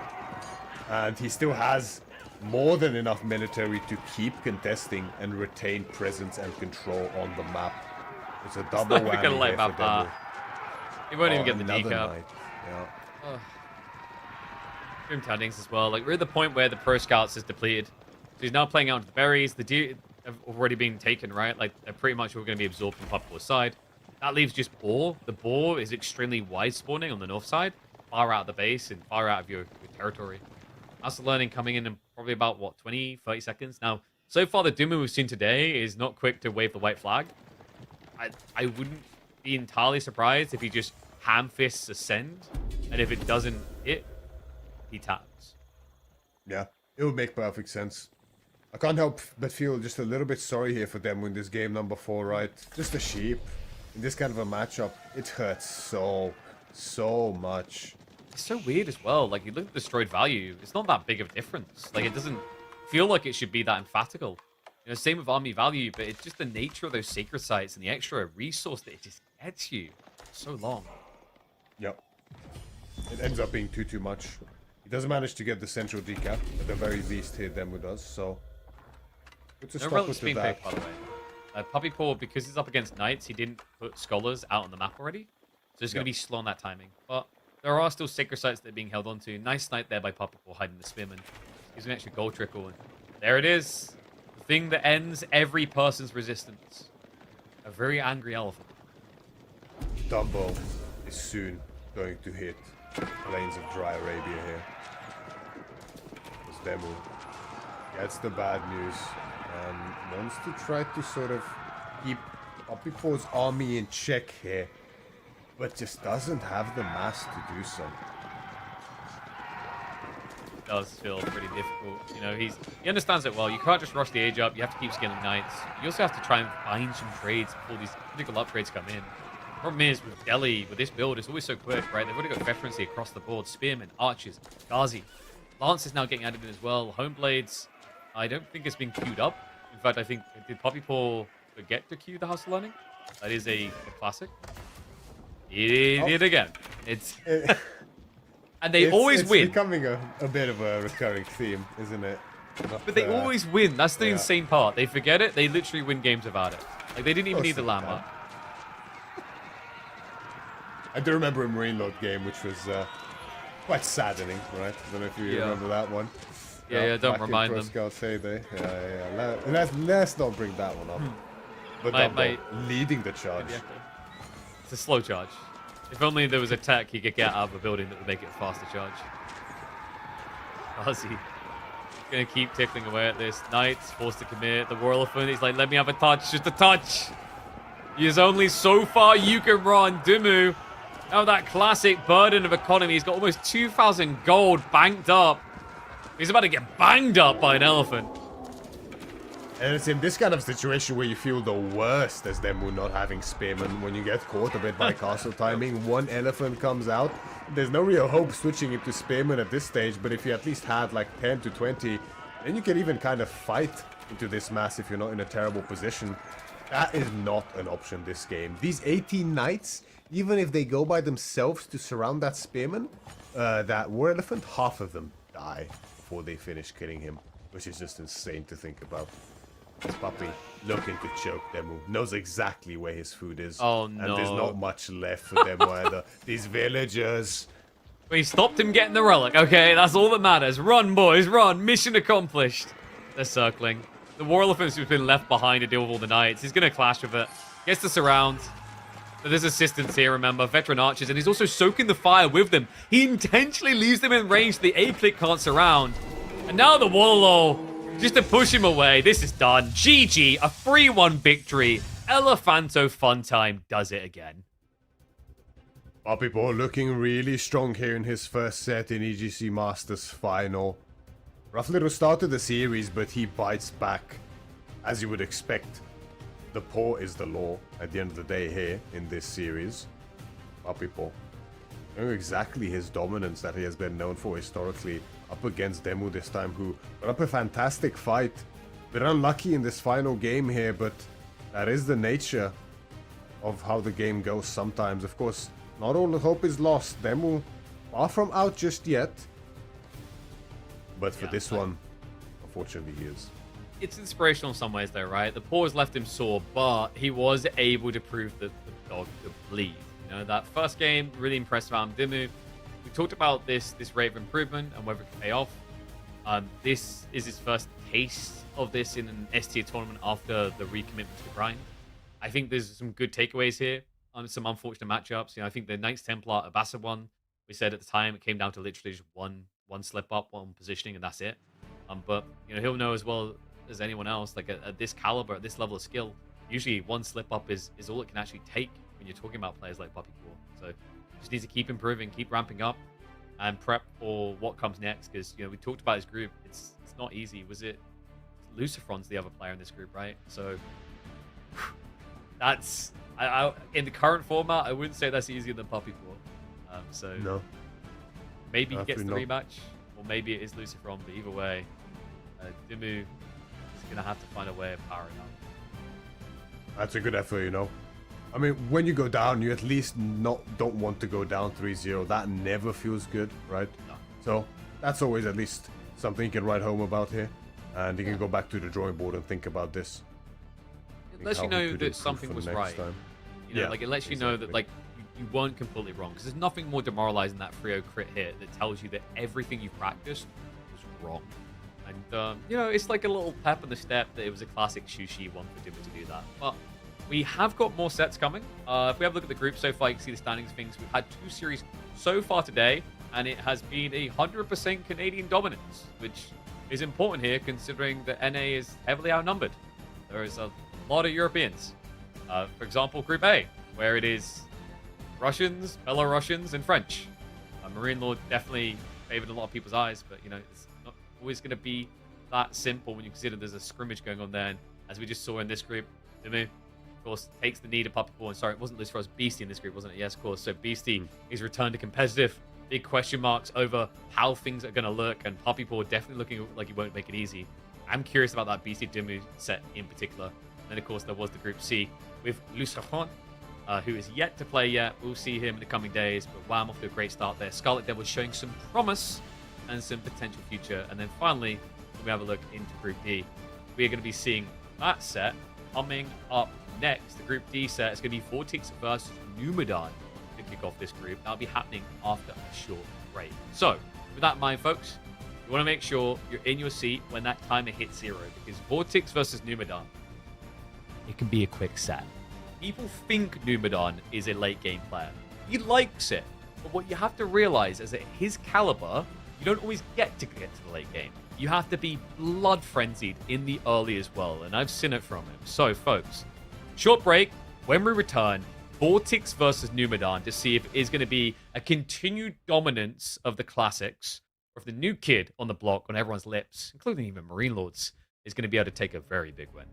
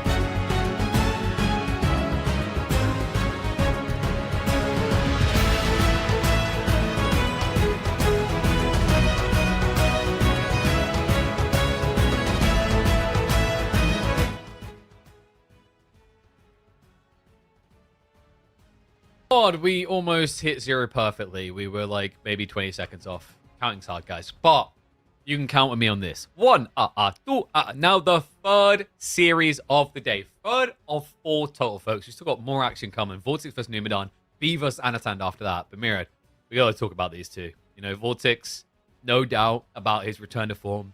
Looking like a dominant force right now. Numidan, it feels like forever. Since Red Bull Wololo Legacy, he's always been creeping in here or there. But he's never looked more consistently here to stay than now. Yeah, it's a couple of breaks for Numidan between then and now, right? Some extended breaks for that matter, where he just vanished for months at a time, not playing a single game. Obviously, life gets in the way for all of us at different stages for one reason or another, but he's back. And as you mentioned, looking better than ever, I want to say. And he's going to look to put a stopper to the Spanish charging ball that is undoubtedly Vortex here in game number 1 between the two of them. As we have Numidan spawning in the color green in the north side of the map, playing the Byzantines, one of his favorites, up against Vortex's Chinese, which I feel like I don't often see Vortex on Chinese. No, it's not really his style.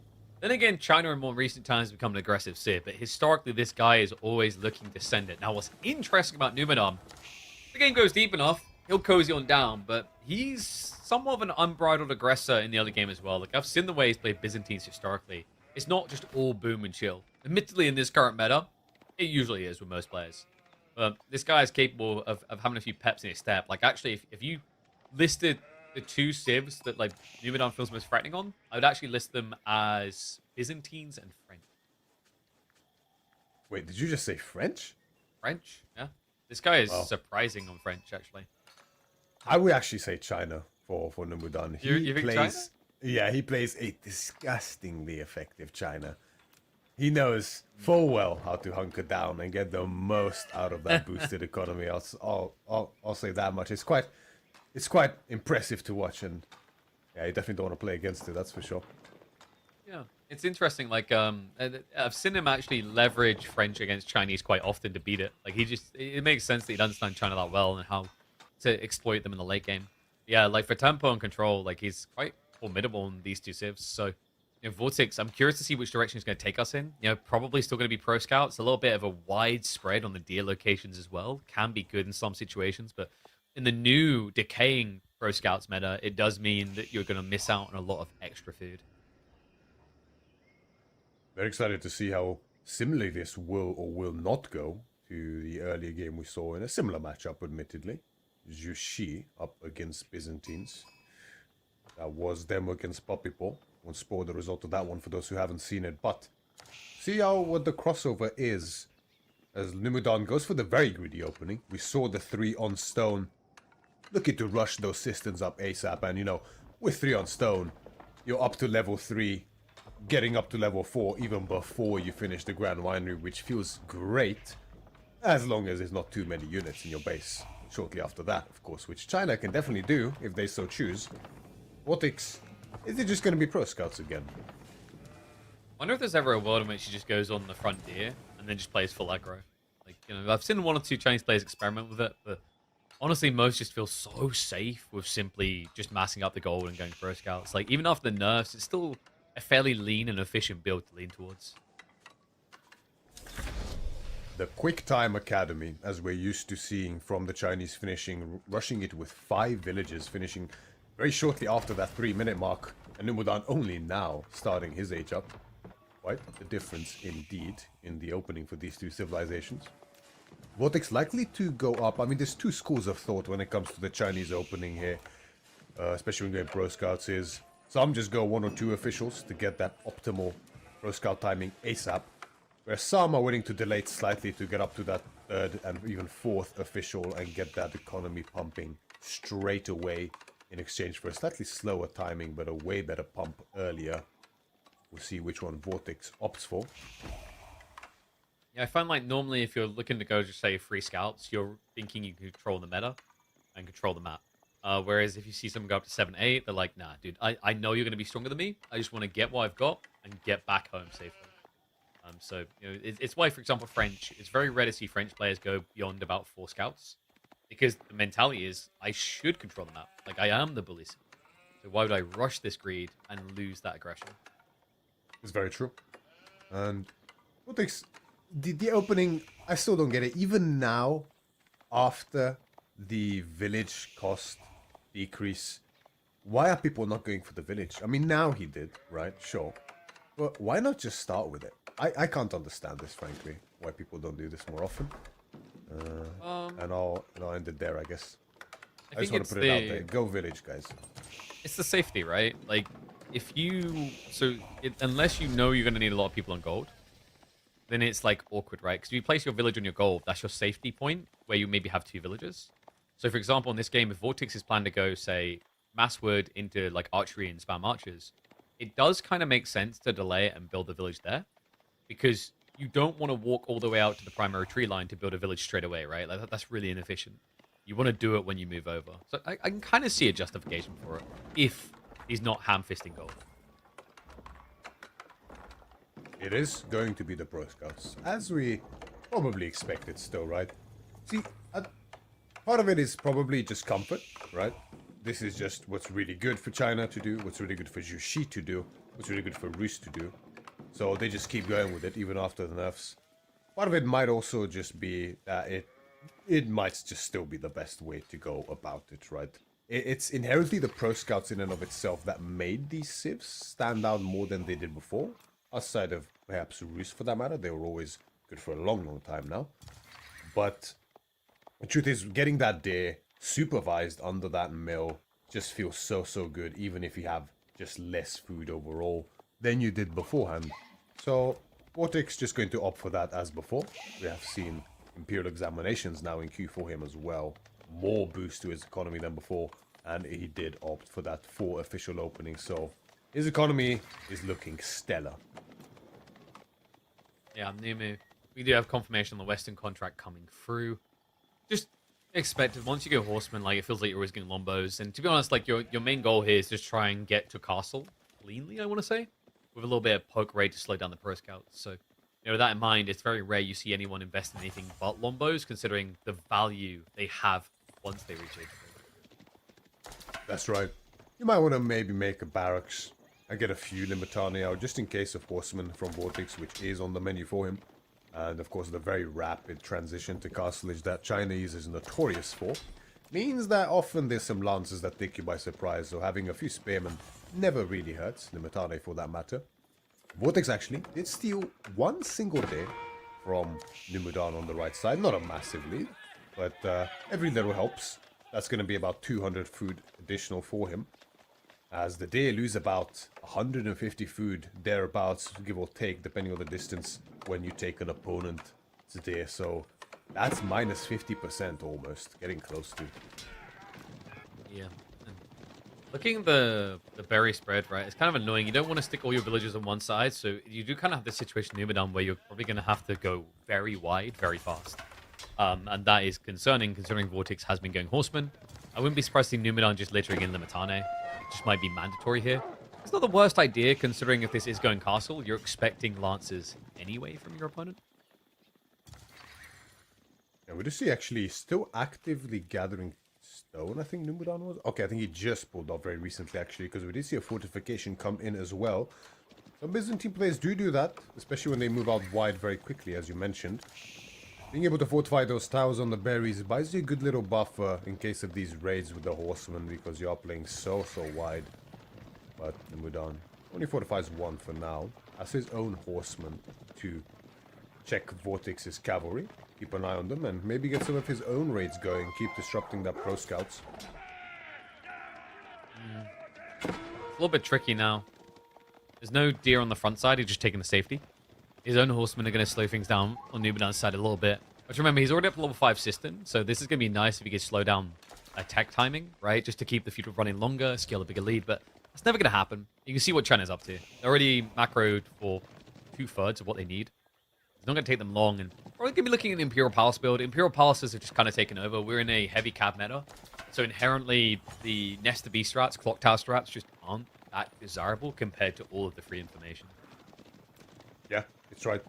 I'd argue there are some matchups where if you can't get as much value from your knights as you would like as China, Clock Tower can work quite well. Up against Rus, for instance, and do quite amazingly. But Vortex has gone up for the tried and true Imperial Palace, as we mentioned, and a third stable now on the way as well.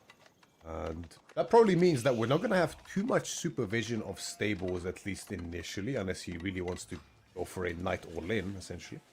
And we're probably going to keep supervising the economy and triple pumping light lancers at the same time. To be totally fair, the Imperial Palace has been buffed to the point that it's like so irresistible anyway. Like, it's actually insane just how much information you get out of one button press. There was a time where you just saw the villagers, and it's like, great, I'll go after them. I also know he's gathering a lot of wood. Now you see all the production buildings they're near. Like, I think the Imperial Palace is just too good in its current format. The vision is just ridiculous. It is pretty insane. It is pretty insane. Just the sheer information you get enables China's timing so well. I'm gonna say the Imperial Palace is the main reason we see such a cap priority from Chinese in the castle age, despite having just regular old lancers, because you know exactly where to strike with them at exactly the right time.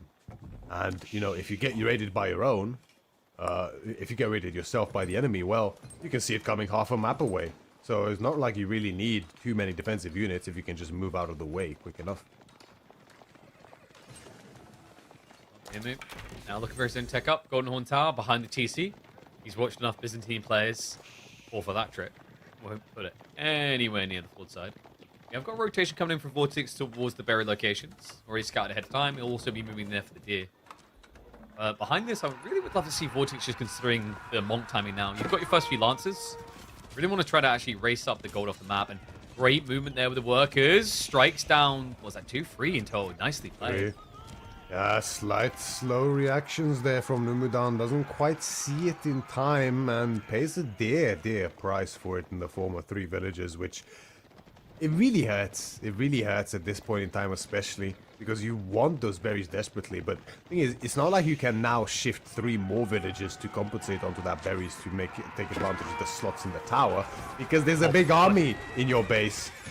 He's just jamming himself in there. Spamming to clear the horseman fast. The Montano count isn't crazy here, considering the amount of Lance that's already into the equation. The veterancy now being rushed, but not enough. Numidan, he didn't switch it over Dialecticus, so the tech up isn't coming in fast. The longbows are going to get clubbed down before they'd even get vetted up. Just like that, Numidan's military no longer exists. The timing from Vortex is just brutal in this game number 1, showing exactly why China is just relentless. He can't even get out a cataphract in time. I mean, he can't even lose Lancers. Like, look at the double armor. So many. Yeah, the TC so does nothing. The TC absolutely does nothing in terms of raw damage to threaten this. So you can get cute like this, Nimadam, but at the end of the day, your plus 20 eco idled up. Monks are already out now for Vortex as relics are coming home. And you've got what? Lombos in a minute against masked knights. This is not Agincourt. I take it back. He's got a rock throw. Yeah. Okay. That in and of itself is enough to extend this game by another 10 minutes. Yeah, of course. You know, it's just natural. Yeah. Like towers should extend the game by 10 minutes on their own. Yeah, it honestly wouldn't surprise me if Numudan finds a way somehow. But against someone like Vortex, maybe not. He's 18 workers down. Let's temper ourselves for a short series here. That's a bit too insane of a lead. China still number 1 in this matchup.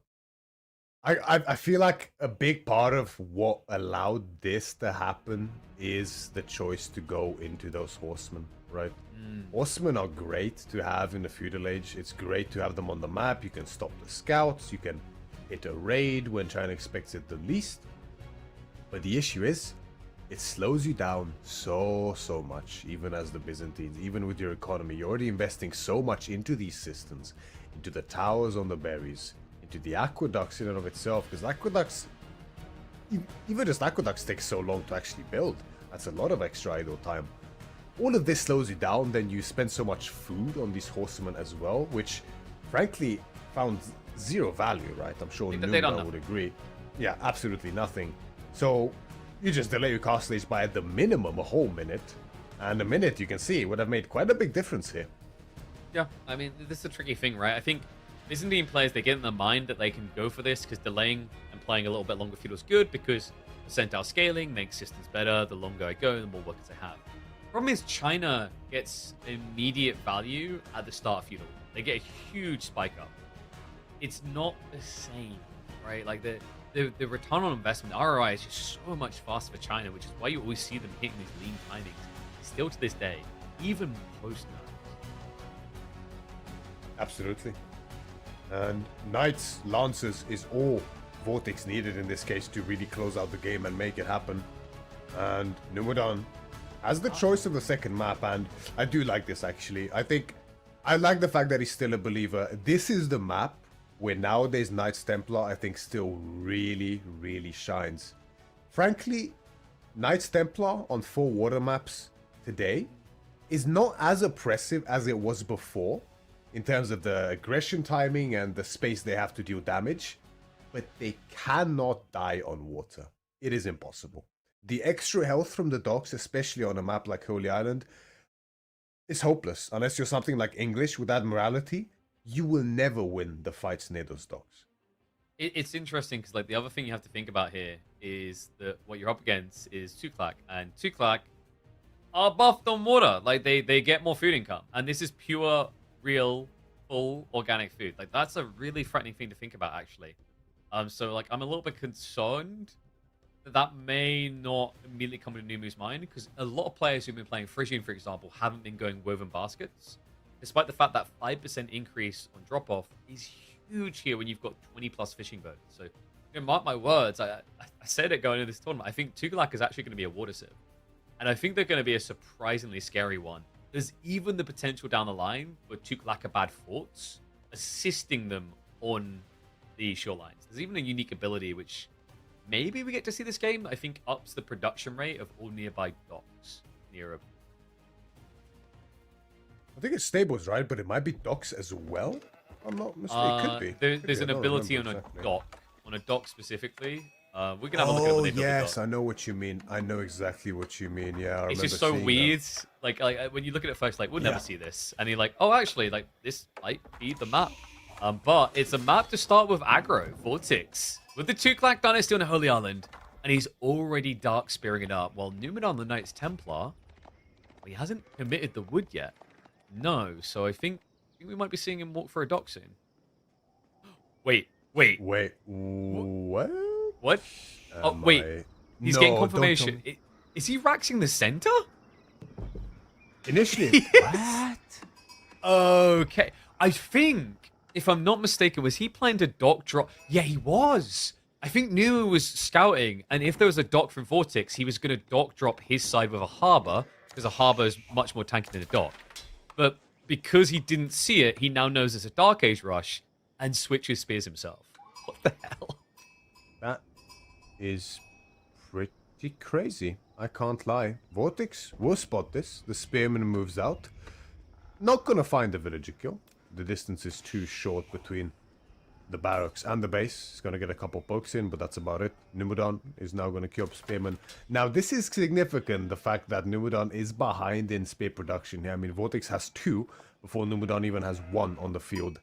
In theory, Vortex, if he keeps investing, he could actually shut down the... No way, right? Was that sheep intentional? The sheep got in the way as well. Nah, I don't think he gets this. Like, that was a bit worrisome for a sec there, though. It was a nice try. Nice try. Wow, what a crazy fight. Can we just zoom in on those boys? Look at them go. Oh. Arcade spear fights. Sometimes they are the most dry, comical thing to watch. Oh, positioning matters a lot. Oh, that was well played. Vortex out-microing him. Numenor. Way a bit worse. Yeah, that's impressive there. And actually, this is what you hate to see the most when you're in this position as Numudan. Your barracks being actually separated from your main massive spearmen, so that every time a new spearman comes out... Oh, that's a nice charge, though. And the pathing causes the low HP spearman to wrap around the back before he can get a hit. So Numudan gets a damage lead now. That was still so crazy. Behind the numbers. The range on that spear strike was the craziest thing. Like, he was nowhere near him when he struck through. Damn. Vortex, just showing you, micro still really matters a lot here. And it's something that he's been revered for, especially on this particular map, historically. Yeah, Numadon is going to forfeit the barracks. As I say that, he cues another spearman. Okay. I really suffer from caster's curse nowadays, huh? I mean, I think, you know what it is? You're trying to be logical about this. You're cutting your losses. You're that guy at the table. Like, you know, I'm already down 50% my stack for the night. I should probably call quits. Numadon is the guy that then just pushes all the chips into the center of the... I'm all in. Yeah. Like, I mean, screw it. Do or die. I'm either walking out a made man or I'm walking out a dead man. I have to... You know, I don't really personally understand this start here from Numadon. I mean, Knights Templar barracks opening is perfectly fine. But why in the center? What are we hoping to achieve here? I don't really see the vision. Think it was the harbor strat. Like, I think that was the idea. Like I highlighted, like, because you walk across, you need a lot of wood anyway. I think he's trying to make it a strat. Because, like, if you harbor drop your opponent's side, the harbors are very hard to kill. And then if you rush Feudal Age, like, there's no world in which Vortex could burn it down quick enough before you get an archer ship out. That's the only thing I could think as a follow-up alternative that would have been better than that. I can probably see that against most civilizations, actually. But Tuglak, can't they just rush one healer elephant? And that's basically a battering ram. And your harbor is, you know, you can't really get out enough ships to stop the hero elephant. That's, in my mind at least. Obviously, I've never tested this or seen it, so I don't know how the timings work out. You need two, though, right? Because the heal elephant can't heal himself. I don't think a sprinkle ship can kill him in time, right? If I'm not mistaken. You're talking about doing 15 damage plus, I think, 15 every 3 or 5 seconds against a structure that has 2200 HP. 2250. I feel like that like if I'm wrong and that happens, like I'm pretty convinced heal elephants are broken already. But if that happens, then they are the most stupidly balanced unit since you'd have to go back to the first year of AoE. I think I'm gonna have a little day you have to in experiment the lab with this. to test that one out. Yeah, I'm gonna go to the lab. It's like, it's interesting because like the concept of harbors being used this way does make sense in my brain. Is like it's an aggro building because like mine is bigger than yours, sort of thing. So when you consider the fire armor of 2 and the extra 500 HP, it shouldn't be possible to burn it down if Knights Templar aren't being too greedy. And on Watcher as well, it's a little bit akin to the Mongols of dropping, right? Yeah. They can get that arrow slit straight away. Now, obviously, the arrow slit for Knights Templar is way more expensive, and they don't have the passive stone, but they have the health. So they get a similar of effect where you just can't really fight near their docks whatsoever and not be behind. Exactly. It's like so it's a similar effect. The other way to think about it is like, you know what's more reminiscent on this map? It's a little bit like the Iabid feudal timing with the industry wing. Right. You got all that word, put it to good use, like get that strength for like, oh, my dock is better than yours, or I have 2, or I have the boat coming straight away. But regardless of the losses, we are in the feudal. This is an ambitious dock. Vortex. He's already got hardened tech in. Like Numadon didn't gather any gold. Like this is a wash of a fight. Has to wait for the archers. Cancels it just in time. But this is the brutal thing as well. Like Tukulak, that's another interesting thing about Dark Age contests. They pay a little bit more, but they get the hardened tech 3 times faster than other civs. And look at him. He's already ready to body block. Dude, Vortex is on one today. Vortex has a bone to pick here for sure. He wants to really shorten this day for everyone here. Numadon, so much idle time with these villagers. 1 goes down, 3 left here, and they're still not safe. They're still not safe. They can't get this dock up. So much back and forth. Again. This is the best use of a scout I've seen in ages. Oh my god. Someone stop this man. Dude, this guy, the Vortex, like, you know what he's just done? Like, the weird summoning effect happened on him. He just channeled himself from several years ago, back when he played Warcraft 3, where body blocking was real shenanigans, and he is in full vibe mode again. Oh my god, 2 worker kills, a 6 eco lead overall. He's tooking it up with his fishing boats, and remember, his fishing boats are just better. They give 5% more resources, so he's already inflating a lead there to kind of balance out against Numadon being better on wood gathering. Listen to me. What I want to see is Vortex, Lucifron, and B in a body blocking race. No, you forgot Louis. You forgot Louis. Oh, Louis as well? Okay, I haven't seen too much from him, but yeah. And Louis like, then? it's like sometimes it looks clowny, but then you remember he's playing on like 200 ping. I would imagine Anatan is probably does this quite a lot as well. I haven't seen too many of his games recently, but I would imagine he does this a lot too. Anno likes to think he's a good Dota player, right? So like, yeah, he probably thinks he's good. Yeah, I can see it. So these 4 or 5, we just like put them in a custom, right? Just get a unit from each to like body block, and just see who delays the unit more, and he will be the ultimate body blocker. Honestly, I'd pay to watch that. But you have to scale up like levels. So level 1 is you have to block or you tie. Obviously, everyone's gonna pass that. Yeah. No, that's good. Yeah. Rounds, right? Yeah. Honestly, I think that's content right now. That's it. Get on it, boys. Look, we just passed you the way. All these people like, I don't feel like I got a big enough channel. There you go. Take this angle. Boom. Different content. Don't just do another build order. All right. Give the people what they really need. Not more of this. I don't want more heal elephants. Unless Vortex is going to body block with them too. Reminds me a little bit of like a sack racing, you know, when you get in a sack and you, yeah. Like didn't we used to have there was like a micro battle type thing before, wasn't there, with like mangoes and whatever. I think. Oh, you mean the micro challenge? Yeah, the micro challenge. Yeah. I think so. I haven't actually need a harder version of that. You know, it's too easy. All right, this might be too easy for Vortex though. Like we are talking about elephants now. We are seeing Numenor trying to aggro in. The problem is, those fishing boats that should be helpless actually attack you back. Yeah. And economically, it is also getting out of control very quickly here in favor of Vortex. And the thing with Knights Templar, right? Previously, they were known for this just brutal feudal timing in terms of ship prowess, similarly to Ayubids, right? Or Abbasid, more old school, when you just get those ships out, the tri-ship composition, and you just shut the opponent down instantly. They just can't really do that anymore because of the price of the docks and the slightly slower wood gathering that they have been nerfed at again. Their bonus is now defensive, so when you push across like this, well, not as good as before. Other fun detail for you, Raider Elephants are probably the single best unit now on a map like Code Island. Because raiding. If, you know, it's easy for you to see a trample, a stampede starting, and back away on a land only. But when you're distracted by this, if Vortex walks a Raider Elephant into a gold line or a tree line, remember that Raider Elephant can do 48 damage across his trample. So this is a really scary point for Numenor, actually. It really is. He's on the defensive now, so Vortex realistically can't stick here for very, very long. As you mentioned before, that health bonus is absolutely not to be underestimated. Now Numenor. Actually, Vortex, though. Knowing Vortex, this doesn't surprise me. He's going to look to force the issue. Handles the eco. Dives in more.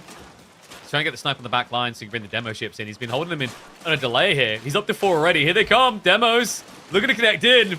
This is a hell of a gambit, but it looks like it's working. Archer ship goes down. Fishing boats can't save it. And the demos are connecting. Where is the recovery arc for this? He's got his own demos coming. We may lose everything before they see the light of day. The timing here from Vortex is just impeccable in game number 2. He's looking to close it out even faster than game 1. The fishing ships are now under threat. There's next to no naval presence any longer for Numenor here. He instead heavily invested onto land instead, and now heavily suffers on water because of it. Now the demos, actually, what the hell was that range? Some of the ships. That was something. Mate, that was the bug, wasn't it? Yeah, that was the bug. He was aiming at the explosive ship, but it died as it took him out. But the spring was released, so it goes infinite range and it hits the archer ship behind. Are you kidding me? That can go like way off screen. I've seen that happen. It's actually insane. But that's the perfect thing to hit. Like there was 2 demo ships waiting to come in. Vortex just gets the perfect trade there. And you saw how late his reaction was, right? Like he was milliseconds away from demos connecting and getting the whole fleet straight away. Like, this is the thing. Vortex, he lives by the sword, dies by the sword, by a needle's difference here. And something that definitely, if it stepped on a needle, would scream like the rest of us. These heavy elephants, they're coming in, but they're definitely going to hurt more than a slight brick. Yeah, even worse news for Numenor, like you mentioned. Double healer elephant, double raider elephant, spearman as well. The pilgrim is way too relaxed for what's in front of him. Oh, it's just, I've been to a zoo before. They're such friendly creatures. They never are. Chevalier, which are just, in this situation, worse. Raider Elephant, Stampede. Did he activate it? I think he did. Not really. Yeah, one of them's waddling around a bit. Here we go. Activates it now. Tries to move with it. Heal Elephant being targeted down, but this takes a lot of effort. However, he split them up. He actually splits them up. Numidon, formation shuffling to try to move away. Vortex is going to lose both of them simultaneously. The reinvestment into land. Yeah, very nice payoff here for Numidon, right? He sacrifices a good bit on water, but gets value on land instead. Now, this is not direct economic damage, so he's still quite firmly behind, I would say, but this is the sort of trade that he was looking for. Taking those out, big win for Numidon. Not out of it yet. Still has quite the fighting chance, and as we mentioned, even though he's quite behind on the Navy side, those docks, as we mentioned before, is the prime place to fight. So it's going to be very difficult for Vortex to fully eliminate Numidon on water. Oh, and we know what this means, don't we? Yeah, I think we know exactly what this means. Just in case water doesn't go well, let's get some land eco. As I like to call it, a food pit mine. That's right. For those who aren't aware, Tuklakabad Fort, excuse me, as one of the governors, causing houses and farms in the influence of a fortress, which is just one tile, so that's all you can fit, to generate food per minute. Quite a nice little bonus for them. It's crazy. Vortex clearly has that on his agenda. I think is it 244 level 1? It might be 244. It's really high, actually, when you cap it out. Yeah. That it is. See, maybe I'm thinking too much. Maybe that's later on. I'm trying. Is it 12 or 16 it starts at? I feel like it's either 12 or 15, I want to say. If I'm not mistaken. If it's 12, it's 144. And then it might be 12, 16, and then 22. Yeah, I think I'm thinking of what comes out. 144 is pretty good still. Like, that's passive food. It's something you're going to have to build anyway. Vortex says, well, 2 elephants weren't enough. How about 6? See if he looks to march out again. Pilgrim gets there just in time as he cheers for victory and then disappears into the nether realm. Not death by elephants, it's death by abduction from aliens. Yep. But he's moving forward. And remember at this stage, Numidon, the trade-off is not even archers that cluster up against radar elephants. Also, it's going to sound weird, but it's like, it's bad having more economy. It's just more things get trampled. And he is spreading wide. He's on deer right now. Live coming in on the water, though. Forcing him back. Numu. He only has a single demo ship to play with here. Archer ships. Already looking for it. And look at the demo count. Archer ships on his side. Not quick enough. And the surround! All the way! From the back! Vortex reminds you why you never play Holy Island against him. That's one way to cancel out the extra HP, is to just have so many demos that it just doesn't matter. Pure overkill, and it pays off here for Vortex, as Numidon has nothing but a springboard ship, and, well, that's it actually, as the demo's gone now. That's all he has on Goodbye to that too. And yeah, he can say goodbye to that too. Only the docks on our left. On land as well, he's getting pinned into his base. Numidon has by now switched onto the deer, which if Vortex discovers, that could be very scary. And just look at the military on land as well. Numidon has Chevalier, has archers and spearmen, but Vortex is matching those numbers, not even considering the elephants here. Trample time? Whoa. Thinking about it. Hey, forwards for the radar elephants. Spearmen need to be thinned a bit faster though. He's trying to min-max this using the healing. The heal elephants themselves are actually substantially tankier than the raider elephants. That spear count from Numu on the chase. Being thinned fast. Many of them left. There is a risk that the trample comes out and forces them to fully retreat. Chevalier are just trying to bypass. They go for the back line. The injured heal elephant now being targeted, but he's going to turn for the trade. This is exactly what he wants. Reforms towards the archer mass. Numu, no getting away from it. Trample just got activated, and look at the damage spread. There's no escaping this. Full pursuit. Headbutts him down. And a bigger lead than when this began. Numu, there's just really not much left that he can do. He still hasn't even got the... Finally something dies. There's just too much here. Numidon to deal with. The elephants. If you can't actually kill them the moment you engage, or very shortly after, the healing just provides an immense amount of value the longer the fight goes on, and it's only going to get worse and worse. And once you have a healthy archer mass behind the elephants, that's when it gets really, really scary here for Numidon, as we can see it. Double Pilgrim now falling again for Numudan. Earlier, some made through. Actually managed to slip through on water all the way to that sacred site, giving him much needed gold, but it is way more than that. Last time, it looked competitive because he had so many spearmen. This time, it barely registers. Enough archers to snipe them down. Almost perfectly one by one. Raider Elephant's going for the final tap. Chevalier to dive to the back. But, you know, this is the thing. Like, yes, it may look like he's dealing with the heal elephants, but it's the Raider Elephants now. The Raider Elephants are not being resolved. They're actually better than Chevalier. They stand their ground against it. And the Stampede, he goes for the workers. And he gets right on top of everything. The archers, they turn back into it. There's no getting away. Numudan fighting tooth and nail to stay in this second game here, not wanting to find himself on match point, and does a great job of fighting. He can tell he's microing his butt off here, but the numbers just aren't there. The eco is no longer there. Vortex almost doubling up, close to. Even House of Learning behind this. How does he do it, man? I don't know why we're even still in this game, right? Like, I respect the perseverance, but it's hashed out. I mean, it felt disastrous from minute one for Numu. But, like, you're playing against Fishing, you're playing against Castle. The Pilgrims, I think, are like 50% getting intercepted. And all that effort, like every single iota of effort, now just going to be repaired. So many Raider Elephants still alive. Once these are upgraded, I mean, the Spearman mass is there for Numudan, but it's Space over. It's like, you know, when you get like a moment of respite to really like stop and assess your situation, you check your eco, maybe you have a scout seeing what the opponent's doing, you're like, okay, let's go next. Okay, like you check your legs, you check your arms. Oh, they've all fallen off. That would be a good time to call a hospital and leave. Just the brutal one. And I mean, shout out to Vodka for not getting too close. You know, I truly believe, like, you know, there's beauty in AoE form. We should get closer to it so we can see it more on the screen. He had the right instinct to stay far away. Those Raider Elephants are the loudest thing ever in this freaking game, and I still have PTSD of the game where I zoomed up against them. I don't know why they're so loud.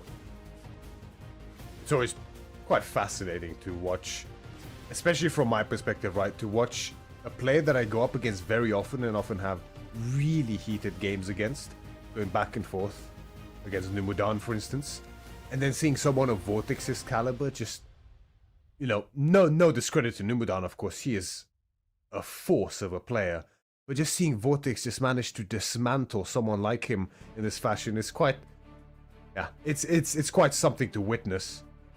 But we are only game number 2 so far. Anything can happen in this series. I am not counting down Numudan whatsoever. Got plenty to go here. I mean, but it's always just marvelous to watch. To no offense him, but basically what you're saying at the end of the day is if you can encounter one of these two in the bracket, you're saying Numudan every time. It's Vortex. Every time you think you're of a caliber, Vortex is one of those players that you then encounter and realize, damn, I've still got some. That's the thing with Vortex, right? Because, you know, you can have games against Marine Lord, you can have games against, you know, B, Anatan, these types of players, and you know, it takes a while, but eventually you slowly lose, right? But someone like Vortex, he wastes no time. Oh, there's no break. You will die in under 20 minutes virtually every time, and that's basically every game I've ever had against Vortex. You know, a couple of wins in there squeezed in, but yeah, it's humbling for sure.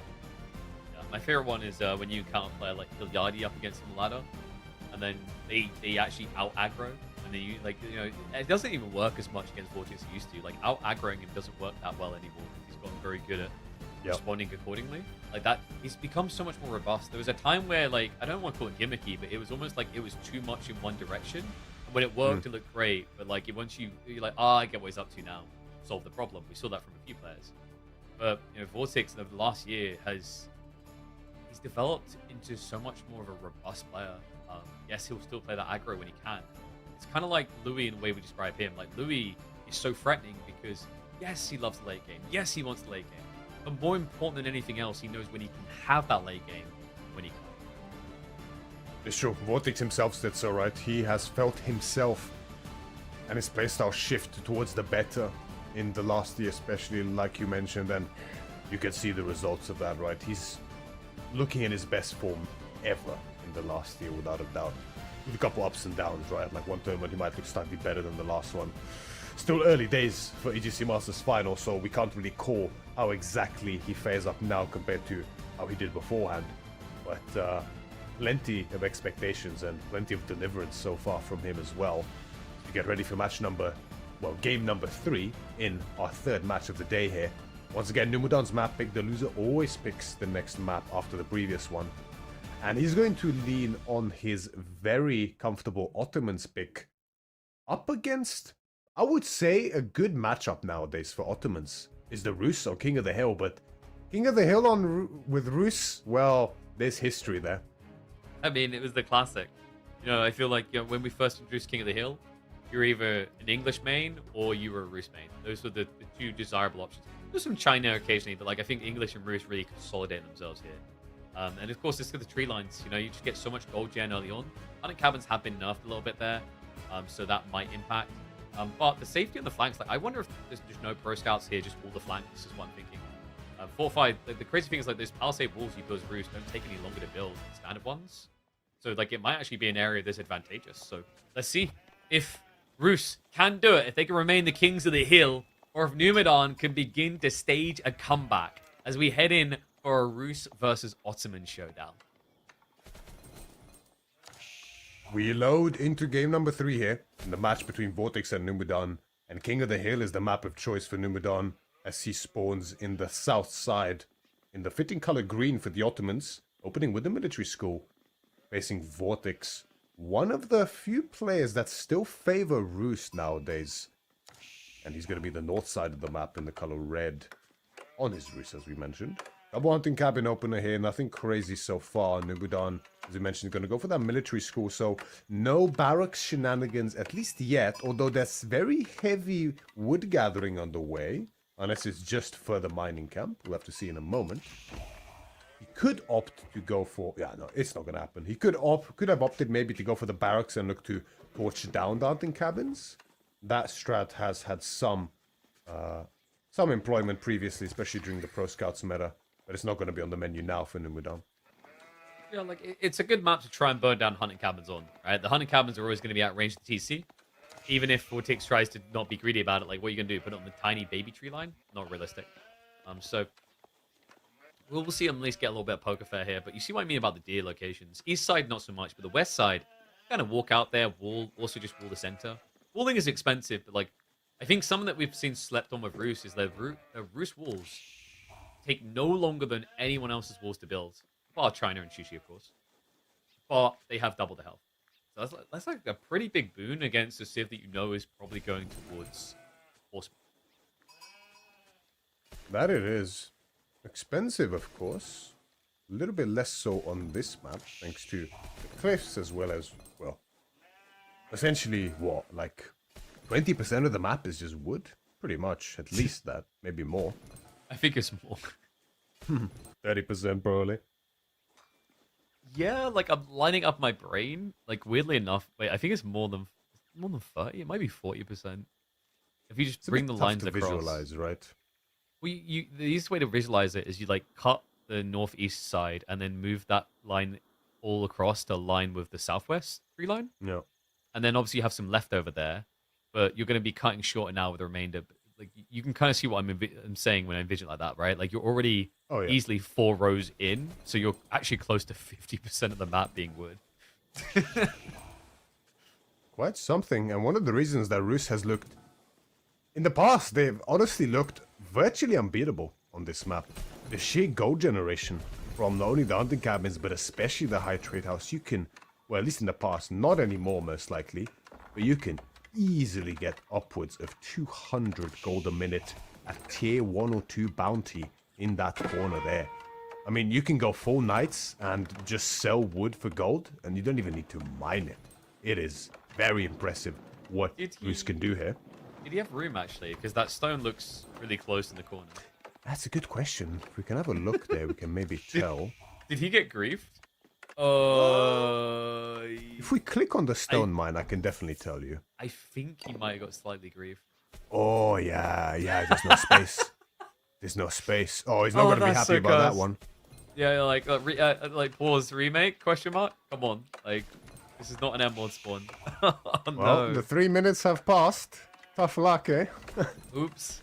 Always scout your corners, folks. Okay, so Rough now one. it's only going to be a 500 gold. We're not 600 gold. Yeah. Yeah. It's unplayable, really. Trash save. It's Go next. it's tough, you know.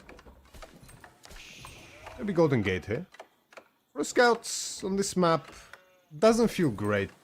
Even in the past, I don't think. I mean, to be fair, we haven't seen this map pool, this map in particular, very often in the rotation during the Pro Scouts heyday, not long ago. So we didn't get to see it. I'm sure they would have went it. As to today, I'm not so sure. I think it feels a little bit tricky. I think there's just easier ways of playing the map, but like I wouldn't be surprised. I feel like it's a little bit of a safety ban for a lot of Roost players. You know, like we're seeing it with China as well, where there's a lot of situations where China probably doesn't need to do it anymore, but it almost just feels too safe not to. Yep. Wooden Fortress is actually placed behind the lumber camp, as opposed to directly adjacent to it on the side, which is a bit unusual, I have to say. I feel like that would give a bit more safety. I guess he was worried about... Ah, yeah, it's a spearman, right? He was... Because on the wood line they'll be out of range, but this way it's in range of the TC. Yeah, that makes perfect sense, actually. Adds in nicely. Also, it's just checking on what Numadon is doing. You're expecting aggression here. I mean, Ottomans can rush castle occasionally. But on a map design like this, I feel like you're better off getting units in. By the way, like, have you noticed how different this version of King of the Hill looks? It does, actually. It feels like... The sides, right? Like this last time we had this, it was fully encased. Whereas now it's got like cut points on the left and the right side. What I love though, and shout out to Caillou, like the thing I love here is the coherency. Although it's a different version of King of the Hill this time, what anchors the same is the way that it's balanced the two sides. They're mostly equal in terms of design. And that's important, right? I mean, at the end of the day, skill is what we're here to see. We want to trump out as much of the random generation as we can, of course. We don't want that to influence the games too much. Inevitably, a little bit of it is fun. We can't deny that, but speaking of fun, the spearmen will have some as they go directly onto the villages now. But Vortex pulls away just in time, as the archer is there to meet them. Yeah, now they can't really get away without taking damage. The archer should be able to stick on top of them. I'm expecting one spear to go down.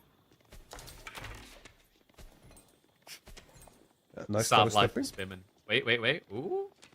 I think he started stepped a bit too regularly, no? Still gets the kill anyway. And wait. Chill. You've got a long stick, but hear me out. Flying sticks are more dangerous. That's right. Stable follow-up actually, now from Vortex, so... it is a lot of scouts. Do we have Pro Scouts in already? I think we must do, right? Yeah, he already primed it. Makes sense. There's gonna be stable as well. Knights most likely on the cards here for Vortex. He knows he's gonna have to fight even for his home there. The Ottoman pump comes in pretty quickly if they choose to do so. Numu, he is starting to prep for attack. So, doesn't feel like there's a breach point, which makes sense with the Wooden Fortress now being up. Like, what would you actually attack here? Just build a few Sipahi, slow down the Pro Scouts if you can. Maybe force Vortex to overinvest in the second age, because like the fact he's building Knights here doesn't feel the best on a map like King of the Hill when you know Ottomans have anti-cav. Yeah. Scaling into Knights here, if you get the value early in time, that's fine. That's good. But, you know, if you just sit back, you know, fight here and there, but don't really win fights too much, and then later on it comes down to really the center, which is what the map is all about, then Cav is not really something you want to have, especially as you mentioned against arguably the best anti-Cav civilization in the game. Yeah, I mean, Ottomans, there's always been that fun discussion. Best light Cav, as anti-Cav, best siege. What more do you want us to say? Massive units, units, they're a civ. non-stop. Yep. Fun civ. No, it's weird. Like Ottomans, I appreciate them in their current state because I feel like you actually have to play the game to win with them. It's not true. as bad as it was. Like, sorry to call you out in this mirror, but you know, when you were making your rise as a pro player, it was just pick it and go late game. Whereas now you have to earn it in a very different style. However, No, yeah. it's really powerful. I do remember the days where, it doesn't matter what you did before. Once you get that Istanbul Observatory, you can just, because you're fine. Gone are those days. Luckily, thank God.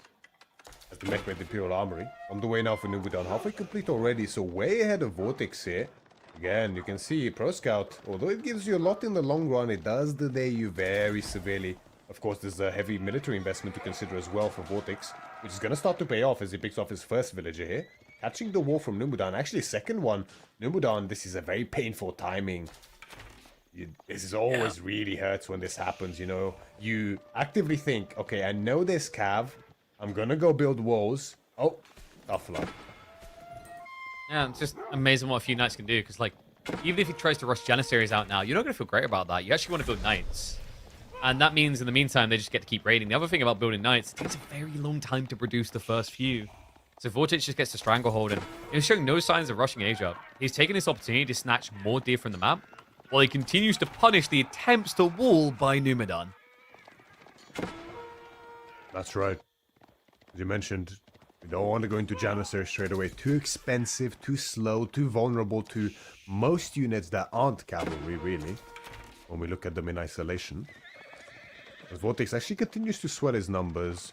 He is in a bit of a tricky spot, I have to say, because he does have great military numbers, but once the Numidan's upgrades start coming in and his own knights, really Vortex can't contest this too much, as the Wallalol getting close, but not quite. Yeah, there's a little bit of a panic moment there when the knights start to move. Like, hold on, what are we doing? Yeah. It's not... We're seeing way too many Roost Knights turn to green today. So number one wall attempt's going to come through. That one early enough, but of course we just recycle the charge, and that means the Imam point is just going to be fully burnt. These are great catches by Vortex, for sure, yeah. Oh, catching these Imams as they get the... Oh, and another villager. This is the thing. I mean, if you just keep raiding, you can keep finding the value, even an age behind. Now, the knights are dying for this. At least earlier He's sending reinforcements. Like, Vortex is cutting him off ahead. I don't know if that's intentional positioning. Oh, that's like, quite bold. Yeah, because, like, Numidan's knight should now win that fight, so you have to be careful. But circling like a shark, man. He's everywhere. Yeah, you could argue maybe the castlage from Numidan maybe was a touch greedy. I mean, I'm sure he probably expected Vortex to go for a quick castlage turnaround time. It's quite hard to reinvest into Feudal after Pro Scouts in this kind of a situation. But Vortex does so regardless and catches Numidan off guard because of that. Vortex actually forced to go into space here, prudently so, because once this cavalry mass reaches his base, and the knight's dying as well, it can get scary. And then they're already on the way to the base. Like, he needs them ASAP. Vortex, I don't think he was wrong in his move he's made here, but Numidan's reaction has been astute. It's not just knights, it's also the Sipahi. He's just looking for bulk to give him a flood point, and he will be found in the corner. You cheeky son. No, these archers, that was what I was questioning when he got scared away with his knight. He was walking these archers in front of those knights coming home. I don't even know how they got this far in the base without being seen. Numu, what? That's a charitable donation. Thank you very much. Third military school. Blueprinted now for Numidan. That's going to be on the way, so that's very nice. That's all the military schools he needs for now. Of course, the Vizier point will unlock a fourth one once he does go for it. I think we've only had one, or maybe two Vizier points so far. Have a look. Could be, what, two at this point, I think? Could be two, right? Yeah. Okay, we did go for it. Yeah, so he can get one more soon enough once he decides to get the stone for it. There's plenty more to invest into. He will need some new imams for more relics. Vortex. Yeah. I like what he'd done, by the way. Like, he didn't go for Anatolian Hills, right? Because what he'd done instead is he walled the east side. And yes, it did cost him a few workers attempting that. But it means he doesn't have to waste the point in the sheep now. He gets to lean into these more greedy choices like the military campus.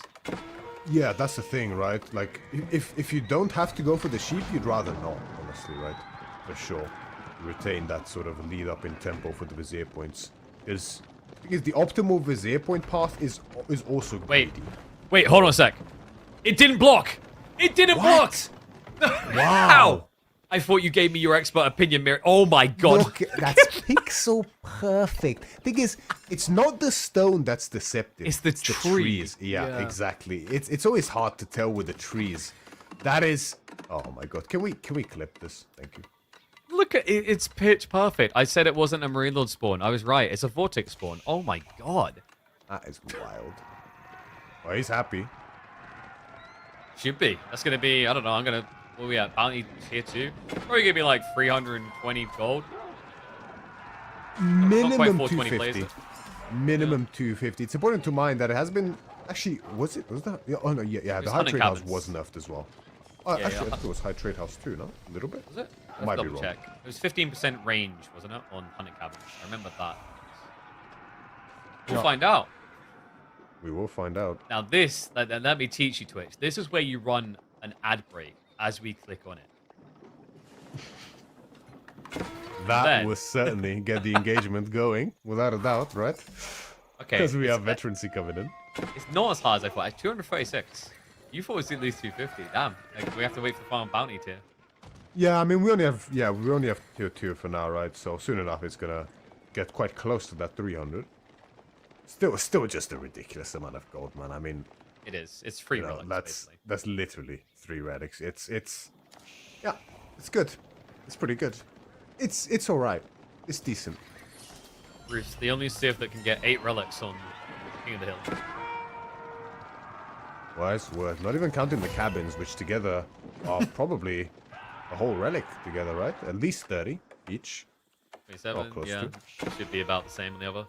Yep. Okay. 50 gold a minute there as well. Hence, more knights on the way now. Flash comes in, does snipe on the siege weapons. Warlord gonna come out. Numenor says, "Get off my lawn." They all right then. Fair enough. Being very aggressive here, actually, I have to say. Maybe overstepping a little bit. Yeah, definitely. Again, Springles now, the Spearmen, they just got wiped. Janissaries, it is gonna be the panic button. Get out of jail free card. Comes in clutch here, especially against this many knights coming through. And now Numenor, well, he has a push point here. Yeah. And the thing is, I'm not even sure that he actually needed these Janissaries. With the Springles, as long as the Springles stay alive, the Spearmen will die. And the Cav presence is too much from Numenor. Even against Vortex, is technically superior Cav. At least once he gets Boyars, which I don't think he has yet. So not superior at this point in time. But, you know, having the Janissaries will always be good. As Vortex's knights get cool. No, what? I just... It's all gone wrong. I don't think Vortex... Is he going to have time to remax now? Do you know what happened? He wanted to flank around the left, but the wall is up, so the pathing ruined him there. That has lost me so many games, KP. You have no idea. Like, against who? You playing Voldemort? Well, no, in general, too many. Or Wham, for that matter, right? Wham, Louis. Yeah, well, Louis, as I like to call him. You're like, oh, there's no possible way someone's walled this area 8 minutes. Why is it walled? Yeah, all of a sudden, you're running out of the TC. I'm like, no way he walled there. And then I lose my knights, and I'm like, okay, he walled there. You know what we need? It's the thing that like Dota has, which is when you hold a button, the pathfinding turns off. Do you remember the one? I don't know if you use it. Like how many people do? Yeah. I do remember setting. I didn't use it, but yeah, I know the one you mean. That would look hilarious on replays as well. Just knights there running against the wall. Yeah, that would be wild actually. Knights. We have, oh wait. There's still a gap. There's still a gap. Squeeze. Squeeze. No, there's not. Wait, don't listen to me. I'm a caster. Oh, God. I had a feeling because the wall doesn't look right for there to be. Like, why would you walk there anyway? That's crazy, man. What? I think he was looking for the tile that wasn't built to burn. It just doesn't exist. This is like in an old school RPG where there's just an invisible wall and you can't go there yet, even though it's like completely open. Yeah, it's like Modern Warfare 2 when you're like, oh, I can't get out of the map. Okay, if I find the perfect pixel, I can elevator glitch out of this thing. That's what we need next. Maybe a force jump mechanic soon. Trademark. Or we just Skyrim mod this, and you go up the cliff and down the cliff. Just sliding. the infinite speed glitch from Skyrim as well while you're at it. Just keep running up and down, catapult across the map. Numadon just all of a sudden his TC explodes as a knight hits it that hard. We do see now. I mean, Numadon is just full Sepahi pretty much at this point in time. Yeah. Alongside the Springolds and Vortex. Yeah, this is what hurts, right? In this mid game when you realize the Janissaries are there. It's like, well, I can't really go Knights anymore. Not on this kind of a map. There's not much to raid with so many walls. And, you know, it is Numudon. There's gonna be walls, you can bet. Yeah, we're past that 15-minute mark, remember? First 15 minutes, I'll be aggressive. Then, how's 50 minutes sound? That's right. So foot infantry it is for Vortex. Many space. Lots of archers. Now men at arms as well. Which... It's tough nowadays, isn't it? It's tough. It's like, it has its place, so he's trying to litter them to minimize the impact of Janissaries. But, like, the problem I see here, Vortex's archers have choice paralysis. They need to eliminate the Springolds and the Janissaries really quickly. And then they're still worried about dying to the Sepahi. Yeah. So many targets, and oh god. It's an ambitious spread. It's a very thin spread. It's like trying to get a knob of butter across a whole loaf of bread, and it's going to lead to Vortex being dead. It's... Honestly, that fight wasn't even close. And that's Ottomans for you in this kind of a position. It's such a great map for them. And Numadon showing you exactly why. The siege advantage, the cavalry advantage, there's just little you can do against it once you... I mean, we saw Vortex built up a lead. He just tossed it to the extent that he's even. And, you know, that's all Ottomans need. And Numadon, with exemplary gameplay in this game number 3, fights back and picks himself up a much needed win here. So very well done there, Vortex. Now, I'm going to go back to the drawing board, and as we mentioned before, right, despite the very decisive first 2 games, Numadon is a motivated player, and you know, he practices a lot. He knows what it's like being 2 games down and understands that not all hope is lost. Just recollect your thoughts, focus up, and there's always hope, as Aragorn said. What? Wait. That was a trilogy too. So we're past the trilogy. You need... Oh no, that's Hobbit territory. It might be doomed. No, we'll have to see though. Numadon, I mean, this is like the rally point, right? Like it's the confidence boost you need. Maybe start propelling yourself. But for Roosemains who are watching this is exactly what you needed. The Reddit post is loaded. Quick, hit submit. Roos over nerfed. Look at what happened. You got your proof now. They can actually lose. Indeed, they can. And maybe not so rarely these days. We think. I do wonder if not losing that cavalry might have made the difference here for Vortex, but honestly, I'm not sure it would have. I mean, he lost, what, 6-7 knights, which, yeah, is significant, but would it have been enough in this fight here? I'm not so sure. The Janissaries, like, look at the count. It's still so high. Like, yeah. I don't know. I think the problem there is he just, like... It's almost like you need a cajillion more archers, because you can't solve the Springald problem. But if you have a cajillion more archers, then the Sepahi are just going to eat you. It's at that point, it feels like a foregone conclusion. But it does mean we're not just going to get a 3-0 stomp. That means the day is going to be very long now. That's just predictions coming in. Next up, though, it ended the last series in game number 4. We've got Delhi versus French.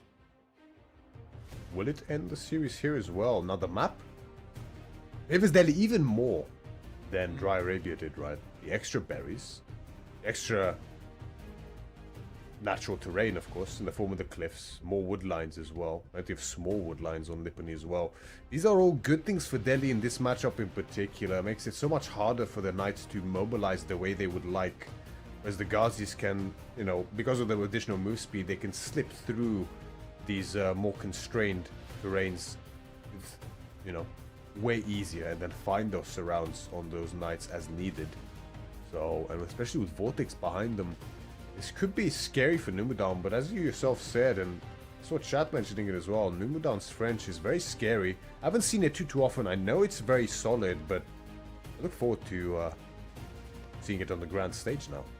Yeah, he's a bit of a beast when it comes to this Civ. I mean, it's more his ability to macro to late game. Like, he's a French late game enjoyer. Like, most people say he's a late game enjoyer overall. But, you know how it is. With French, some people just love the raid, the early presence, the domination. Numadon, whenever I see him play French, it's like that early domination is so that he can have his late game, right? It's the cake that he doesn't want to share with the rest of his group. It's true. It's very true. It will come down quite a bit to those deer as well. Yusuf Numadon will go for a similar approach as Demu. Let's just hope the sheep split will not look similar. Oh god, that's gonna be a PTSD moment for at least one person watching. I mean, in fairness, Pro Scouts is the crutch, the great equalizer to a certain degree, but I mean, it might not be as impactful this time around. But there's even more berries for the berry lord. So Vortex, he's up on match point. He's one away from sealing the deal. If it doesn't end here, we go to Coastal Cliffs, and the pick potential is kind of wild. Maybe Lancaster, maybe Macedonians, Sengoku on the other side. But before we can talk about new civs, we have to go for the good old fashions. Delhi versus French in the Berrylands. We witnessed Vortex here on EGC Masters Final, looking to close out his first series of the tournament. Here in game number 4, piloting the Delhi Sultanate on Lipany in the color red, facing none other than Numudan in the color green, as the French looking to claw his way back in this set and put a win on the board against one of the world's very finest players. As the mill opener is underway for him, another wheelbarrow start here for Numudan begs the question of Pro Scouts, whether it's on the menu for him today, or is he more of a lamb enjoyer as opposed to venison? Gotta get on the deer side of things, right? Like, this one like this for Nimu, it's pretty nice. Especially the clustered in the corner. I don't know if he'd ever just proxy these. It's kind of unfortunate the Pro Scouts just feels inevitable for French, because like there is ways he could play the spawn without it entirely, and it would give him more tempo. Because the idea is like the initial deer is between you and your opponent, you run towards it. Secondary is like actually huggable, where you could wall yourself in the corner. But I'm saying all these things as if Pro Scouts isn't going to be the first thing he does, guys. Like, come on. Wheelbarrows are in the way. Why? Because I need to put more people on gold. I do think you can make a real strong case for skipping Pro Scouts here, especially. Just like you mentioned, the spawn's actually so good for it, really, when you look at Numudan. All it takes is a very cheap wall from the first wood line to that big stone, to that third wood line, and then towards, using even the smaller wood lines. I mean, that's less than 300 wooden walls. Obviously, you do it later. And you secure yourself an immense amount of food in the 2 deer packs. Gold that you need for almost the rest of the game, essentially. And these are the sort of spawns that Numudan loves. He does tend to lean more towards the macro side, even with aggressive civilizations like the French. So it will be quite interesting to see whether he does look to prioritize that early on. Looking like he's doing pretty good on sheep as well, which can be a challenge up against Delhi, considering they don't need to come back. And again, Vortex did hang around on the sheep a little bit there, clubbing at the beginning. What's the overall sheep pool looking like? I feel like Vortex doesn't have much. No, and they've just encountered each other. So is it 9? Newman must be like 13. Ah, look at that. I've watched too many games. Good. Way too many games. Pretty good indeed. So Nobudan actually picking up the lead in this one. Perfectly done. Perfect Civ for it as well. Means he could actually have a bit of flex where he doesn't necessarily need to go for Pro Scout straight away. Which, actually, I like that more here. Like, you can still do Pro Scouts, but I'm a much bigger fan of delay, where you go 2 to 3 nights instead of 1. Because you know how it is. Like, most people go in Pro Scouts as 1 night and then just greed. But you don't really get much constriction on your opponent's base with that. Yeah, the double triple night opening to Pro Scouts, that was very common in French JD matchup especially. And I think it can have prudence here as well. It's a similar sort of dynamic, right? The early cav bump from both. It could be a decent idea, I'm going to say, honestly. We'll see whether that's on the menu here for him. I haven't seen many players doing that, frankly. It'd be quite cool to see it employed by others as well. I think it's nice because of the split spawn. Like, Vortex has his berries on the south side, his gold on the north. And that gold feels really far out there, to be honest with you. Maybe just a map perception, but yeah, you look pretty naked and exposed out in the open like this. Yeah, School of Cav as well as Dome. Very soon to finish here for both players. You can see the delay here that's caused a little bit by the wheelbarrow, right? Yeah, the macro, it's 4 on gold, right? Already up to 200. That's how you know. Yeah, this is definitely pro scout. He's no it's like there's no reason you wouldn't have like set the School of Cavalry to be a bit faster otherwise for the timing. Yeah, exactly. Yeah. Ooh, another pro scouts game, guys. Been nerfed. So one night, and we should be seeing PS. And then that's where you lose like the tempo, right? Because then you've only got one night, so you're going into probably 2 to 3 extra scouts. Let's Vortex just open with Ghazi instead. See the stable coming up, no surprises there at all. Gonna look to put on the pressure. Vortex actually does this very well, I find.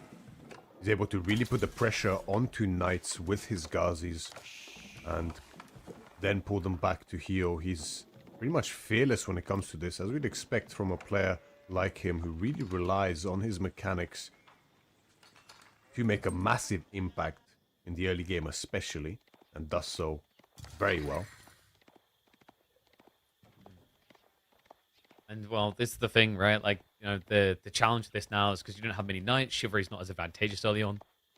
You mentioned the previous Delhi French game, I swear, like Ghazis just pull back, get healed, come back again, slowly grinding you down. So it does really put a lot of onus on Numidan to make sure his positioning is pristine and not overextending.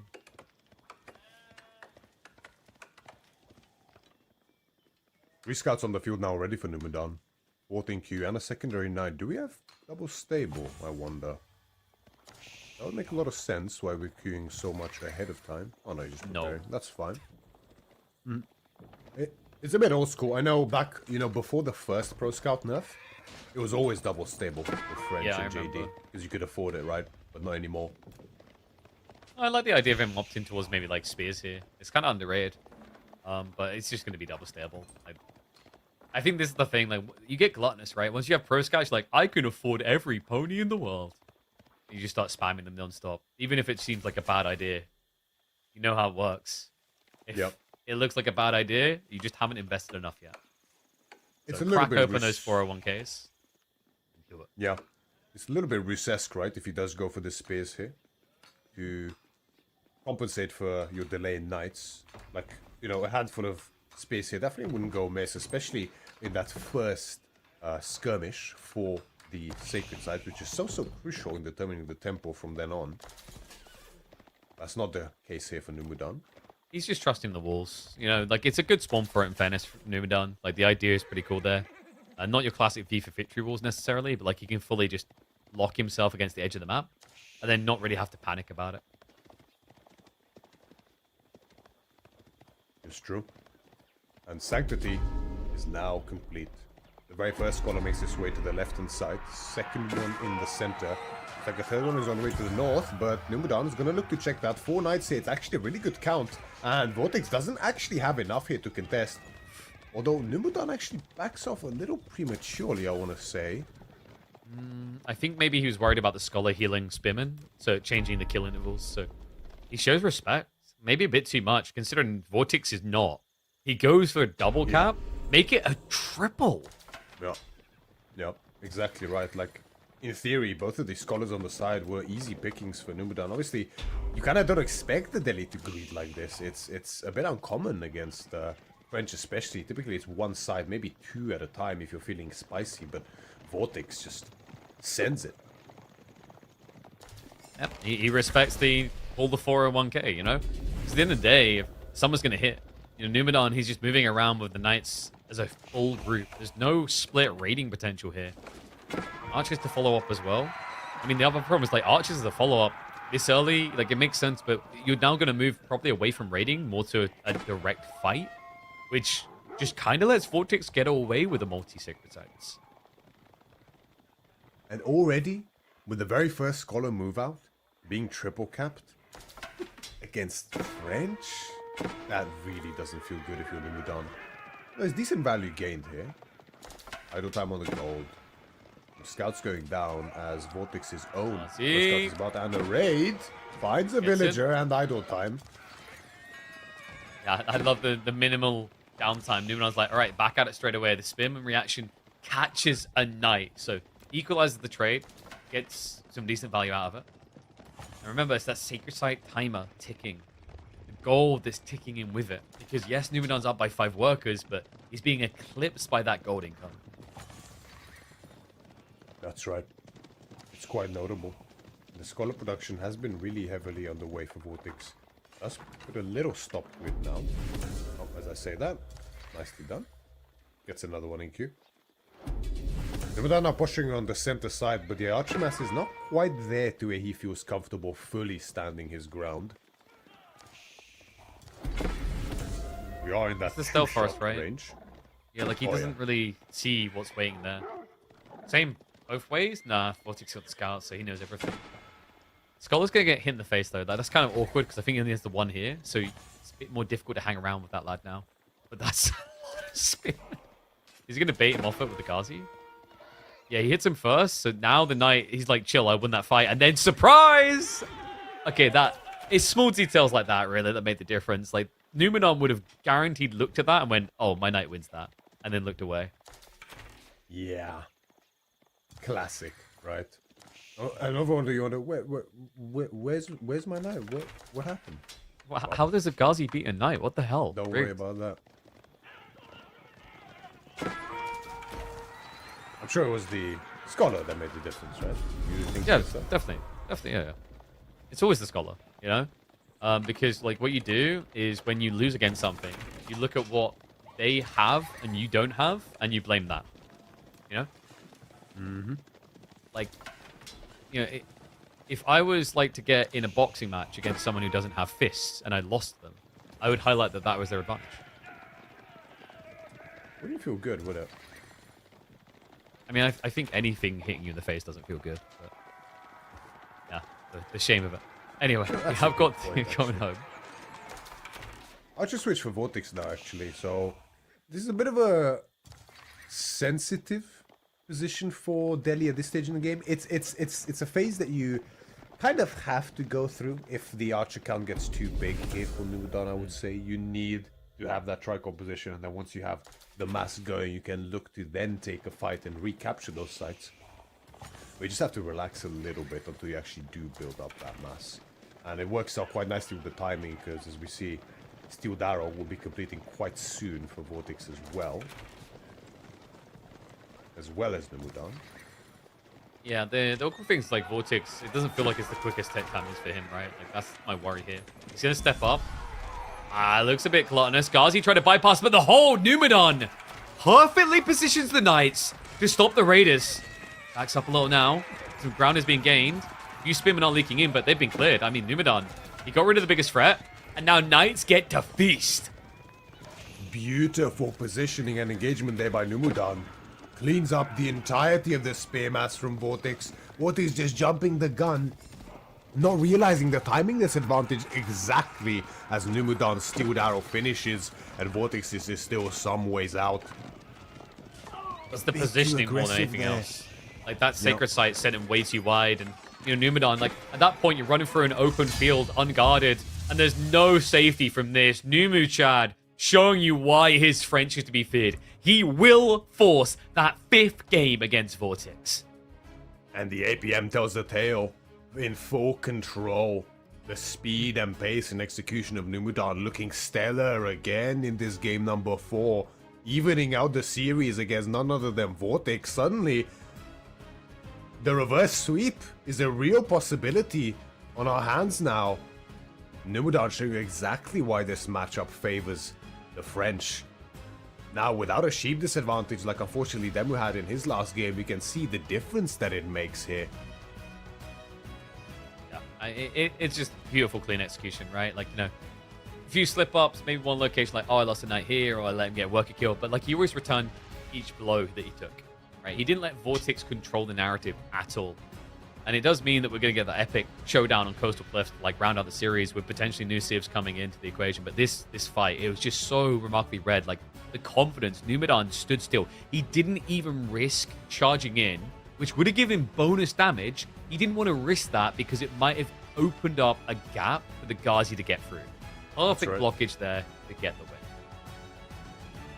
Oh, it's a boring It's match. very well played and executed.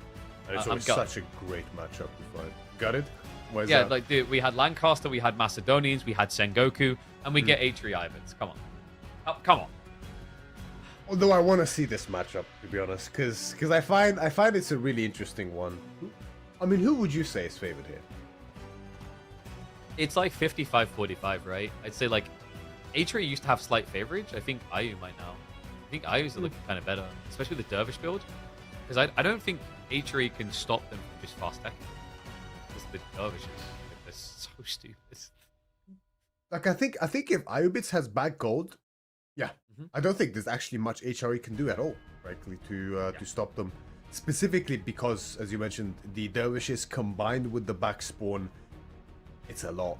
It's a lot. You don't really have the timing to actually get much damage done there as HRE, and if you just rush castle, you will get there first as HRE. That's true. You might even get 3 relics. That's true.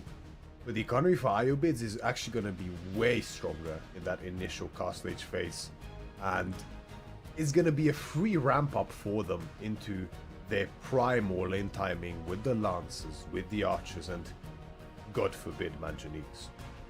Yeah, I think it's also like the Desert Raider. Like, if you're going to fast castle HRE, I build 1 Desert Raider, 2 Dervishes, and I dive you. Because the heal is ridiculous.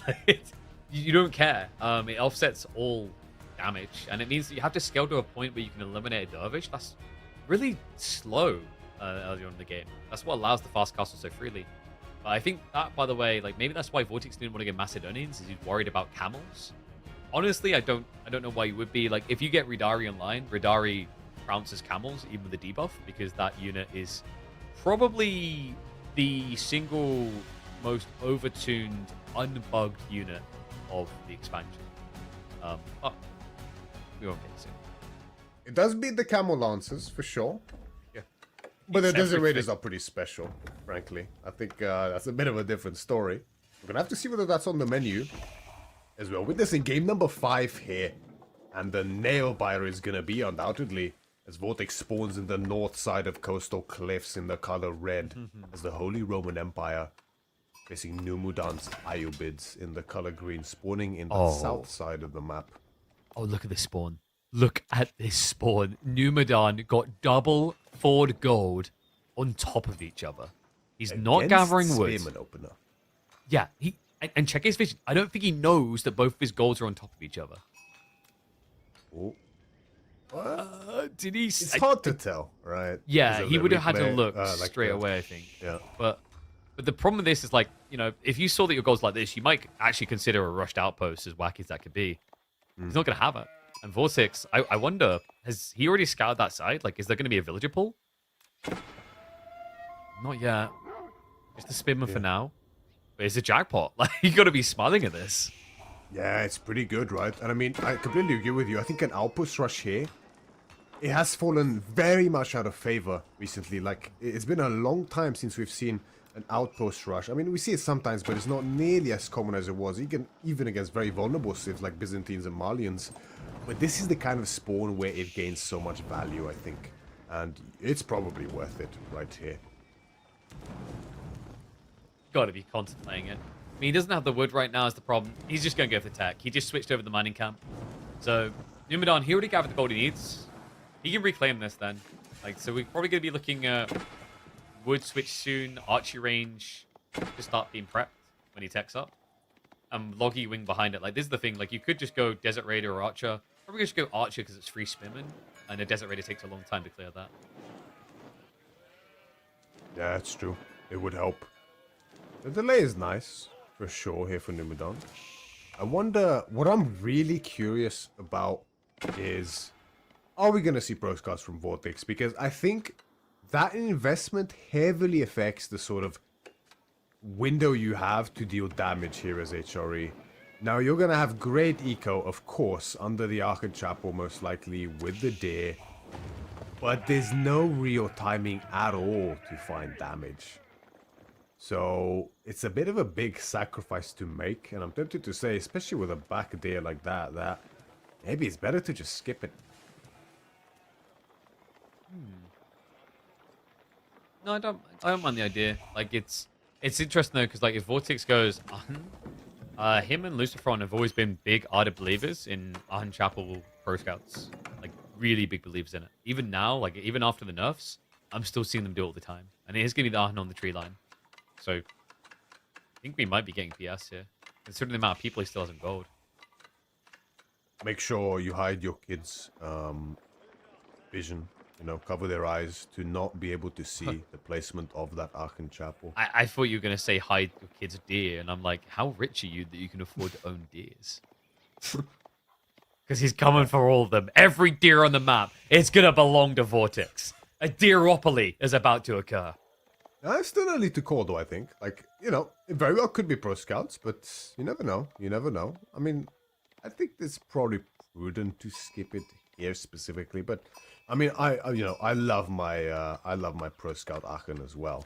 But, you know, I think Nobody it's very loves matchup it as stuff. much as Vortex Lucifron. It's still 4 on gold. Yeah, okay, yeah. It's always the 4 on gold. You know? That tells you everything you need to know. Too much of this guy, okay? I'm telling you, like, they're the only ones so ardently still going Pro Scouts on.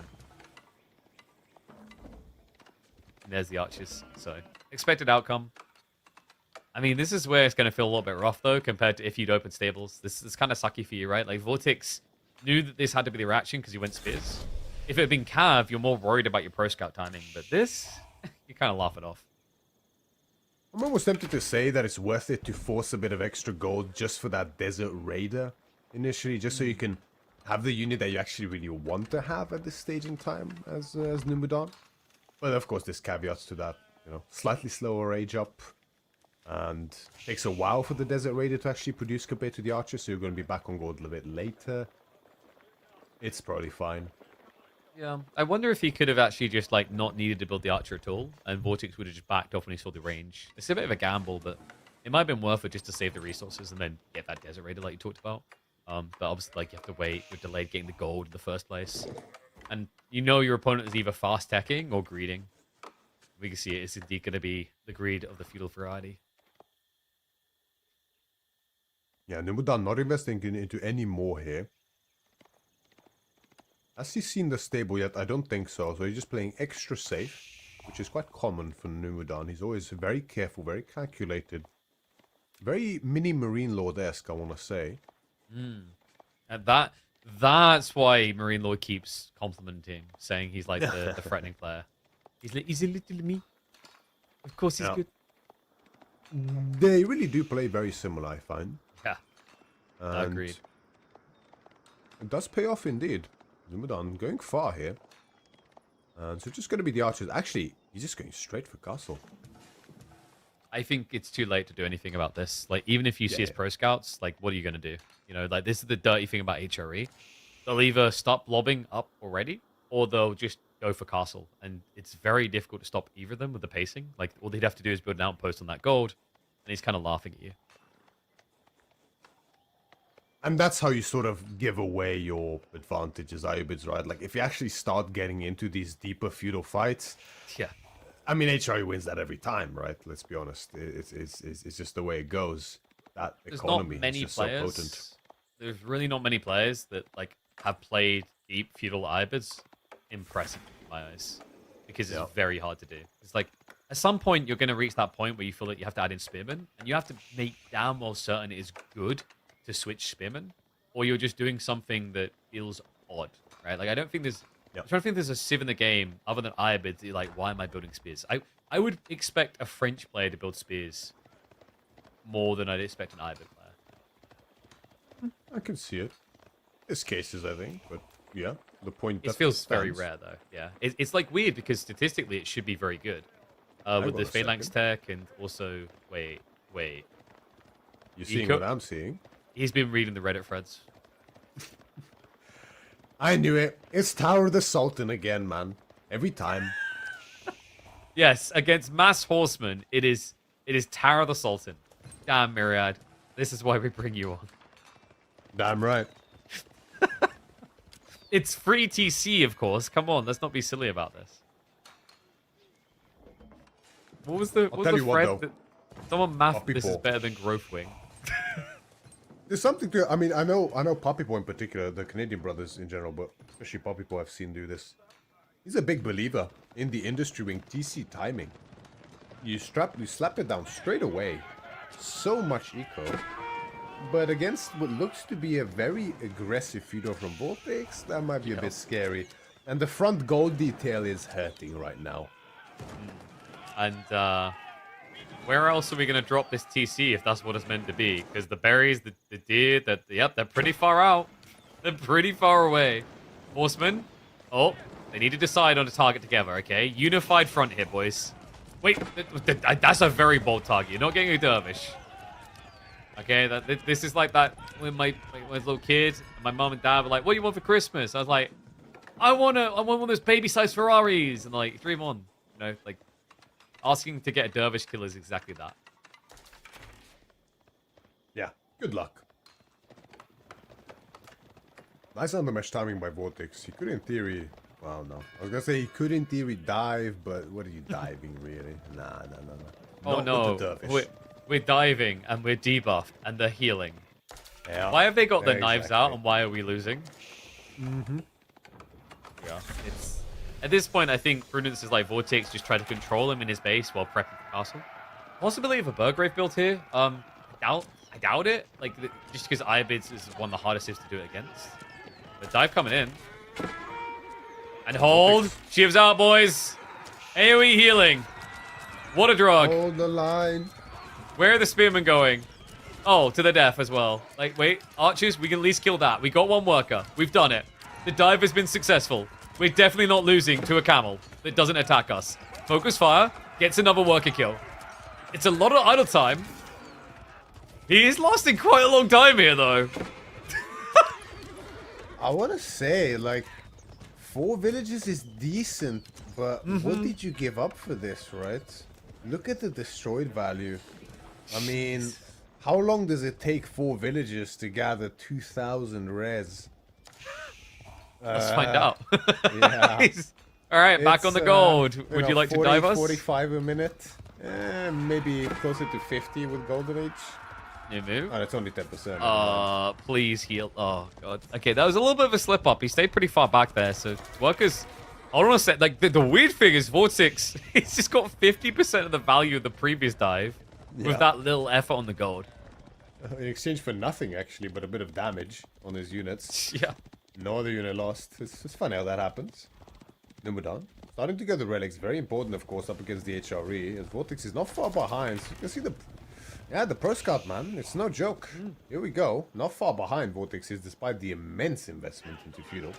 I mean, you said about, like, the difference in destroyed value, and this is the thing about Regnit's... Aachen Pro Scouts.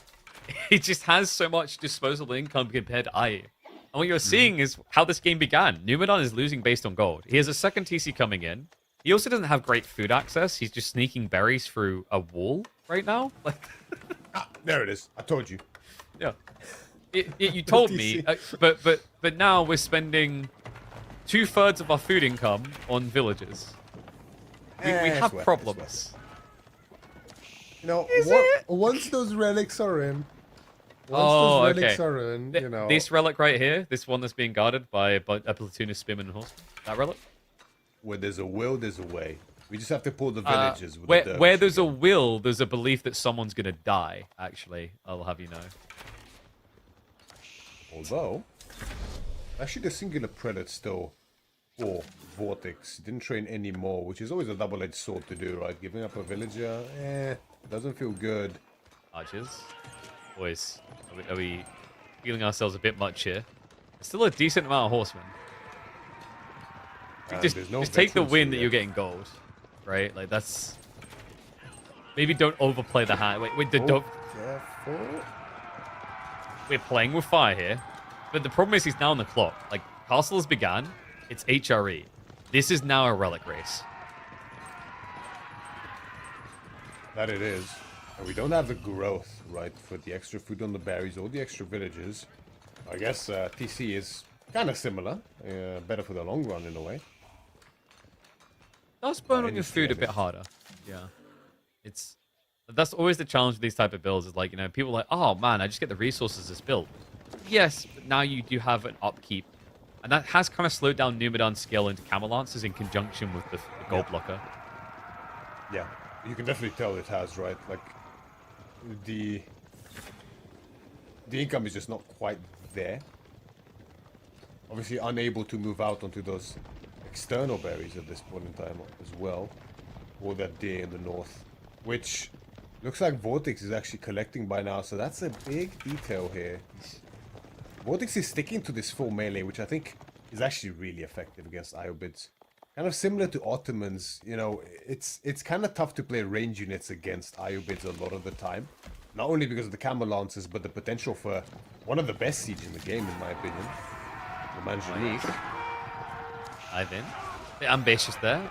Realize, this is mostly just horsemen. He did miss an important detail, though. The Dervish, not past this force, just snatched the Central Relic.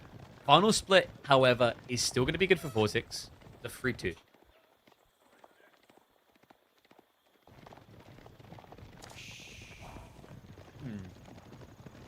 I wonder... Is Vortex... I wonder if he just tries to set up to dive at the back of the base. It's a little bit risky now that Camel Lancers can go and raid you.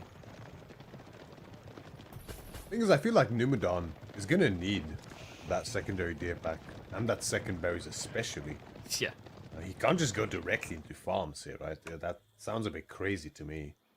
But if Vortex is present enough in that area, Numidan might have to, and there might be a dive point in a minute or two or so for him. Once the blob gets too big. Night Count isn't playing fast. He's mirroring the Spinman alongside it. So Numidan, Onus is on him to micro a lot harder here. Full mosh pit. Full chase.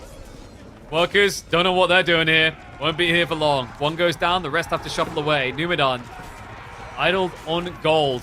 Holds the choke point. Wrap around the north, though. He's trying to use his base to leverage an advantage with limited melee, but no dice. Vortex, he gets the pristine surround to hit the workers. Don't know where the hell they were going. Numu should stabilize, but that's the entire eco lead he just built up gone.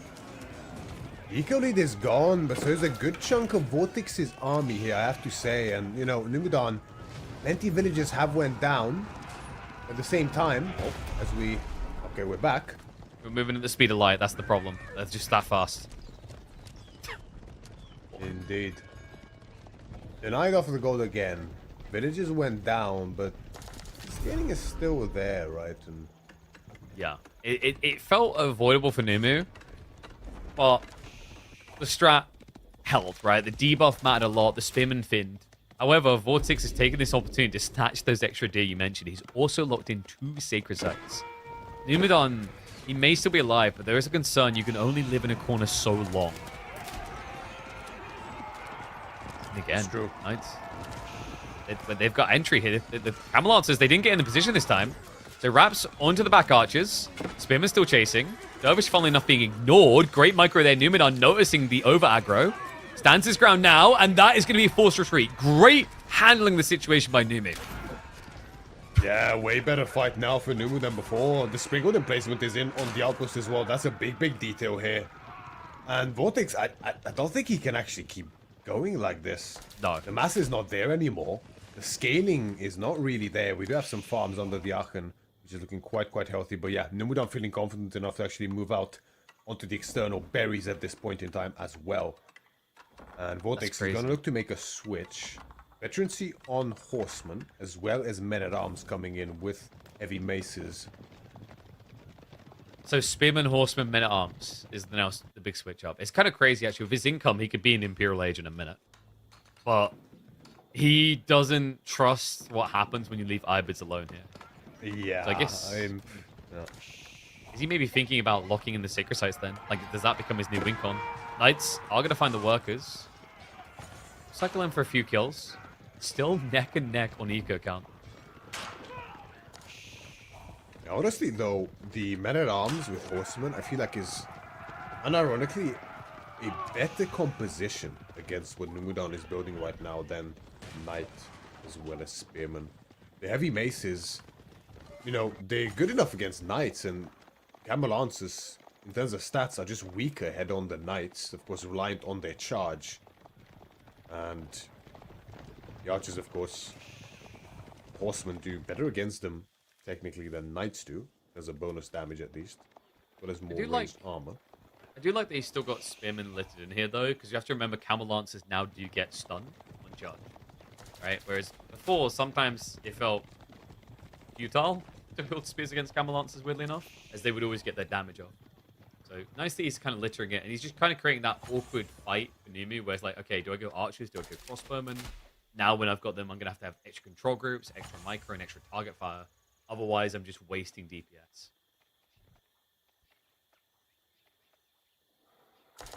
Still a firm control over these sacred sites Vortex has. All we need now is a few outposts to reinforce those positions further, but always a big investment. And not easy to get them up. No, and we do have farms coming in. Like, this is sustained food income now. Like, I'm getting a bit worried that Numu might run out of wood before we can get farms for the line. And great raid out to the stone. Every single time, it looks like Numidan's about to have a worker lead. Every single time. Vortex does something. And he's doing it big. Are you kidding me? The horsemen come in on the other location too. Pinches them. More workers are scrambling in the area. What is going on? That's a massive pick off here for Vortex. Almost fully surrounds those villagers, but even with them able to escape, he kills so many. Yeah, he just cannot. He has to get behind the wall because he has barely any front line. Like, mass horseman was clearly something Numu was not expecting. There's a switch up, right? As we mentioned, the horsemen so much faster than the knights. Able to swell the numbers easier. Better against archers as well. And that men-at-arms spearman combination. Oh. Mirad, look at the worker difference now. It was a difference of 1. Half a minute ago. This is ridiculous. Vortex showing you why his unbridled aggression is to be feared at all times. It's true. Numudan, maybe regretting the industry ring now, potentially. I mean, it's that detail that we spoke of. It is the food at the end of the day, especially on this kind of a map. You don't have much space to work with, so if you're pushed off of food, there's not much you can work with, and Vortex smells blood in the water as the surround comes in. Range units and camel lancers push together. There's nothing left here. He's pushed off the cliff, he's pushed off a coastal, he's pushed out the series. Numu came close, but could not end the Spaniard. Vortex with a 3-2 win, and one of the most aggressive archery games you'll see. Quite the fashion to finish it in. Vortex never taking his foot off the pedal pretty much this game. Only sometimes pressing the clutch to go in a higher gear. Picks up the win and secures himself the series. Very well fought by Numudan though. Making it really competitive. Almost had that reverse sweep. I think Numudan can be proud of this performance. 2-3 up against someone like Vortex is... You know, it definitely made him sweat. You never want to be on a decider game when you're in a position as someone like Vortex. He definitely did not make it easy. Numidan showing you how he's been rising more and more caliber and skill as a player. Eco Wing, definitely an interesting experimentation, but Vortex, you know, he had you questioning it at points. Like, is this a good, like, this dive here? This looked so unnecessary that he somehow just decides double down afterwards, make it worthwhile. Just selecting those skills, but Numidan should be proud of the performance, like you said. Like, not just the fact that it was 3-2 in the end, but even in this game, there were fights where he outplayed Vortex. Like, there was a fight around the northwest side of this TC where his Dervish, when completely ignored, he kept it in range of healing, and he pulled a Lancer back and baited half of Vortex's spearman to do nothing. It might have been like this dive or the one afterwards. So, you know, the small microscopic details like that, they matter a lot, because we just already said in the series that Vortex is a micro master. If you want to beat him in the long term, you need to be able to outplay him on the granular level. It's very true. At the end of the day, it's the smallest of details building up over the course of a game that eke out those advantages in the long run and result in the better player winning vast majority of the time. And that has been the case here today. And we're done. I wonder really, if we just go classic here with the growth, I think we would see quite a different game on our hands.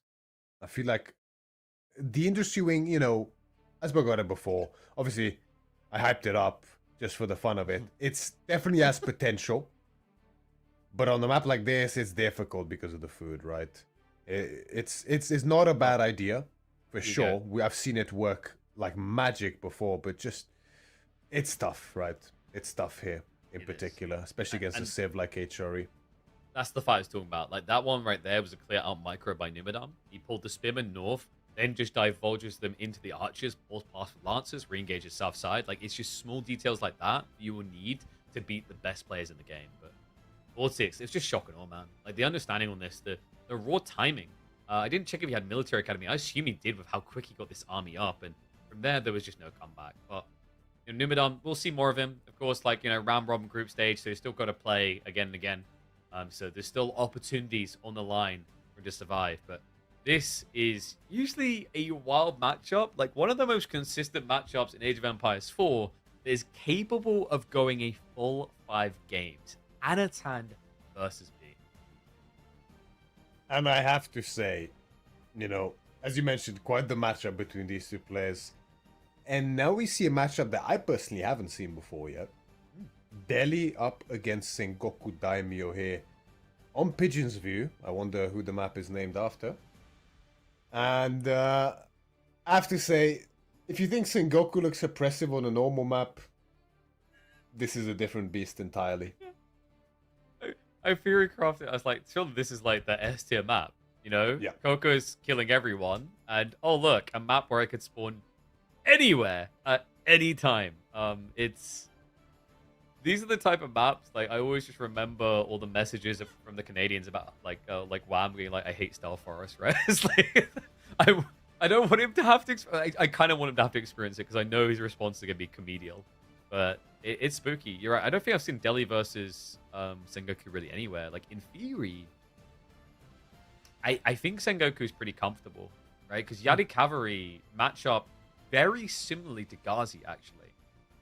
They have a better attack speed and similar health, while barely suffering the damage. Yeah, I think frankly they just flat out beat Ghazi, like straight up. Because you've got +1 extra tech, and then you've got the Daimyo attack speed. So, like, good luck Ghazi. And there's not many civs that can do that. They really aren't. I mean, the thing is, even regular Japanese horsemen, once you have the +2/+2 and the bannerman, they start beating Ghazi. Big investment, but just think of the potential you have here as Sengoku, right? The extra health, the attack speed, the inherent +2 damage, another +2 if you do get. I mean, that's unrealistic, right? It's a second Daimyo estate. But even a couple of the first two, and the move speed as well, it's really brutal, honestly. And especially on this map, he's in for a tough one, I would say, in theory at least. Yeah, and it's like, if you move predictably, 1 frag grenade connects, that's 4 Ghazi, they're probably just dead. Because of them slow and the extra DPS. Like, this is the thing, and that's why, actually, like, that's where the bloomery techs are more valuable. Like, when you add Sengoku's Shinobi into the equation, you have to think of these +1 damages as +1.5 for that fight. That's a really big deal. And the crazy thing about Shinobi, if we're being totally real, with Japan, it's like good tempo, then decreases. But because of the way they've designed them, the tempo just keeps going up.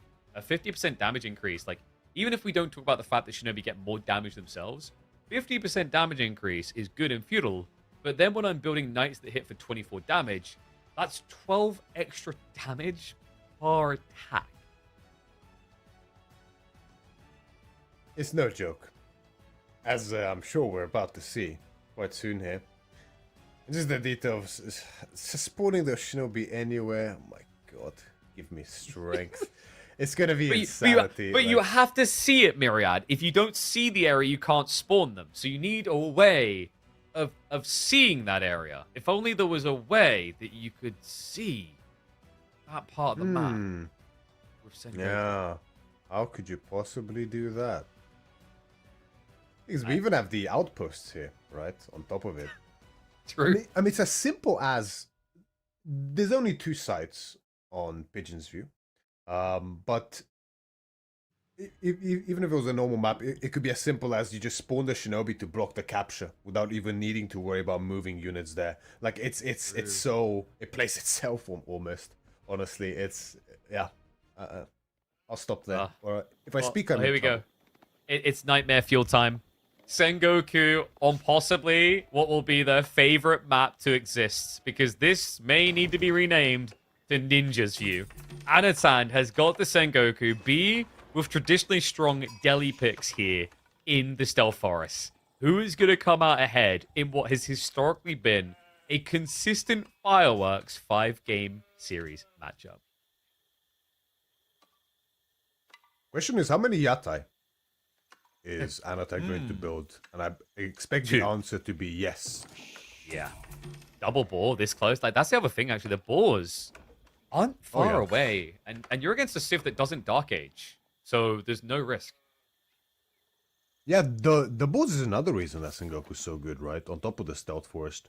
It's closer than, well, I mean, depends a little bit. But generally, it's as close or no, or even shorter distance than regular maps like your Arabia. And on top of it, they're both that close. So easiest 60 food per minute ever on 2 Yatai at least. And then, you know, man, that's usually... I think it's better, actually. He could just go behind his base. Look at the spawn. Look at the deer and the berry locations. That's insane. Oh my god. What? I mean, why take the risk of the board, man? Like, it's actually closer to your base to just do those. That's crazy. Okay. All right. I think we can do 4 Yatai now. Obviously, we need to be fuel for that, but we definitely do 4. Yeah, that's absolutely wild. I don't know what to say. Okay. And on top of it, we have like pretty much almost the perfect Matsuri spawn, right? The gold and the wood, right? Sure, it's a little bit towards the side. Maybe the distance is a bit much, but this is pretty good. Like on top of the double back berries, double back there. Okay. Yeah, I'll let you speak for the next minute because it's okay. Like, because you have to just balance out the good things for Delhi about this map, right? So like the Delhi, you know, they got their berries and their deer at the back. The 2 sacred sites spawned equally from each base. Oh wait, that always does that when we spawn this map.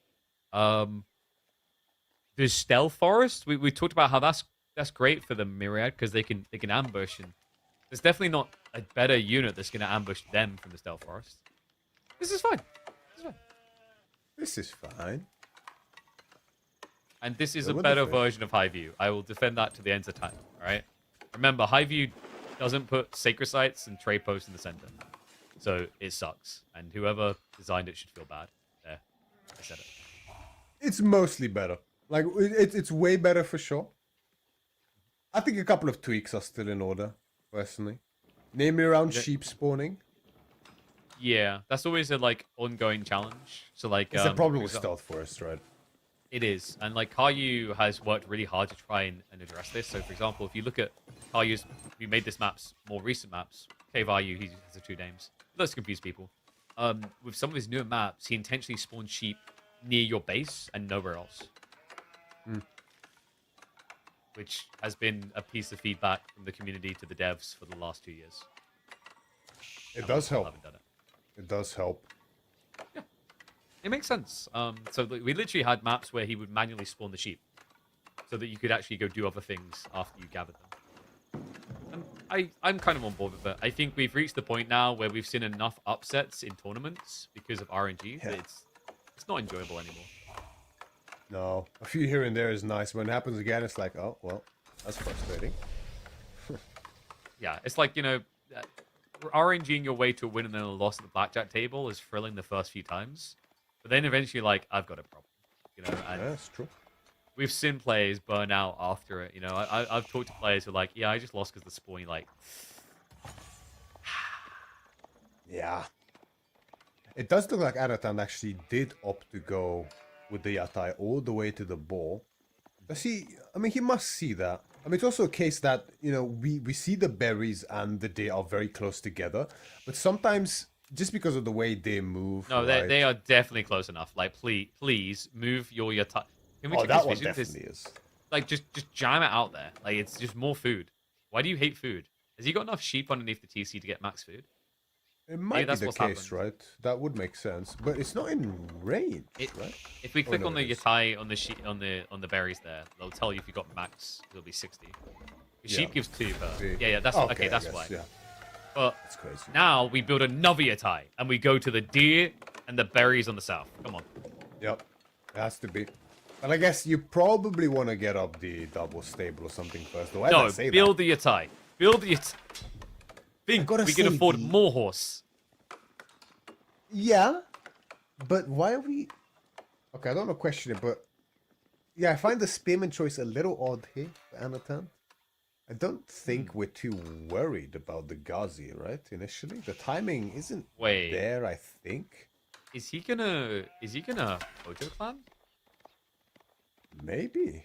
Because like we have the stone. I think the Hojo clan is actually slept on a lot. Yeah. I agree. Like the Spearmen get movement speed and they do 50% more damage to workers. Actually more than that at this stage. It's really, really good. And wow, look at that. Where did they appear from? I think the idea with the Spearman here is he wants to make sure that... Because the thing is, it takes a while to get up the double stable and then have the Yari in position. Yeah. You will get pushed away from the ball, right? But a couple of Spearmen is enough to actually keep the Yatai in position. So I think that's probably the idea. So I imagine we're going to see double stable now. Ooh. There we go. Yeah. Good call. It makes sense, right? Because, like, your opponent's just going to get in a mosh pit. In theory, he should eventually win, but... Oh, wait. Is he going to go for... Yeah, I was about to say, you want to go for that. Like, the food trader is the value point here, but not able to connect. Yeah, this is actually really smart by Anatan. It's very good understanding of this timing with the food trader. The spearman should ensure as soon as he moves the spearman. Well, if they could see. Well, they could not. Unfortunate. Whoops. The scout as well. B. He somehow actually protects it, drags the attention away long enough, gets the kill, barely takes a scrape of damage on anything that wouldn't auto heal. Caster's curse. I shouldn't have said anything. Should have built 4 spears, mate. No. Maybe 5. No. What was that scout doing? And the thing is, losing that first food trader, it stings. It really stings. How about losing a second food trader? Are we going to get that too? Has he pulled the ball? Is he still got the tie out here? I don't see it on the minimap. So did he pull it back? Yeah, He must have pulled it back. right? Because he's pulled the ball back now, right? Like, this is where it gets a bit... Wait, he just sold stone? Am I crazy? Oh. Did I see that wait, right? No. Did he really? Can we just check the production? No. No. I was going to say, that's crazy. No way you sell He stone.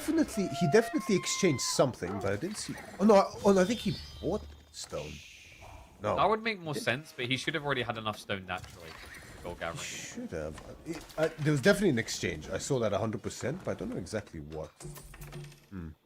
We are 6 hours into the broadcast. This is the point where Mira starts to see things. No, this I will die on this hill. I saw the Shinobi. exchange. Like, here they come. Like, for example, you thought you saw Shinobi here, right? Yeah. Just let him throw a few grenades. I don't know what happened to that horseman. He's just sleeping. Couple. They're not very good Shinobi if you can see them, to be honest. That's true. Where's the camouflage? You know, that the Japanese Shinobi have. Yeah, why have we turned up in black robes in a yellow forest? That's a bit... That's kind of give you away, you know? That's true. We have that Look at that. composition See? coming in. That's now, a good right? Shinobi. You can't see him anymore. Like the wind. Your thought killing me was beating me, but now nobody sees me. Yari, come to meet the Ghazi that look to pick off the Yatai at the back. You know what the funky thing is here, by the way? You were thinking Takeda. I was thinking Hojo. He went Oda. After all that, I'm like, oh yeah, this would be good. That'll be good. No, I should have known. Anatan has been obsessed with Yumi builds on the Civ, I've noticed. Even on the test server. I mean, it makes sense. It does make a lot of sense. Thing is, like, in theory, once fully online, well, no, in reality, frankly, you're just... Your army's just always stronger Sengoku than the Japanese army, except for the case of with some sort of fast castle builds. Initially, the Japanese mounted samurai will be better, up until you get Takeda level 2, because of the deflective armor. But in most other cases, the Yumi will have the additional damage that the regular Japanese Yumi have with the Bannerman, but on top of it, extra health and attack speed, and attack speed is so useful in that case. Of course, a bit higher cost for it, admittedly, but combine the Yari next to the Yumi as well in this case. Wait, what's that trader doing? Oh, no, it's an actual trader. Wait, what? It is an... I just got baited. Misclick? Must be.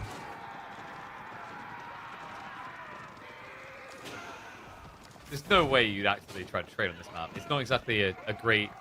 That's an improvement over the normal high V, by the way. It's definitely not a good trading map from the start. The trade posts, just to emphasize people, they're not in the corners. It's not free equity, okay? You have to earn it.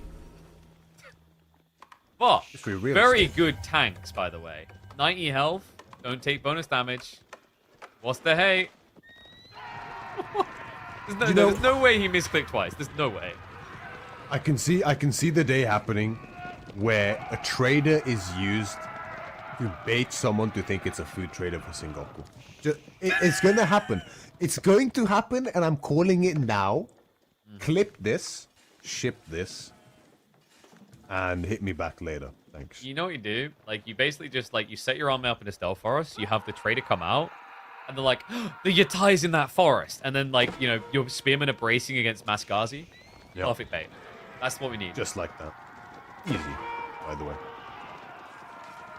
Yari, looking pretty good. More Yari than Aragazi kind of has me worried for B here. And you can't really go spearmen when Yumi are in the field now. He's going to have Higo Yumi plus the Steel Arrow. They actually hit really hard. They have standard archer stats at that point in damage.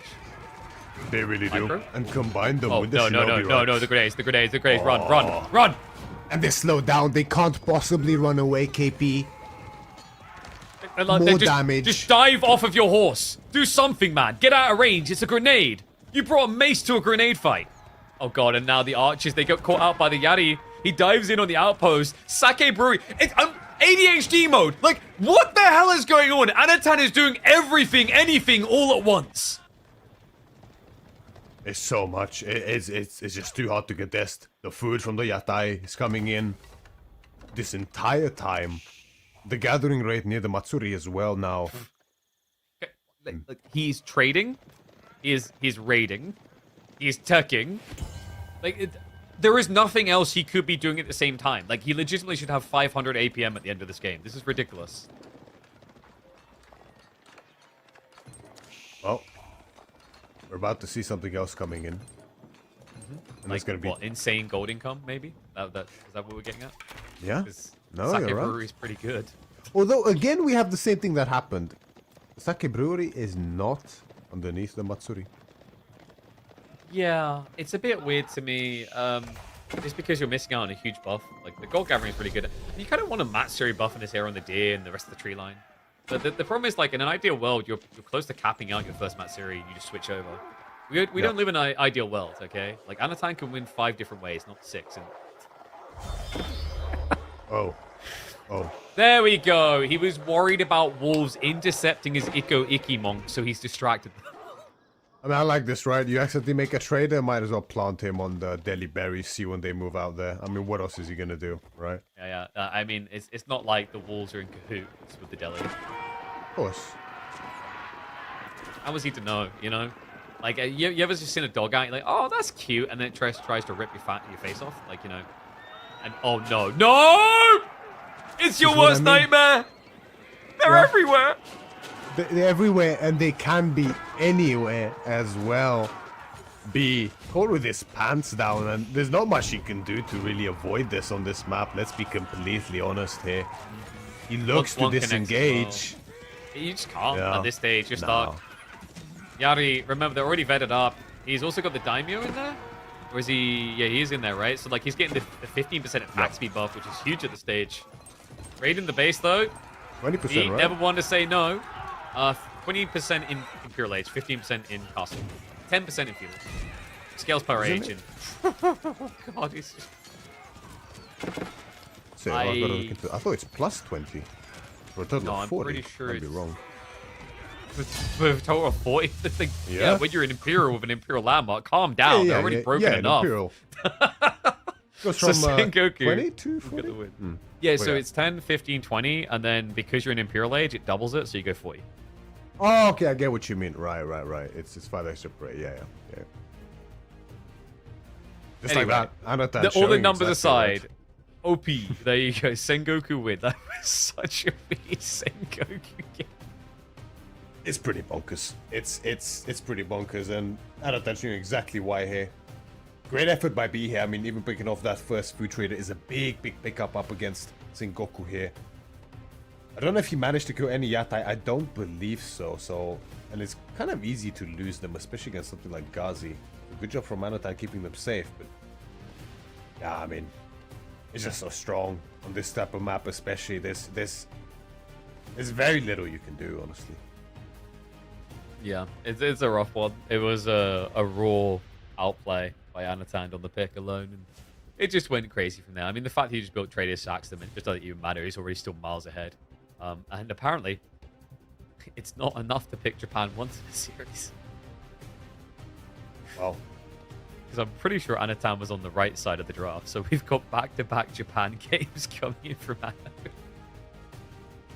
I think so. I thought I saw that Anatan had Japan banned from himself, but I might be wrong.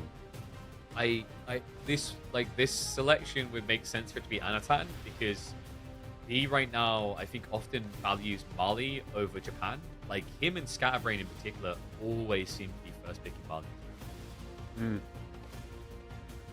B, I think, is the highest seed right now, if I'm not mistaken. That's why he's on the left, right? It's normally the way it is, and yeah, I mean, frankly, I'm kind of surprised that B sniped whatever other Civ Anatan had compared to Sengoku.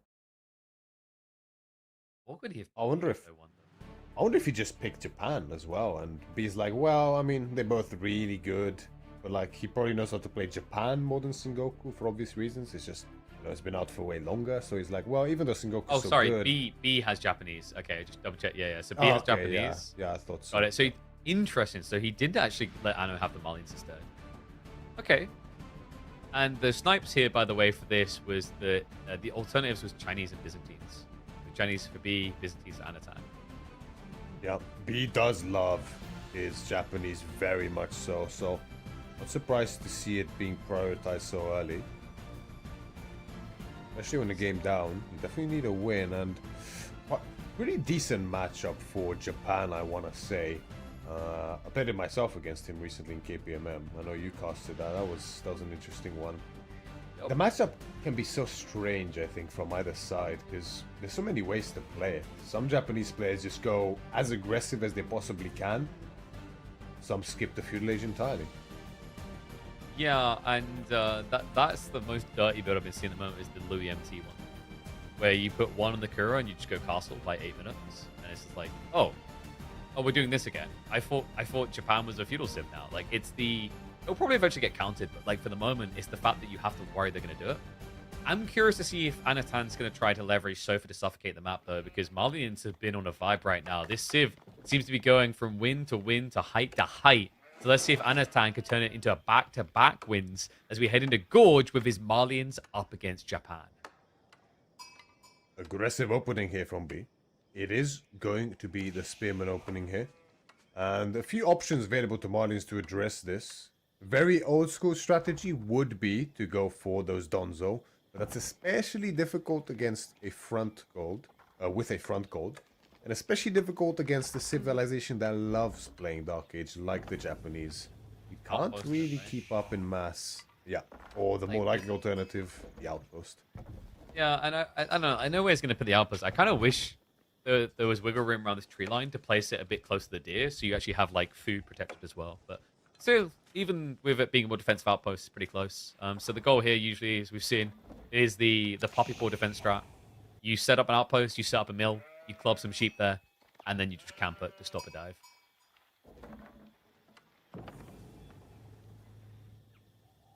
You wonder now, because we actually had him going for the 4 house before the outpost, which is a bit of a greedier alternative.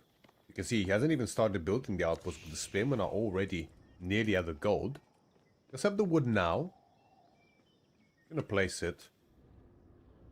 Now, is that in range? You probably, I mean, it's always gonna be fine. You just have to put extra villages and make sure that they face towards the TC. But it does delay a little bit. Yeah, this is a definitely very greedy approach from Anno. Like on the timing and the positioning as well. Oh, that's a bit annoying for Anotand. Yeah, straight away more villas. Like, wait a second. He brought more people too. This isn't fair anymore. So outposts will go up. This is still a lot of idle time though. Like outposts take ages to build, and preferably you want to optimize around one building it up wherever possible. Because remember, each villager plus the first one only has 25% increased build speed, so it's not very often. That's why we usually like to giggle when we watch someone build a few landmark with 10 workers. Yep. And all of a sudden, there's a stopper to this Dark Age play from B. Now, Anatan does have a bit of extra wood to work with here. Enough to build 3 additional houses for that matter, or a mining camp in this case. Now 1 additional house if he so chooses. Just gotta be always careful to not lose villages. I mean, it's more of a danger when there's 3 spares, because that way, you know, the charge combined with the surround can be quite scary. With 2, not as big of a problem. So instead, B is gonna start laming. Of course. I mean, what else do you want him to do with all this APM that he's got stacked up inside of him? So we'll just try to split it up, make it a little bit annoying. Anatan, of course, doesn't realistically need the deer. Like, this Civ can function without it. So we should just see him optimizing for the feudal timing now, and probably looking to pump out the initial cow. Because right now, the most popular build is definitely start feudal, build 1 ranch, fill it out, and then add units. Yeah, very popular opening for B. When he's playing the Marlians especially. I'm assuming Anatan, yeah, he's not going to do it today. I think both are very viable. But obviously with space already on the field, doesn't feel that great to go into Sofa. Obviously Sofa, one of the better cav units up against infantry. Courtesy of their bonus damage against them. But yeah, you just avoid them though, right? Like, yeah, it's just 2 spearmen. If you build Sofa, you can poke in on him and then force him to build. And then you go back for the archers afterwards. Because like right now, every single Marlin game at the moment is like, how do I get to Archer Sofa? It's always the golden goal. It is. It's just such a great comp. For sure. Could have been rushed up by B, so this must be the aggressive route, right? Like, there's no straight castle shenanigans here. So he's not going to do what he did against me, surprisingly. Definitely going for a switch up here. Which is strange, because I feel like this map is even better for it, so... I think the worry is, like, Sofa getting quite fast. Also, like, in B's mind, he's probably thinking about the Sofa a lot, because he's clinically obsessed with them. I've seen some weird games in the weeklies where, like, he'll just build a lot of Sofa, lose them all, and then instead of going castle, he'll build them again and do the same thing again. Like, this guy's on a Sofa vibe. Like, I think he might be the most in love with the unit of all players. He just likes to chill in his living room, man. Yeah, dude, like, he's just Russian IKEA, you know? That's it. Instant double broadcast queued up by Anata. Priority on those upgrades, which is quite nice. It's really cozy, I think, for Marlians to go into these very nice and early. The wheelbarrow whilst you're raging up. Double broadcast right after. You can soon enough afford horticulture or specialized pick for that matter as well. Gets you off to a really nice start without mining a single lick of gold. As I say that, he's mining gold. Hey man, I need to afford my sofas and my ranch. No, actually, it's good. Archer's opening. Wait, so, that enables B. Okay. What does he feel threatened by? He feels like he needs archers straight away. I guess he really wants his pit mine, and he's worried that the space will be ready to meet his villager there. But I feel like a scout could have given you that information as well. He is moving now towards the southern pit mine. It's always difficult to coordinate all of these different things at once. You want to scout the pit mine, but you also want to see what your opponent is doing exactly. The archer being the villager being escorted by the archer, other way around. But the horseman should actually be there if B goes, which looks like he is going there straight away. And I think if I saw that correctly on the minimap, oh yeah, so the scout was going right past the wood line as the horseman was, but I think Anatan just saw it, quickly turned around and regained vision. So yeah, he pulls the villager back. Beautiful detail, actually. Very nice. I think he just in time saves it. But again, that slows down the gold. So no secondary pit mine for Anatan yet, which is definitely hurts. By now, you'd rather have it. Yeah, and your opponent's going castle, so this is about to get really bad because Anatan just got scouted building javelin. Oh, it's the fake out. Yep. Classic. Like, you had gold vision. He even convinced you that he wasn't just gonna do it. I didn't even look at the res. Yeah. Here we go. And this is actually really smart. I remember seeing Muinlo do this a long time ago, where he made one single honorable geisha in feudal. It just goes fast castle into mass mounted samurai because he baited. You know, the honorable geisha brought out one or two archers. Exactly the same case here with the spearman. Because there used to be a really good strat. I don't know why it didn't actually take over more, which is like you could open Onabugeisha and then follow up Horseman. And Malians would be pretty screwed because like Onabugeisha will always be the Gonzos, and then you got Horseman to deal with the Archer's Javelin. So then you just camp on their pit mine. They have to defend it. And the more you can encourage Onabugeisha, the better it gets because it's a cheap unit to burn everything down. It can quickly kill things. Yeah, it's a weird threat. Like when you see a Bugeisha, you feel like you have to react to it, because like I think part of it is your brain says, "Hey, it's really dangerous, but only if he gets enough of them." So if I counter it straight away, he's thrown the game. I wish we saw more of them though. Bugeisha's fun. Yeah, it's just such a. It's very difficult to fully enable the unit, right? It relies so much on mass and the element of surprise. That can be a difficult two ingredients to bring together in harmony. So just build Mount Samurai, lol. Win every game. Yeah, here we go. Ooh, I mean, who needs anything else? They're like what, the third best heavy cav in the game now in Castle Age? Castle Age, yeah, might even be. It depends. Like. By the metric, by some metrics, they're the best, right?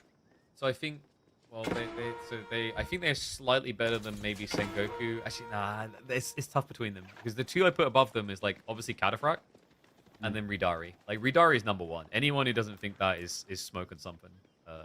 They are literally the best heavy cav in Castle.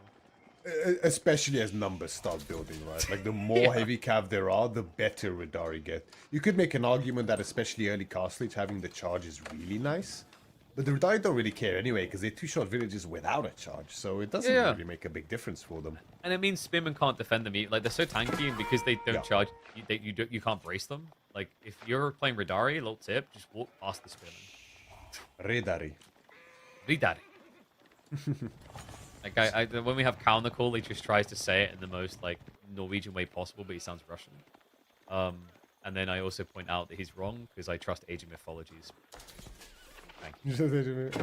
Wait, is that in that Ridari in aging mythology as well? Yeah. That in that Ridari. Oh, okay. It's like a voice line, eh? But not an actual unit. No, it's a unit. Okay. Pretty sure it's in the unit in aging myth. Someone's gonna correct me on this. Maybe it's called something else, but I'm pretty sure they say Ridari. Double check. I know there's a unit called Raiding Cavalry, which is... Yeah, it might be the Raiding Cavalry that occasionally says Ridari. I'm certain I've heard the line Ridari said in Age of Mythology by a female sounding. I think I know what you mean. Like, I haven't watched it much, but I think I saw it as well. Speaking of seeing, I see this charge here. I see a yellow army, but if I close my eyes for 5 seconds, 3, 2, 1. Oh wow, they're still alive. I'm actually impressed. Barely. move speed of the Javs, right? Aiding them here a little bit. And Anatan did a nice little trick there where he just pulled the Spearman towards B's base just to create a tiny bit more distance. Knowing that the Spearmen are kaput anyway, of course.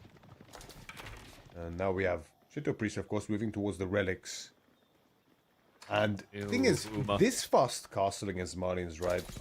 Historically, going naked FC against Marlians is seen as a big mistake, right? For obvious reasons. Being able to get the cows, having the space they need. But the thing that really helps here for the Japanese especially is they will have access to the food with the Kura anyway. And if you're able to keep Marlians pinned in the feudal age for a longer period of time, you will have these higher quality units to actually trade favorably from the get-go to cancel out the advantage, the disadvantage that you would have in economy, for instance. I think it's quite effective once you pull it off. Yeah, I think there's some interesting like pivots here as well, because like Malian versus Japan, you go back maybe like half a year. I actually feel like once you reach Castle, Malians just completely can annihilate Japan, because the Sofa flood gets way too big, right? And then you just add in like Gonzo/Muscati. It becomes very hard to scale against. But this is not that type of game, right? We don't have a full Fulani. We don't have a Fulani at all. We literally have cheesy Javelin Farimba, and against Mass-Mad Samurai, I think that could get pretty tough. Yeah. I mean, if this were Sengoku Samurai with the extra move speed, I'd be pretty worried for Anno, but now maybe these Monster Javs can do work potentially. They are still really potent. The Knights, they're going to get in. Anno, tries to peel away. One. Got a few Donzos to defend here, but that is a stacked economy about to go idle. Tech up completes. He queues the upgrades. They're going to be coming in, but B already knows straight away what he's up against here. That's right. Mansa Javelin is now in for Anatan. Very scary unit even now. They have fallen out of favor a lot recently, mainly because of the pro scouts, I would say. Lack thereof from Malians nowadays. No one really goes it anymore. However, still, they have lost some of their move speed, but the same oppressive damage is still there. Just the potential for that damage might have gone down slightly. But not to be underestimated still. You can see the mass is building pretty nicely here for Anatan. Yeah. All you need is a few Donzo to keep him safe. And they will do their work. Keep in mind that Yumi still answers the Donzos pretty well. Like, the challenge here usually with Javs versus Yumi is that you will overkill a lot of Yumi. But, you know, and we have to remember, Javelins, it's not impossible to get wins. We're still seeing them win. The win regularity is lower, though, because this unit got crippled pretty hard when they lost half of their bonus boots. Yep. This is pretty far up. I wonder, is this an overextension? I think it definitely looks like it. Yeah, the Donzos, they were just getting moved around by the samurai. I think Anatan thought that, okay, that's all the samurai, but it's not. Formation shuffling is disgusting, by the way. Like, he just had a fresh javelin come in that pulled him further away. Look, he done it again. Just that little bit of a step. Like, he's getting more distance than he should, but here comes the sandwich. B, he rotated around the back. It'll smash him from behind. The A-clip makes it a little bit weirder. Great club down there. Anno with only 5 javelins from 20. He throws in the towel immediately. Quite a disastrous end here for Anatan in game number 1, but that's the thing with Japanese, especially piloted by B. I mean, there's few players that look scarier on this civilization than B. B says, well, you won with Japanese variant first game. My turn now. Handshake. On number 1. Yeah. Agreed. We both love this Sif. And, you know, draft-wise, I'm trying to remember in terms of, like, picks, they must have. I would be surprised they both didn't pan out. They both have a lot of respect for the Civ. Because I'm thinking, like, what's the next Civ that's Gigabuster between these two? And Ottomans would feel. It's true. They probably got rid of it, right? And, ooh. I see Kawasan again on the menu. And Tugulak makes another appearance against an old school favorite on, well, most maps. Not as often seen on Kawasan. They've been played here quite a lot in the past. They make a return. The Holy Roman Empire, always a robust civilization. They have fallen off just a little bit lately, right? Yeah, I think I back like pretty freaking scary in this situation. We've been over today already. Like, I think they legitimately are just a very powerful aggressive map. And even after the eventual inevitable nerfs to heal elephants, they're still going to be kings if you just take them. It's just it's granular details you know are never going to get nerfed that makes them surprisingly effective. Again. I think once the healer elephant nerf comes in, if there is one, hopefully, then we're gonna see water elephants next. Boat elephants, for that matter. Boat springolds. One of my community members created a mod. One of my community members actually created a mod that put an elephant on like a galley. For no other reason than to identify it as a different. So it just sat there. It just sat there on a boat. So like it's kind of been done. I want to see that actually. It looked glorious, man. Like the confidence, the swagger of that elephant. He even like, dude, he went pretty extensive. He added units to like every civ. There was the Temple of Equality. I think he called them big boys, and they were just like really chunky monks that were like men at arms. He also added in petards, but for some reason he called them slaves. That they were just explosive slaves. Yeah, he went ham, man. Could happen. I think and there was a mod. I don't know if this one was his. I just distinctly remember it. Bruce got a Revolta clip that was like a bunch of cannons in one. It was I think they called it a Gatling gun or a Kia gun, and it was a legit machine gun. But it moved at 0.3 movements. Dude, I love modding, man. Like, we need more modding in Age of Empires 4. There's not enough mods that are like, I'm just gonna do something stupid. I don't want we're fixing this like bug behavior or we're making a balance map. I want the truly unhinged crap. We need more of it. Be on the cards. Part of it is I had these difficulties. Can be hard to pilot your way around yet. I haven't used it myself, but that's what I've been hearing. Oh yeah, but I don't know. Like, I mean, demo ships on water has been well received. We should get demo ships on land, right? Demo elephants. You know. I still stand by my statement that Golden Horde have an upgrade for the trebuchets. Called Karash Ammo, where they just pull bodies at their opponents to debuff them and have speed.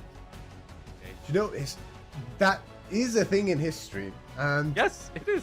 It's kind of, you know, I mean, I can see why we maybe don't have an AoE form. Maybe some of the same reasons we don't have blood, unfortunately. I know, but like we've created a unit that's literally translated as body shield. We've already done it, if we're being totally honest. We've just been subtle, okay? If you ever want to, like, after the broadcast, you want a fun time, look up Goblobbers from Warhammer, and you'll see what I'm envisioning. It's one of the most comical units you'll encounter in the Warhammer fans. But no fantasy here. Wait, actually, that's not true. We have mythological heroes from the east. Tuk Tuk, I'm not even going to do the rest of that song, has arrived. It is going to be water time for the Tuklak dynasty as Anatan is looking to take the lead while B heads into Kawasan with the HRE. Lock opening straight away. Very similar start to when we saw Scarlet Devil in this matchup, playing as the Order of the Dragon instead of HRE. I mean, you can almost call it the same matchup, kind of. Similar. So it didn't end too well for Scarlet Devil, unfortunately, there. Gonna see how B looks to make a difference here as the HRE. Wonder if we're gonna have any Spearman shenanigans once again from Anatan here, as it looked to be incredibly effective in that game. Yeah. Might be on the cards here for him once more. I mean, like, this H3 pick, B is probably the biggest single believer in the Minework play. So I legit wouldn't be surprised this is fishing into like a Horseman Spearman Minework trap, which could be good enough to beat out the Raider Elephants, actually. Yeah, I do think there's a lot of potential. There's so much extra damage there from the Spearman and the Horseman. All it needs a little surround, which is way easier with the marching drills built in for the HRE than with something like OTD. So I can see that paying a lot of fruit. Quite a peaceful start though. Like we haven't seen an attempt of spears on either side, which kind of surprised me. I thought like actually Anatan might try and catch B off guard unexpectedly, but that could still happen. Like we could see him adding in spears maybe after he's got like 3 or 4 fishing boats up.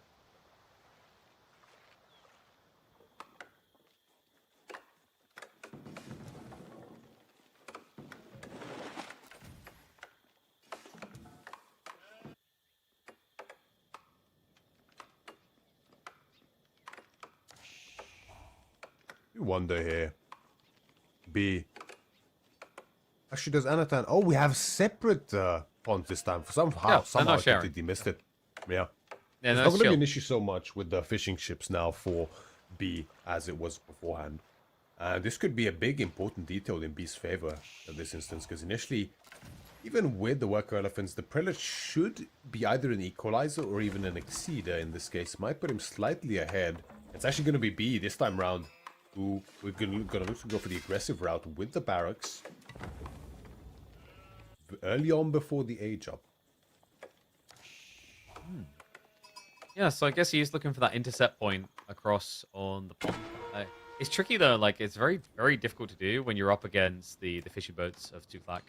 And with the way that they set up their economy on Kawasan, like they're always close by. You're not going to catch them off guard, not watching or in range of the dock to protect.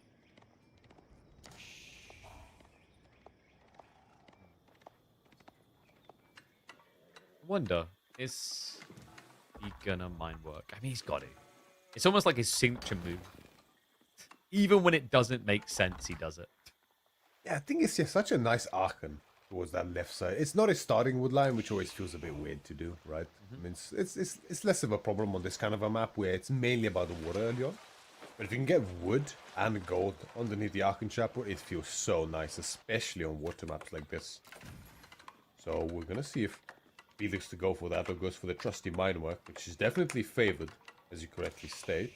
Yeah, like you listed all these good reasons, but then like it is. But it's not mine work. Yeah, like that, exactly. In his head, he's like, that's true. That's a fair point, but I do like sharpened sticks. Yeah. He's like, now he's mapping out. He's like, and if I have fishing, I can have even more shiny sticks. Oh. Like, you convinced me, Myriad. I'm going to build mine work. Wait, that's not what I said. Ooh, double dot. Let's see it. Okay. Yeah, comes in. Hey, there we go. Shocker. Wow, thank you for your input, Myriad. You really helped guide me towards this choice. Yeah, it turns out nothing beats pointy sticks in these mines, as we have the Minework Palace on the way for him. Very lovely landmark, especially much value to be gained in that castle age with the steel barding, of course, but in feudal as well. All pikes, +2 damage for spearmen and horsemen, really starts adding up quite quickly. Yeah, it's also like so much more than that. It doesn't get enough credit for just the general value of having a faster, cheaper blacksmith. Like, that's so valuable. You know, we often talk on the broadcast about how valuable that is to a civ like China, you know, getting these techs in 24 seconds. And yet here they are doing similar. What's interesting in this matchup, though, is like, while Tuflak don't get their techs cheaper, they get them faster. Insanely fast, actually. Like, no civ is as quick as they are. But no rush to that. Instead, it's going to be a rush towards the Dow. Spring ship following up. He's already got his economy. He's now just looking to screw bees. Yes, this is where the additional gathering rate on the shoreline fish really comes in handy, to be in this case.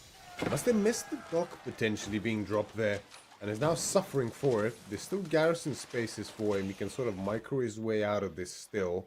There's going to be a little while till that Springle ship is out. And already, Anatan has his Bagla. Yeah, I think he knew about it because he went double dock. Like, that's the only reason I think he double docked this early instead of split dock. So he knew this was going to happen. But now it's like the brutality of Anatan's economy. Like, he's already got a heel elephant coming across to start seizing down the docks freely. And he's got the boat triangle. Oh no. Perfect boat triangle. The body blocks. Oh, is it going to buy enough time? It is. I'm going to get that one hit connector. Instead, it's going to be boats going down for B. Anatan with a nice lead here. And the heel elephant on a vibe right now. Let's just see the level of damage. I mean, I know it does significant damage, way more than Raider Elephants, but okay, it's not that much, but No, it's 30. it's noticeable. It's like, it seems, yeah, 30. Every 3 It, seconds. it's pretty good. It's pretty good still, right? Like, you know, give it a minute, that dog's dead. Yeah, like, how are you going to kill that thing? Huh? You know? Conspire to destroy my elephants. Good luck. Especially when you're fighting on water. That's the double whammy, right? Sure, you can focus your springboard ship on the elephant and get hit by the opponent's springboard ship instead. It's a lose-lose, and you know, it just goes to show, we've seen it so often today. Tuglak, on these hybrid maps, and water maps for that matter, might become the new boogeyman. Yeah, I'm telling you, it's a weird Civ. You wouldn't expect it. They just has so many qualities that are advantageous early on. It's not about like an insane, oh, you get this huge boost at 10, 20 minutes in. It's like from the get-go, my boats protect me, my boats give me more food. Let's scale that. And let's also not forget, like, the thing that is quite often slept on is the heal elephant is going to go down. Cocky son of a gun. Nice play by B. Fine work, OP. The crazy thing you have to remember, though, like, we always talk about the efficiency of Knights Templar because they don't have to walk the drop off. It's the same here. Yeah, like, you just, as long as you hug your economy with worker elephants, you're not losing any efficiency. And the gathering is actually better when you crunch the numbers. As long as you just micro the elephant a little bit. Sometimes the elephants, the worker elephant's mind can become a little bit clouded as to what exactly is the most optimal position, I notice. That's true. But if you pay a little bit more attention to it, then, you know, it becomes even better than Knights Templar. Oh, that's a big loss there for Anatan, actually. Nice pickup by B again. Not only the hero elephant, but now the raider too. The tricky part, though, is, like, economically, he's still in Disaster Town, right? That's now the challenge to overcome. Like, B, he's done a good job of what little he has, but this is quickly going to start transpiring into a macro game that he won't be able to match. Like, you can see Anatan is just thinking about Castle Age right now. Like, the income's kind of crazy.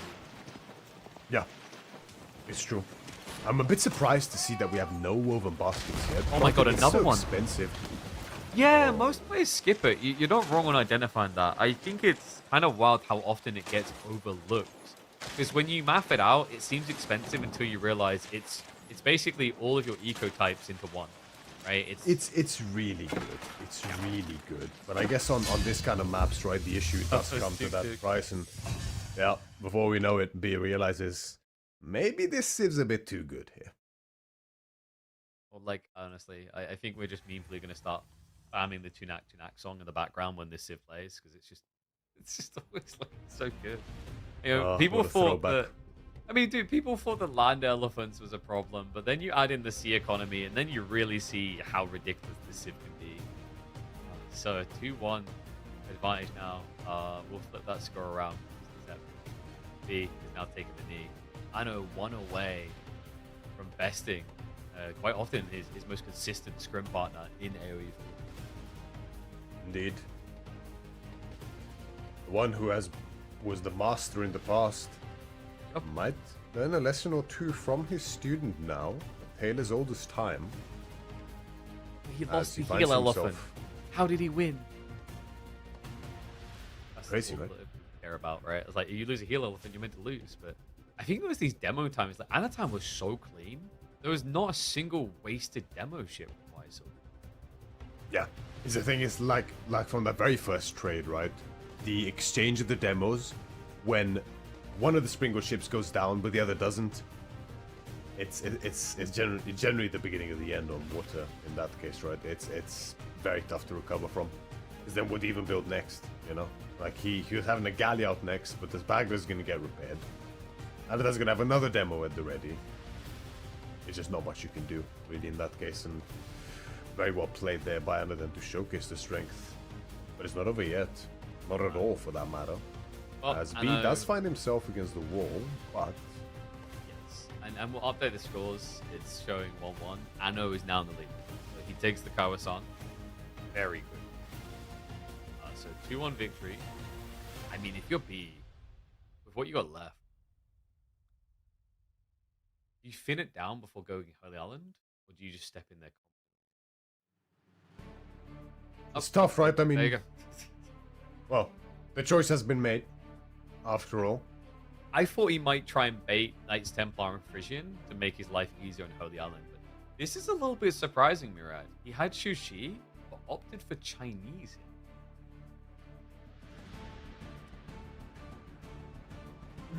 I kind of get it.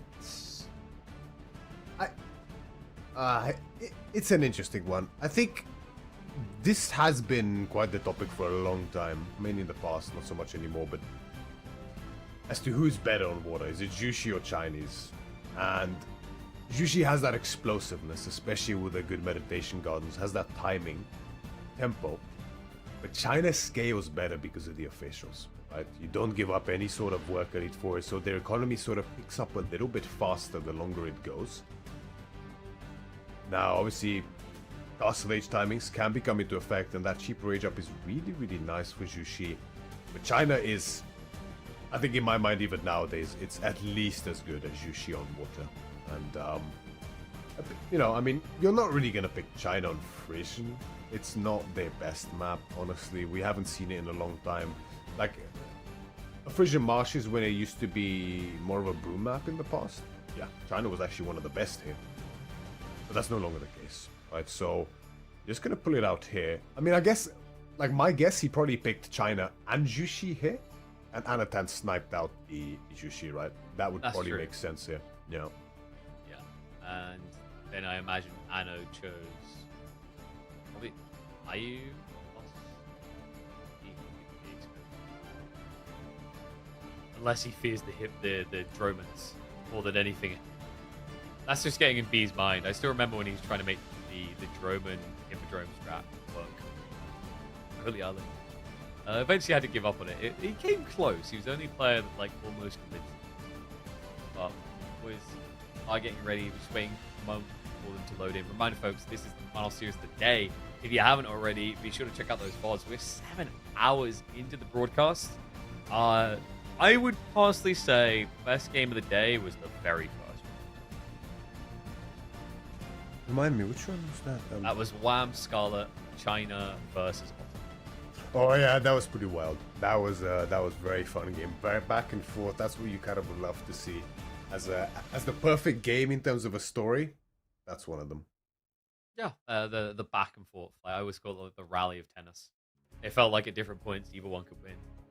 But yeah, so far not a day of upsets really. Like we've come close a few times. Like Scarlet started off, you know, you end up getting fish 3-1, but he shoots some Muxi, and then Numidan obviously our closest. This one, honestly, I don't feel like there's a clear upset. Like these two are very closely matched. Historically in results, I think they must be close to 50. Exactly. I'm quite excited to see how China does against KT here on Holy Island, because I mean, we might as well call China Jushi. As I said, I'm pretty sure most people would agree the strength is very similar, just the timings are just a tiny bit tweaked in different directions, right? But the strength is very similar. So, in a way, we have one of the two best water civilizations here on Holy Island, historically at least, against what had become by far the best, but is now gotten a little shave. My only worry is that both sides will play very defensively because of the knowledge of how harbors work nowadays, but we'll see. Yeah, I mean, that's the protection is that technically your harbor should not get sniped down early. Not that I really expect a Dark Age rush from China. They are capable of it. It's weird, like, you know, some players have acted like they're still going to threaten them. The temptation is to just rush an Imperial Academy. They often don't want to build the official, and if they are doing it, it's because they want to focus. That's true. Here's the question. What's on the menu today for these two?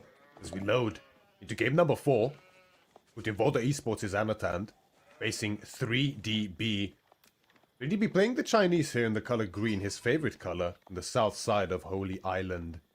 Facing Anatand's Knights Templar in the color yellow. Straight away the move out onto the dock happens from B, and Anatand looks to mirror. Now the timing is very interesting nowadays with Knights Templar. You cannot afford that dock straight away. It will always be on a slight delay.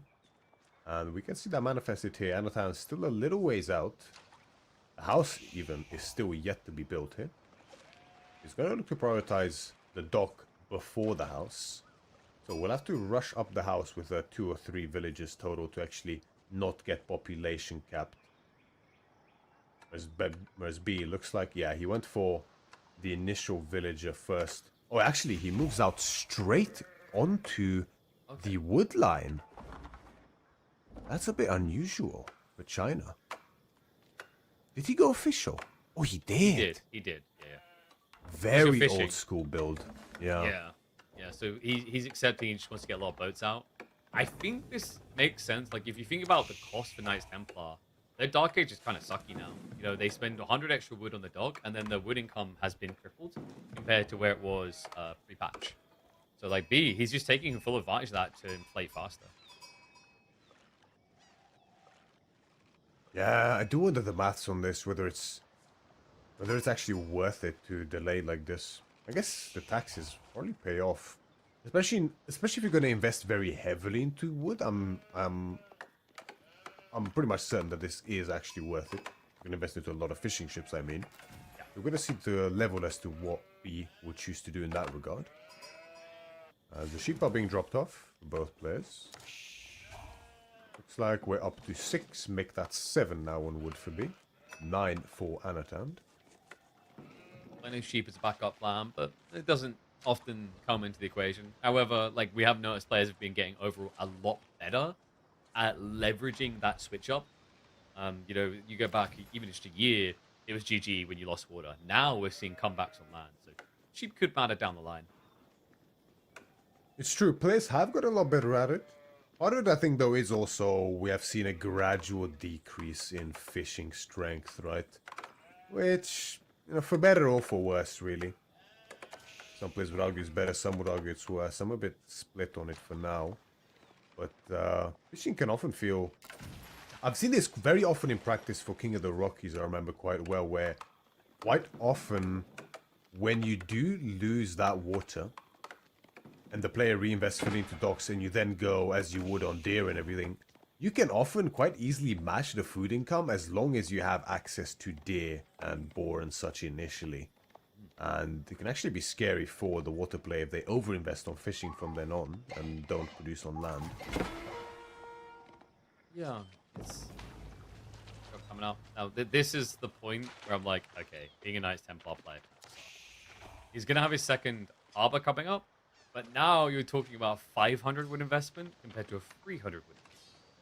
This just feels horrible currently. And, you know, at this stage of the game, this has literally got no value. Right? Like, you're not being Dark Age rushed. You're not being attacked on water because of Dark Age. Later on, sure, like, it has a stability point to it. But right now, you just feel like you're sacking fishing boats compared to China. I mean, I feel like he might be still actively producing, or am I mistaken? I think he's still producing from the first dock. I might be wrong. He might have idle time a little bit. But, like, you've got the cost, then you've got the build speed. And build speed's always going to be worse than China. Like, we're already seeing a 2 lead, roughly, from B, close to a 2 lead pure. And notice the difference here. Like, you mentioned it in the last game. Shoreline fish got buffed. There's been a few players that actually stoically believe you should just be gathering from shoreline fish to begin with now, seeing it as a more valuable source than the idle time of going back and forth. Yeah, I'm sure there's actually math revolving around this as to how exactly you should split to make it worth it. There's definitely split on it, which shows that it is not fully explored yet. We see some players opting for the shoreline first, as you mentioned, some going deep sea fish into shoreline, like I personally do. I'm curious to see. I'm sure there's an objectiveness to it. Part of it does depend on distance as well, of course. We're going to look at that in the future, I'm sure. But, I mean, the second dock, yeah, is very expensive. But the thing is, when both players are investing so heavily in this Dark Age, I mean, they're both greeding hardcore, right? And they probably know that the other's greeding hardcore. So then they greed even more to outgreed, right? It's a classic. So because of that, you'll know that eventually you will need that second dock. So might as well get it as soon as you can. Maybe even start double pumping those fishing ships here. And Anatand is going to be the first to age up. And they have a very quick age up, so... this is not a case where China's going to age up after and actually beat them to it. And we're getting Hospitaller coming in here, so no French commandery this time around. Opting to have the tanker economy, a little slightly more efficient economy. I don't know if we're going to see some of the swordsmen coming out. They did recently get buffed. That they did indeed. Hospitale. The knights themselves received a little bonus. I think it was to their health, if I'm not I think mistaken. it was it armor that increased, I think? It was either armor or health. I think it was... It could have been ranged armor, right? I feel like that actually could be possible. I think it was just them... We're gonna find out, because I'm certain it used to be 2-1. 2 melee, 1 ranged armor. Or maybe it was 3-2, actually. Okay, so I can't remember, honestly. The change was, you were right, it was hit points. It was movement speed. That was the other thing. Yes, it was movement speed, sorry. Yes. They brought them up to spearman movement speed. There we go. Gave them 5 more health. Yeah. Which is nice. It's nice. It's a start. Yeah, I mean, they're kind of threatening now as raiding units, actually. And then, like, you can't discredit the value of in and out here to, like, you get out of the danger zone, heal up, come back in a bit faster. It definitely matters, and he is already going the archers, which, as you mentioned, the ranged armor is the solution here. Anna's going to need to consider adding in something extra. Yeah. Did not expect to see the day where Knights Hospital are actively produced like this as a harassment unit, but we have seen it now. Thing is, I think even before, Hospitalis had... oh, yeah, nice micro by B. He's not going to really lose anything here, I don't expect. And Anatan should pull back this Hospitale to heal him quite soon. Hospitale, I think, had some great potential back in the day against Byzantines when tower rushing was at its peak. I know I've had some great success with them, playing very aggressive. But outside of that, I haven't really seen them being used at all. In theory, they should have been good against the old Lancaster Castle build. But it was so clunky. Like, using the healing with these units doesn't feel smooth at all. I almost wish there was like a toggle button to choose which ones heal and which ones fight. I mean, technically there is if you also use the healing toggle right? in conjunction with the stand ground. But the issue comes down when you actually want to focus the healing, because we know how hitboxes are in this game sometimes. Yeah. It's a bit of a cluster dark. Pilgrim is going to intercept. It's a good time from B, and we do now have the Horseman follow-up, but B already has his Spearman at the ready. Now, there is a little bit of pressure coming in on the water side, by the way. Anatan has moved his boats up. B, I don't think has realized he's only built a single spring oil. Yeah, I think he invested even heavier onto water. This is something I see Marine Lord do quite often, where he just gets out 1 or 2 ships, doesn't complete the tri-comp, and adds even more fishing ships behind it, specifically on this map. Because you can just get away with it, is the reality. Attacking on water on Holy Island is quite often a blunder, frankly, in a lot of cases. And you can see B instead heavily refocusing on land instead. So the Anatan's going to be the one putting the pressure. Well, the rolls swapped around pretty quickly, and with the forward production, this is a bit scary, I think. Yeah, and he's fully backed off from water, so be safe there. And you're just seeing the scaling eco lead that this is kind of getting uncomfortable already. You know, 10 eco units ahead. Of course, some of that is going to be the extra taxmen added in. But a big chunk of that is just the extra fishing that he's already inflated. That's right. And now the production is scammed, as we feared for Anatan. And this is actually crippling damage, honestly. So much wood invested there, and they're just off limits. A little raid is gonna maybe pick up a villager kill, almost. Not quite. Okay, that's a good snipe. That's gonna give him entry now. He denies the galley, and that means there's nothing to block the demo ship pulling in, but it's coming at a cost. Anatan needs a big win on land, as he's taking a big hit, sorry, a big hit on sea, rather. He's taking a big hit on land. But, did he even... I don't think he even attempted to get in, no. Scared away. Are we just seeing Knights Templar fizzle out like a wet fart on water? I mean, it's so hard to attack. Even if you take a couple good trades on the water, like by the time you reach the other side and get to the docks, oh, suddenly they have tri-com position again. Oh, and guess what? There's 2 demos behind you as well. Good night. It's okay. Yeah, it's tough. Whoa. Oh, hold on a sec. What? Hold on. Whoa, Hold whoa, on. whoa. What? All right, that was not in the script. Angevin Empire coming in. This is quite the pivot. He's going to be in the castle before China. I smell some food, and Anatan is the chef. Angevon, 20 seconds out already. Faster age up. Yeah, and the raid. Horseman. The raid is good here. Catches the taxman. Spearman. It'll be too late to stop it. And this is dicey, right? Like, you don't want to keep your archers upfield. You have to bring them back. Gets a worker kill. A lot of out of time achieved. I mean, B. I think he's going to be pretty shocked by this timing. And Anno, he's adding in more Hospitaller. Yeah, it's going to be the combination, right? The Angevon spears, the heavy pikemen in combination with the healing from the Hospitaller is going to be pretty good. And it's important to keep in mind the Hospitaller get progressively better and better every age. They're worse than Men-at-Arms in Feudal. They're almost as good in Castle Age in terms of survivability. And once you have Imperial Age, not that we'll get there just yet, but once you have all the monastery upgrades as well, they're just flat out superior Men-at-Arms. Oh my god, another worker kill. Like, these horsemen have just been getting so much value with limited damage taken. Imperial Pass now going to be on the way. The Hospitaller are upgraded and coming, and you say, you know, they're worse a little bit than Men-at-Arms. In some ways, yes, but they have more raw HP. Ranged armor, melee armor is one less. That's the trade-off. But considering the movement speed buff they just recently received, a worth-it type endeavor. He's even got the Templar Bros also queued up. And he catches him teching! That's painful. Now the military presence from B is pretty good. He's going to be able to deny these initial units first, but the Altan really, really hurts. What's Anatan doing behind this is the question. We have one Templar brother on the field. Heavy pikemen, of course, have hit the field heavily as well. So he opts Clock Tower in the end, but like, Springles? I guess he's Springling. The only reason Makes you want sense, actually. this...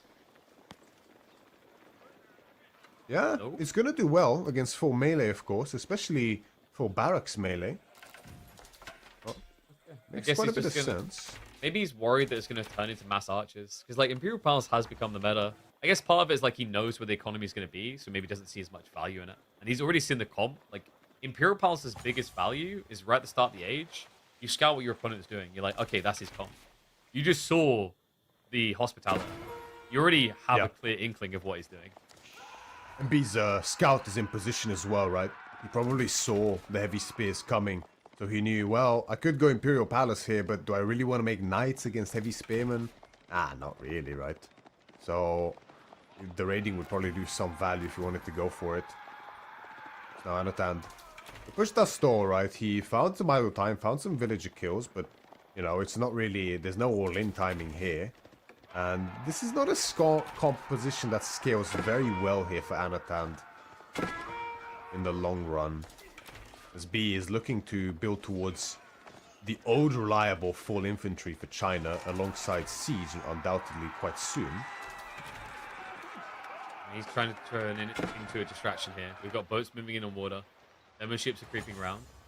There's already one boat out there watching it though, so it's been seen. The archer ship intercepts. Anno wastes the demos, has to run away. And on land, he is being fully pushed away here. I feel like B is just prepped perfectly for everything here. Yeah, really nice balance of spending for B on land as well as on water. We see those naval upgrades coming in for him now as well. Springald crews, as well as armored hulls. It's like not Springald crews, it's called something else, I think. The what? The upgrade, Springald crews. Oh yeah, it is Springald crews, okay. Yeah, I wasn't sure about the name. Yeah. So he's getting juiced up there. I mean, I know... I think he's... Did he get the upgrades on water as well? I don't think he did. I think he skipped them. Yeah, I don't remember seeing them in queue. So probably doesn't have his Springald crew upgrades or the health upgrade. He's producing more land force here. So we've got the horsemen coming in, crossbows as well. Only 2 Templar Bros. So just going to focus on this as a raiding comp to try and eke a lead. Chip away at what the Chinese have done. Yeah, having a little bit of cavalry is always useful. There's always value to be gained if you know where to look for it. That is what Anatan's plan is with those 2 brothers in arms. Heavy archer switch behind this too. He knows that, yeah, the melee timing didn't quite work out, and B, you know, naturally is going to go into crossbows. He already has a lot of spearmen and archers, so kind of need your own archers here, for sure. interesting. I know he was trying to guard the back tree line, waiting for that moment where B would pull across. Hasn't happened yet, so the Templar Bros actually end up just not reading at all. They're going to come back in towards this primary tree line, but that's a lot harder to connect onto. No relic from either player just yet. We do see the monastery from Anatan, but no actual monks in queue yet. The heavy spending when there's so much to invest in on both land and water. Brothers look for an inn, but don't quite find it. Forward from B. Thing is, he's running out of gold, right? He's going to be shifting further out of his base soon. But he did get a glorious spawn for it. The triple towards the seaside. Yeah. Yeah, BS his own monastery now. But they are passive monasteries, both of them, at this point in time. Alice Guard investment heavily underway now as well. Not just that, like there's a timing here for B to go into Nest of Bees. Like the clock tower is going to end up paying off at this rate in a really big way. Absolutely. I don't know if he saw the full extent of this archer switch from Anatan. He saw a few for sure. I don't know if he knows the sheer number. No. Definitely will soon, no doubt. B's attacking on water right now while Anatan tries to raid. It's going to be difficult to multitask. Demos around the back, though. They shift for the connection to come in. Maybe a little bit late, but from both sides, they will chase it away. Good connection, sinks a few. Does feel the pain in return, though, and B, he's been holding that final big punch to the very end. Anno isn't even looking at the water right now. Demo connections come in big. On land, though, Anno looks to make his move now. Not much to look at on water either, as Anatan has been investing nothing further into the navy behind this, so he is dead on water at this point in time. He has to make it happen on land, and he forces it at that stage as well. Catches a nice segment of units here on the left. They will be going down, but he gets hints from the right in turn as B's range mass moves into position. Plenty of archers, as well as crossbowmen here. Yeah, he has his upgrades as well. Anatan hits from the north side as well, but B sees it and is ready for it. Cavalry's still being chased, and there's nothing left for Anatan. Nah, this looks cooked. Myriad, I think Anno's idea was kind of cool. I don't think he was expecting anywhere near as much military force, though. B just read it perfectly. 2 steps ahead of him. Now 20 worker lead, full water control. We talked about how you can come back on land. But in those situations, your opponent has way too much seaside war, nothing on land at all. In this game, if you carve out the boats from the equation, he still has the military lead. Absolutely right. And it seems to only be growing at this stage. This castle age, I mean, what do you really have? Did he kill gold workers on the shoreline as well? I think he did. Oh, yeah. 22 economy killed? Must have. I mean, I know Anatan did deduce his whole fishing. Vast majority of that is fishing. Yeah. But some villagers definitely went down there. Yep. Catastrophic. So it looks like we may be destined for game number 5. Knights Templar now losing every single Holy Island game they appear in. Even with a slight overextension will be forced to retreat. Anatan has got 1.5 miles of uphill climbing to do to try and get back into this game. Yep. And it's a mountain that kind of puts Everest to shame, frankly. It's looking like in this game. He does a good job holding here with the archers. So cozy for the Templars to remass into so many archers, and they're always fantastic on the defense. But it feels like a matter of time at this stage. Anatan fighting for his dear life. Chinese economy just simply too strong. Is the feeling, the instinct you see here. They'll try to start a step back. It's just with PG spam, with the food behind it. I mean, Anatan is going to have to find a way onto Deers if he wants to try and compete with this long term. Even then. Yeah, that's right. The crossbows.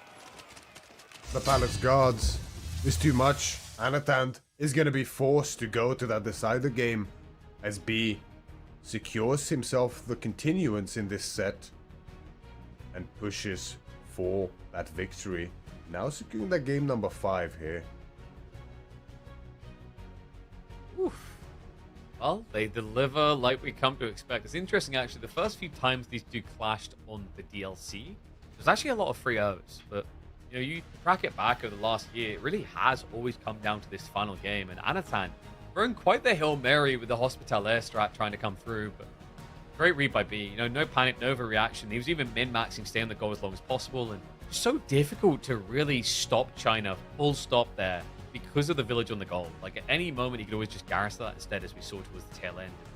Even the raids, like, against the lesser civ, you can see a one in which Anatan connects for the kills he needs, but just look at the garrisons. Fully garrison inside those villages every time he comes towards the goal. Third village now. Like, there was never an opportunity for Anatan to strike big with his cavalry. That's right. B was always in position, even without the Imperial Palace to give the very cozy buffer of vision. B responding quick time to any kind of attempt by Anatan to find damage. And yeah, the sudden reinvestment on water, this is how you can push on Holy Island. Just suddenly out of nowhere, you over time have added a springboard ship here, a demo here, an archer ship there, and suddenly you're just a casual double, near triple your opponent's navy, and they just dead in the water, quite literally. Yeah, he just really wasn't expecting that type of visceral timing. Maybe expecting an assault, but the 8 demo wave, I think, completely caught Anatan off guard. After he took out the first wave, he probably stopped looking there, prepped for the land assault, and that was the critical error. Like, it's the thing often catches people off guard. I've seen Anatan try to do this before, where like he sometimes discards his navy to get a big edge on land, but this was kind of the opposite, where B forced him to discard everything there without gaining anything in advance. So, means we are getting it Frisian. And you mentioned about like the Chinese pick there. Instead, it's going to be the Shushi coming out. I imagine the pick selection by the two was probably Mongols plus Shushi. And then Anatan probably picked Ottomans plus Byzantine, which would make sense for the Mongol ban, because you don't really want to be picking Biz into Mongols, and you would expect B to ban Ottomans, considering both of these players are great. Exactly, and just Ottoman in general has looked like one of the most robust, solid civilizations on Frisian. They're just so good. The cheaper docks, just like Abbasid and Ayubid get, at the same time having a really potent military as well, and a great short-term eco alongside it. Ottoman just a great pick on Frisian, so not gonna happen here. Instead, we do have the Byzantines Vanatan, which, as I said, is a bit of an underexplored pick here. I think it's really potent in a lot of cases. Jushi, however, I've seen it, but I don't know if I believe it. It's a bit of a weird one. Like, I think the best strat I've ever seen is the subtle mass horseman off of like a Jiangnan strat. But that almost feels kind of cheesy, and you're just trying to catch them not looking. I think, was it Dragovan who done it and won the EGC tournaments, but he didn't know the timing when he was strongest. Yeah, like he just had so many horsemen. Like if he just goes 2 minutes earlier, he finishes this. But it's hard to gauge. Yeah, curious to see what he's gonna do. Like technically, it is a quick rush towards your opponent's base, so Chuk isn't the craziest idea to just scale into. Yeah, I mean the Jugenu timing, especially for Jushi, is always something that you really have to be careful about. Now, in theory, Byzantines has the tools. Once those longbows start coming in, that's exactly the answer you need up against them. We're gonna see whether that is the case, as Anatan, in the color yellow as the Byzantines on the south side of Frisian Marshes, in the decider game here between Anatan and B is his opponent. And the color green as the Jushi's legacy. He's gonna no way, that's a barrack. It's a barrack escape. It's a good old classic Dark Age rush. I mean, China don't want to do it anymore. They keep skimping. They want an Imperial Academy, but you need an imp official. And why not do this? Better gathering rate in the early game, supervision to increase production rates. It just makes sense. There was a time where this civ was a perfect answer to Mongol outpost rushes because they built more spears. B throwing it back here in time with this barracks rush. He must be expecting a dock, or even if there is no dock, he knows that at least I can push him off stone and gold. So B looking to really take Anatan by surprise here. I mean, I'd be surprised if this is something that even in practice they've done. I mean, like as you mentioned, Mongols, yeah, we have seen this work against Mongols quite well long ago. But it's been a while since I mean, it's been very long since I've seen this. The last time I've seen this was actually me doing it, and that was very long ago. Yeah, it's just not that popular anymore. And it means, you know, obviously you're sacking the fish, you're working on limited food, but the idea is that the block out is huge, right? Like, you know, at this stage, I know he knew someone was up, by the way. He's gathering berries. Yeah. But the weird part is I don't think he was expecting this necessarily. Because he also went stone. Yeah, this very weird opener here by Anatan, right? Like stone as well as berries? I guess he's hoping to at least just get a level 2 system up and quick. But yeah, the gold's a bit of a problem. I think we need a big pull here, yeah, with Akritoy to just get that gold in ASAP and get out. Still, like, in some ways, this is even rougher spawn. Like, your opponent could block berries and stone, I guess. I guess he just gets the perfect triangle here, though, on this screen. Berries, stone, gold. Slow down your opponent a little. Do we have the villager pull? I don't think we do. No, B's just doing spears only. This is a game. This is the good old-fashioned Phrygian marshes. What did you want? All right? Like, you know, we don't see it often enough, and it's crazy when you consider that this version of Phrygian, it's more reliable to Dark Age Rush than it was in the old one. Because the old one, if you remember, sometimes you would just lose the luck, and your opponent would get a gold behind their TC. You don't get that here. That does not happen here. A bit Gorge-esque in its spawn, right? You have all that safe wood, and pretty much everything is projected in a forward arc. That is Phrygian Masters nowadays. There's a bit of reliability to spawns, right? You can sort of pre-plan to an extent. Imperial Hippodrome on the way behind Anatan's base, nice and safely tucked. And the 4 spears. Is there docks behind this for B? No, there will be no docks. It's straight towards the feudal age. And I imagine Palace Guards is a natural follow-up here. Some good meditation guns, though. Yeah, and he's going to get that right there. So he gets the 36 on the right side. He's getting, what? I think another 4 on the left. So in total, he's generating 60 food, 25 stone, and probably about 10 wood. So that's a decent meditation garden by today's standards. Pretty respectable. Nice sheep here behind Anatan. That looks like a bit more than he should have if we were to assume an even split. 13 trailing behind the scout, combined with the starting 5. Well, this is the cool thing, actually, about going Imperial Hippodrome. Because you go on the berries early, like, you're not actually in need of the sheep. So that means your scout stays out longer. That's a pretty crafty detail of this build. Yeah. 21, was it? 21 total, yeah. B must be a fair bit behind that. Oh, God. That's way worse than I thought. Quick, remember our strategy for fixing this. Look like you're tying your shoelace and then pull the power cord out your PC. See, this is one of the really tough parts with this map nowadays is the way the sheep spawn. Optimally, you do not go to your opponent's base, because then you actually miss out on the optimal pattern for sheep. Now, B clearly has went to the opponent's base to scout and know how to place his spearmen effectively. But this is the sacrifice that you risk having to make. Yeah. I mean, my concern here is, like, B just doesn't have any statistical upside in the next 2 minutes at this rate. Like, supervision is nice, great, but compared to the systems, which you can now go back to gathering, really, the longbow timing that we know is just inevitable. It's already enabled it. Like, what do you do here if you're B? You know, if you build Spearman, longbow's counter. If you build Shuganu, longbow's counter. If you build Palace Guard, longbows do well there as well. It's pretty rough, actually. You know, normally in a lot of these cases, I can theorycraft my way around the possible answer and way forward for someone who's behind. And especially here on stream, you know, we want to make sure that everyone has a kind of equal chance to win. You don't want to be defeatist, you know? I can't cope this one, frankly.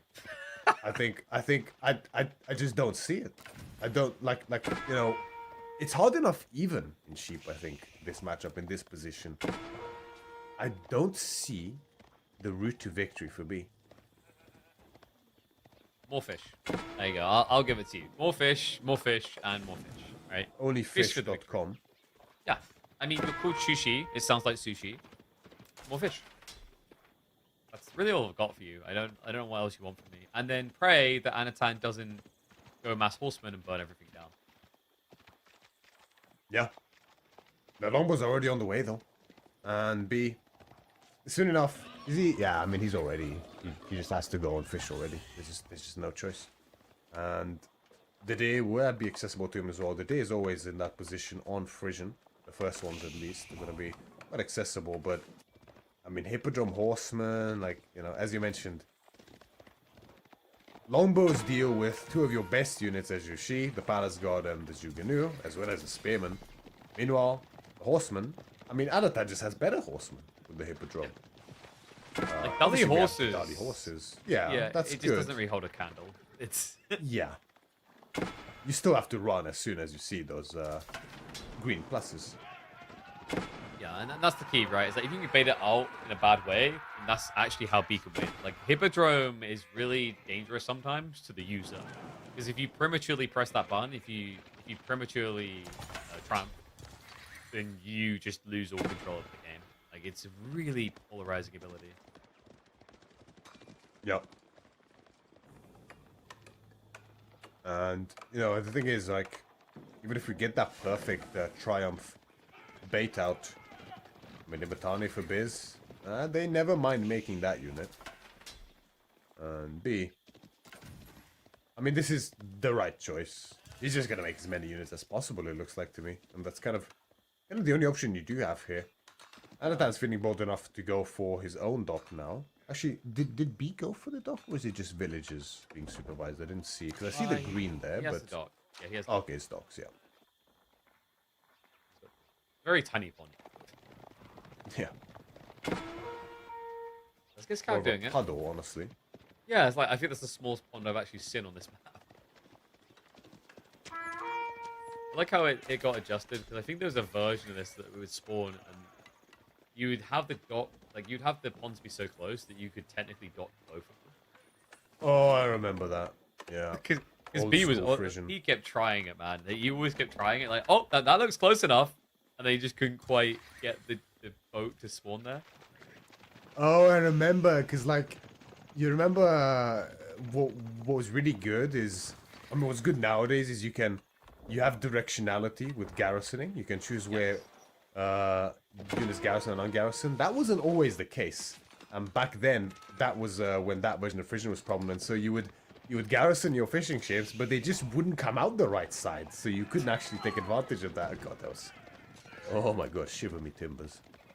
I remember when you actually had to use a weird loophole to get units to spawn out on the right side of a garrison. Crazy. I remember the day they made that change, just immediately casting a Louis MT game on the ladder where he somehow clutched up against a dive by like Archer, Garrison, Ungarrison. Yeah. Just thinking back, right? Just thinking back to these instances of stuff we take for granted nowadays. Right? It's crazy. It's actually crazy when you like there must be a list out there somewhere and it's horrific.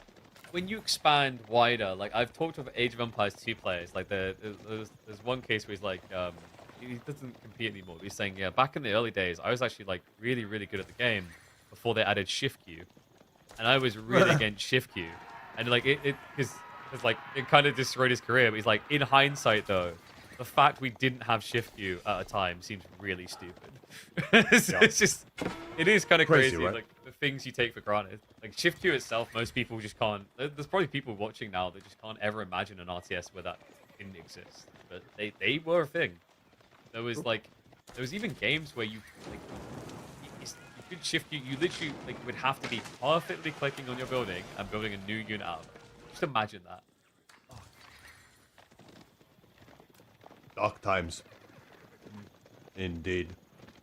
We've come a long way. Was it times when you didn't have control groups? That was a thing. Or, you know, limited amount of units you can even have selected at a time. Oh god, yeah, no. Especially yeah. in games where there was no pop cap. That was another thing for like Red Alert 2. Oh yeah. You reach a point where you couldn't select more, so you like drag select like half the army, then drag select like the other half. Crazy stuff, man. Crazy stuff. So, Quite a bit of a lull in the game, right? Yeah, We it's just good have just to docks build being up. set up. Yeah, a lot of docks at that. I know it's Could just be, at allowing least. it for Rico Castle, though. The Golden Horn Tower's down the way. That's level 5 system, I believe. Should be. Yeah. This is going to be speedy. Yeah. So we have the dock priority and unit investment from B. Full committal. Whereas Anatan is going to look to leverage his lead with that sheep and hunker down in position to save his units and go directly for cast stage. Now, in theory, B... It's just he's been fully investing into units and docks, right? But because of that investment into docks as well, he doesn't actually have as many units as he could.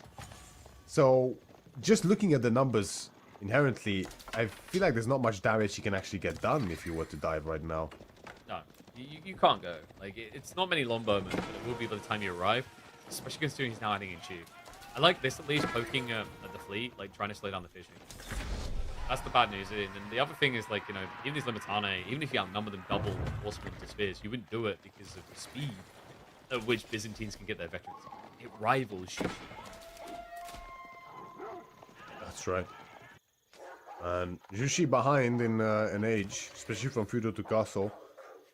Not something you see often, and not a position you want to be in either, as Jushi.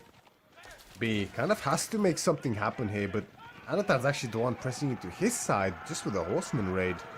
Meanwhile, the cataphracts are on the way. The veterancy isn't in the contract.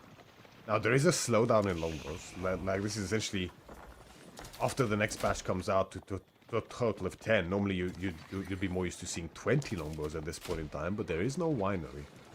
No, but it does ramp up quickly, right? It's got like double Q here, so it's going to go up to 15 in about the next minute. Yep. Which is a sizable force. Like, he'll basically mirror the Chute count, and the B will be an age behind. This is really fragile state for B. As long as I think Anatan bounces the Limitane Cataphract, he's in a pretty cushy position.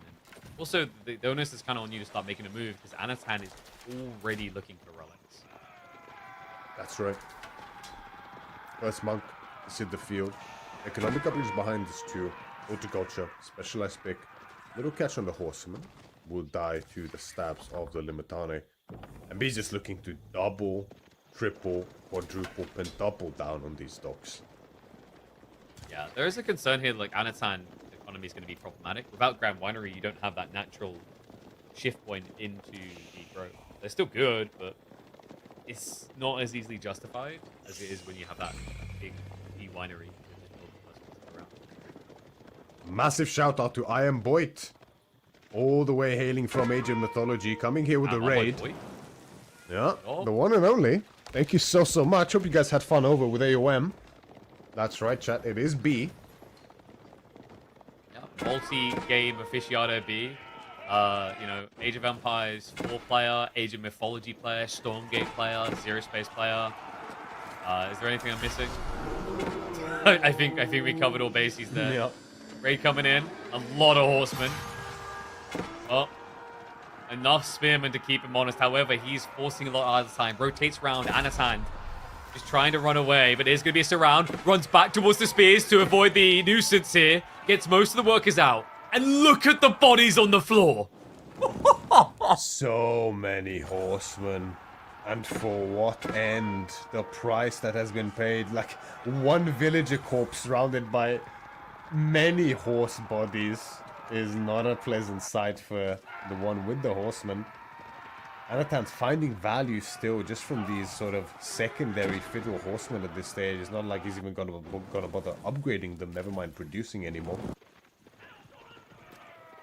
Not crazy. Military forces now already even. You know, you said about the longbow count looking pitiful. Look at it again. Already up to 25. You blink after Golden Horn Tower goes up and, oh wait, I'm watching English. It's just incredible. Like, it's just such a crazy civ with this type of timing. Like, this is the build now. Every player agrees. Get level 5 system, get free units, profit.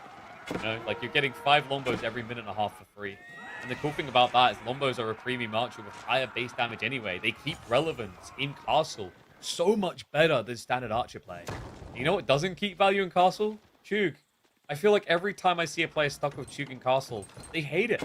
Luckily, B hasn't overinflated in the count. It's only 11. But they are going to feel like deadweight in these fights. Yeah, that's the thing. Unless your opponent just doesn't have longbows.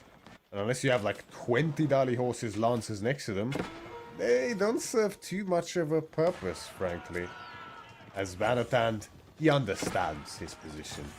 He knows what's coming. With the longbows now, the cataphract numbers building steadily, he's looking to really press that lead, as this fortified position by B is now under direct threat. Vanatand not persuaded by the towers as the clash comes in. Direct engagement from B, he wastes no time in pushing forward. The Slimitane are falling, the cataphracts are also starting to take some damage. Yeah, he's But still the trample longbow though. DPS. This is the thing, he's still got the trample as well, so like B, he can't hang around any longer, he needs to keep a few spearmen, otherwise it'll be a bypass. Now, just camped on the gold. I mean, how do you play Castle Age without gold here? This is the starvation factor. It'll slow down a little bit, but B is now struggling. You're just watching that number decline. He's got a handful of knights and palace guard. He's going to be left cheap booted here. I know, weirdly backing up further than he should actually. What is going on? Yeah, just taking his time. I think he understands, right? There's no need to brute force anything too much. He can just come in again like this, get another few volleys off, and then back out, right? His B is just blobbing as many units as possible, whereas Anathan's going for a sort of very decisive composition here, yeah. I'm pretty sure it's just trample time. Just eat those Chuk. Instead, he's going to A-click for glory. Anno doesn't even need hotkeys. He doesn't need abilities. He's taking us back to the OG days of RTS. Select all, A-click, Ooga Booga. Even the land snakes now rushing towards those harmless villages. Nowhere to be, nowhere to feel safe. Yeah, the only units B has left, really, are the Jugalu, and they're not even upgraded.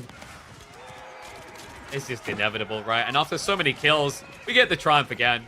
Just to make sure that those cataphracts got a little bit more pep in their step to be the unkillable. B, with a third of his eco just not working. Barely a standing army. Anno feels like he's on auto cruise. At this point, the activation of the Triumph is just a way to pad the KDA so less units die, really. And B feels it. The woodline is now under threat. The fishing, although it's heavily invested into, and the food is great, admittedly, the turnaround time, right? There wasn't enough time to actually bring that food to fruition in the semblance of a really unified, strong compositional army. And even then, it's what do you really make as Yushi in this position, right? That's one of the reasons this matchup just feels quite difficult. Just from a compositional perspective, it feels like there's a clash in terms of what works here, right? Exactly what B wants to make as the Jushi, Anatan has the perfect answers for it. And just the other time being forced here, man. It's just the way Anatan's followed this up. Like, not Hamfist sending it, he's kind of doing that Marine Lord approach. Like, oh, it's a small lead. Now I'm going to calculate into a bigger one. Just take my time. I mean, B is trying to get the Lancer comp online. The irony is, like, Anno could just lob Limitane to solve this. He's ego challenging with Cataphracts because Adders are the better Cav. What that they are happening with that? Oh wait, what? Wait, did you see that for a sec? Can we have a look at it again at the ball? Nothing. It was very weird. I think it's too close to the mill. We keep seeing this today, actually. They were like the ball is like it's not optimal. I think he's got an idle worker or two. They really moved around. Yeah, like, yeah, look there. Well, because like okay, you know about the weird one where like if a boar is dying, you can place a mill literally on top of it. Yeah, I know exactly what you mean. Yeah, has happened way too often. Gotta be really careful. That's why I like taking a ball on top of actually saving your villagers takes a little bit more micro than one would expect. So like I really shouldn't say this, but technically you could wait for your opponent, like you could scout your opponent going for a ball play, and then place a building blueprint there, and then come back later and just push them off the board. Technically. Well, like, I think that only works if you actually if the blueprint materializes, right? So like you're close enough to it, which at that point they can torch it, right? I think. Yeah, so. that's fair. Yeah. All right, so what I'm hearing is we just like Delhi just need to build a wall of. That's a realistic expectation. There you go. This is not working at all for me, man. Like the knights, they're not holding a candle to the Agincourt strat. Lombos just on a vibe here. Workers mostly will get away, but this feels like the death throes, man. I think it's a bit sad. Yeah, he won't like wave the flag. It's the last game. But there's really not been much for him to look forward to for the last several minutes. It's so unfortunate, right? the issue with that sheep. Again, we've seen it earlier today. It's up to debate whether it's actually decided the game. It definitely played a factor, but the hurt can be felt. We've all went through this at different stages, and it never feels good, but it just happens. And sometimes it happens. Sometimes it happens when it matters most, and this is the result. B in his death throes right now in this final game, in this set. About to be taken out by his ex-student. And the master. Anatan. Well, he's not going to have an easier time, is the challenge here. He likes to talk the smack, but his next opponent in this group will be Marine Lord, right? It's a round robin. Both of them have to face that. And Marine Lord is the unslayable, the unthinkable, unkillable king, which makes this kind of feel like an elimination match.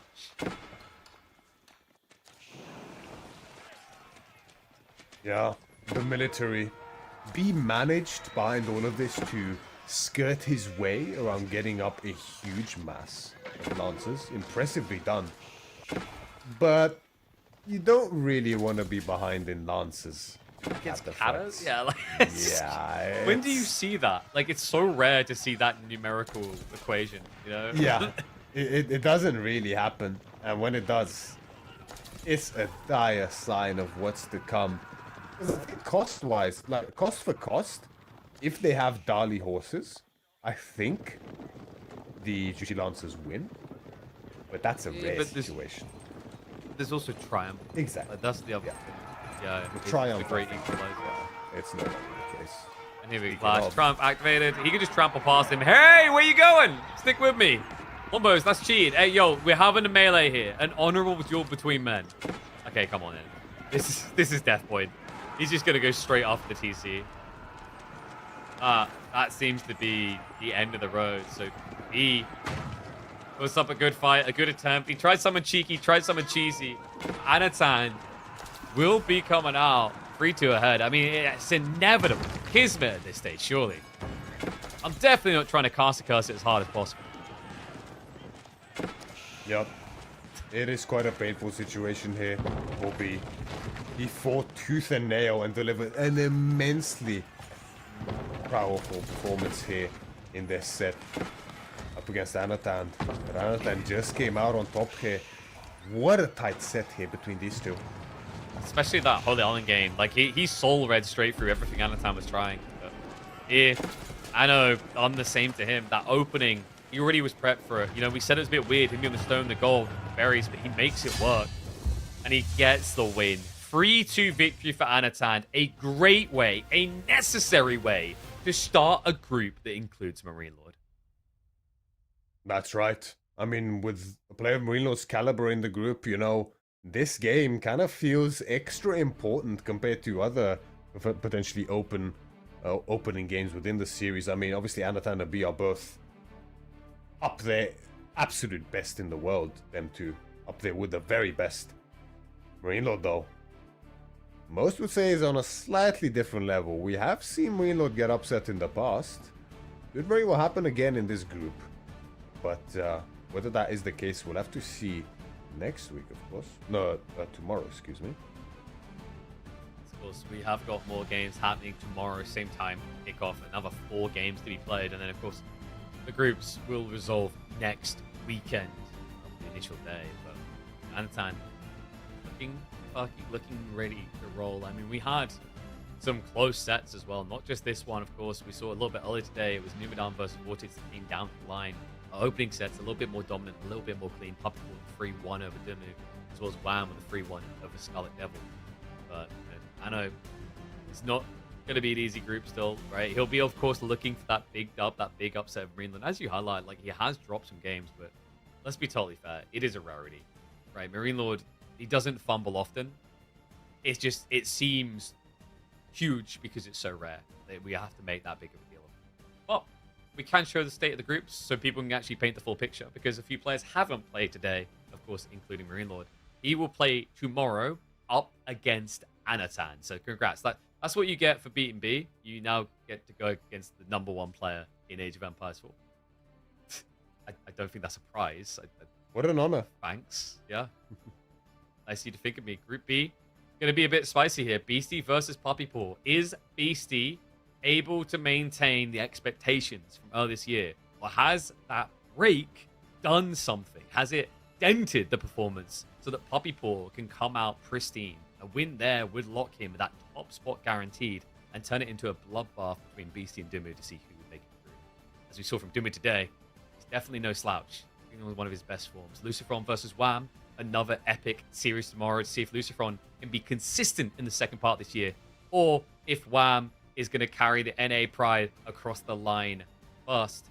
And then, of course, Lucifron and Scarlet Devil, like the way they play, I'm excited for that one. I think there's a lot of similarities. And Louis MT versus Vortex, you know, East versus the West, really to consolidate whether Louis is back on form. And then, of course, Louis, after killing Vortex, will take the face of his brother to try and beat Numedan in that final Group D decider. A vicious story to be told at the end of it all, to be sure. You will find out how it continues tomorrow. Without a doubt, there's so many more fantastic series to come. We can see our schedule here all on one page for you to look forward to save. Mark the times, mark your bets, go to the bookies right now and get those bets in. Yeah, if only, right?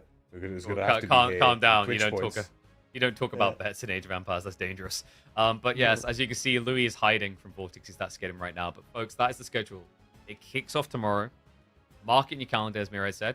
Make sure you got popcorn, entertainment. Today was an 8-hour day. Tomorrow, probably going to be a 10-hour day. That's the meta right now in EGC Masters Final Sundays. So, we're going to say farewell. I believe tomorrow, I'm going to guess it's probably Rackety and Warman. That would be my guess. You got a better guess? You know someone I don't? Who do you think's coming in tomorrow? I don't actually. It could be anyone. Maybe it's you and me again. Who knows? No. There's only one way for them to find out. They'll have to actually tune in. All right. But guys, it's been a pleasure. Go get yourself some rest. GG's. We'll see you tomorrow at the EGC Masters Finals. Bye from me as well. See you then.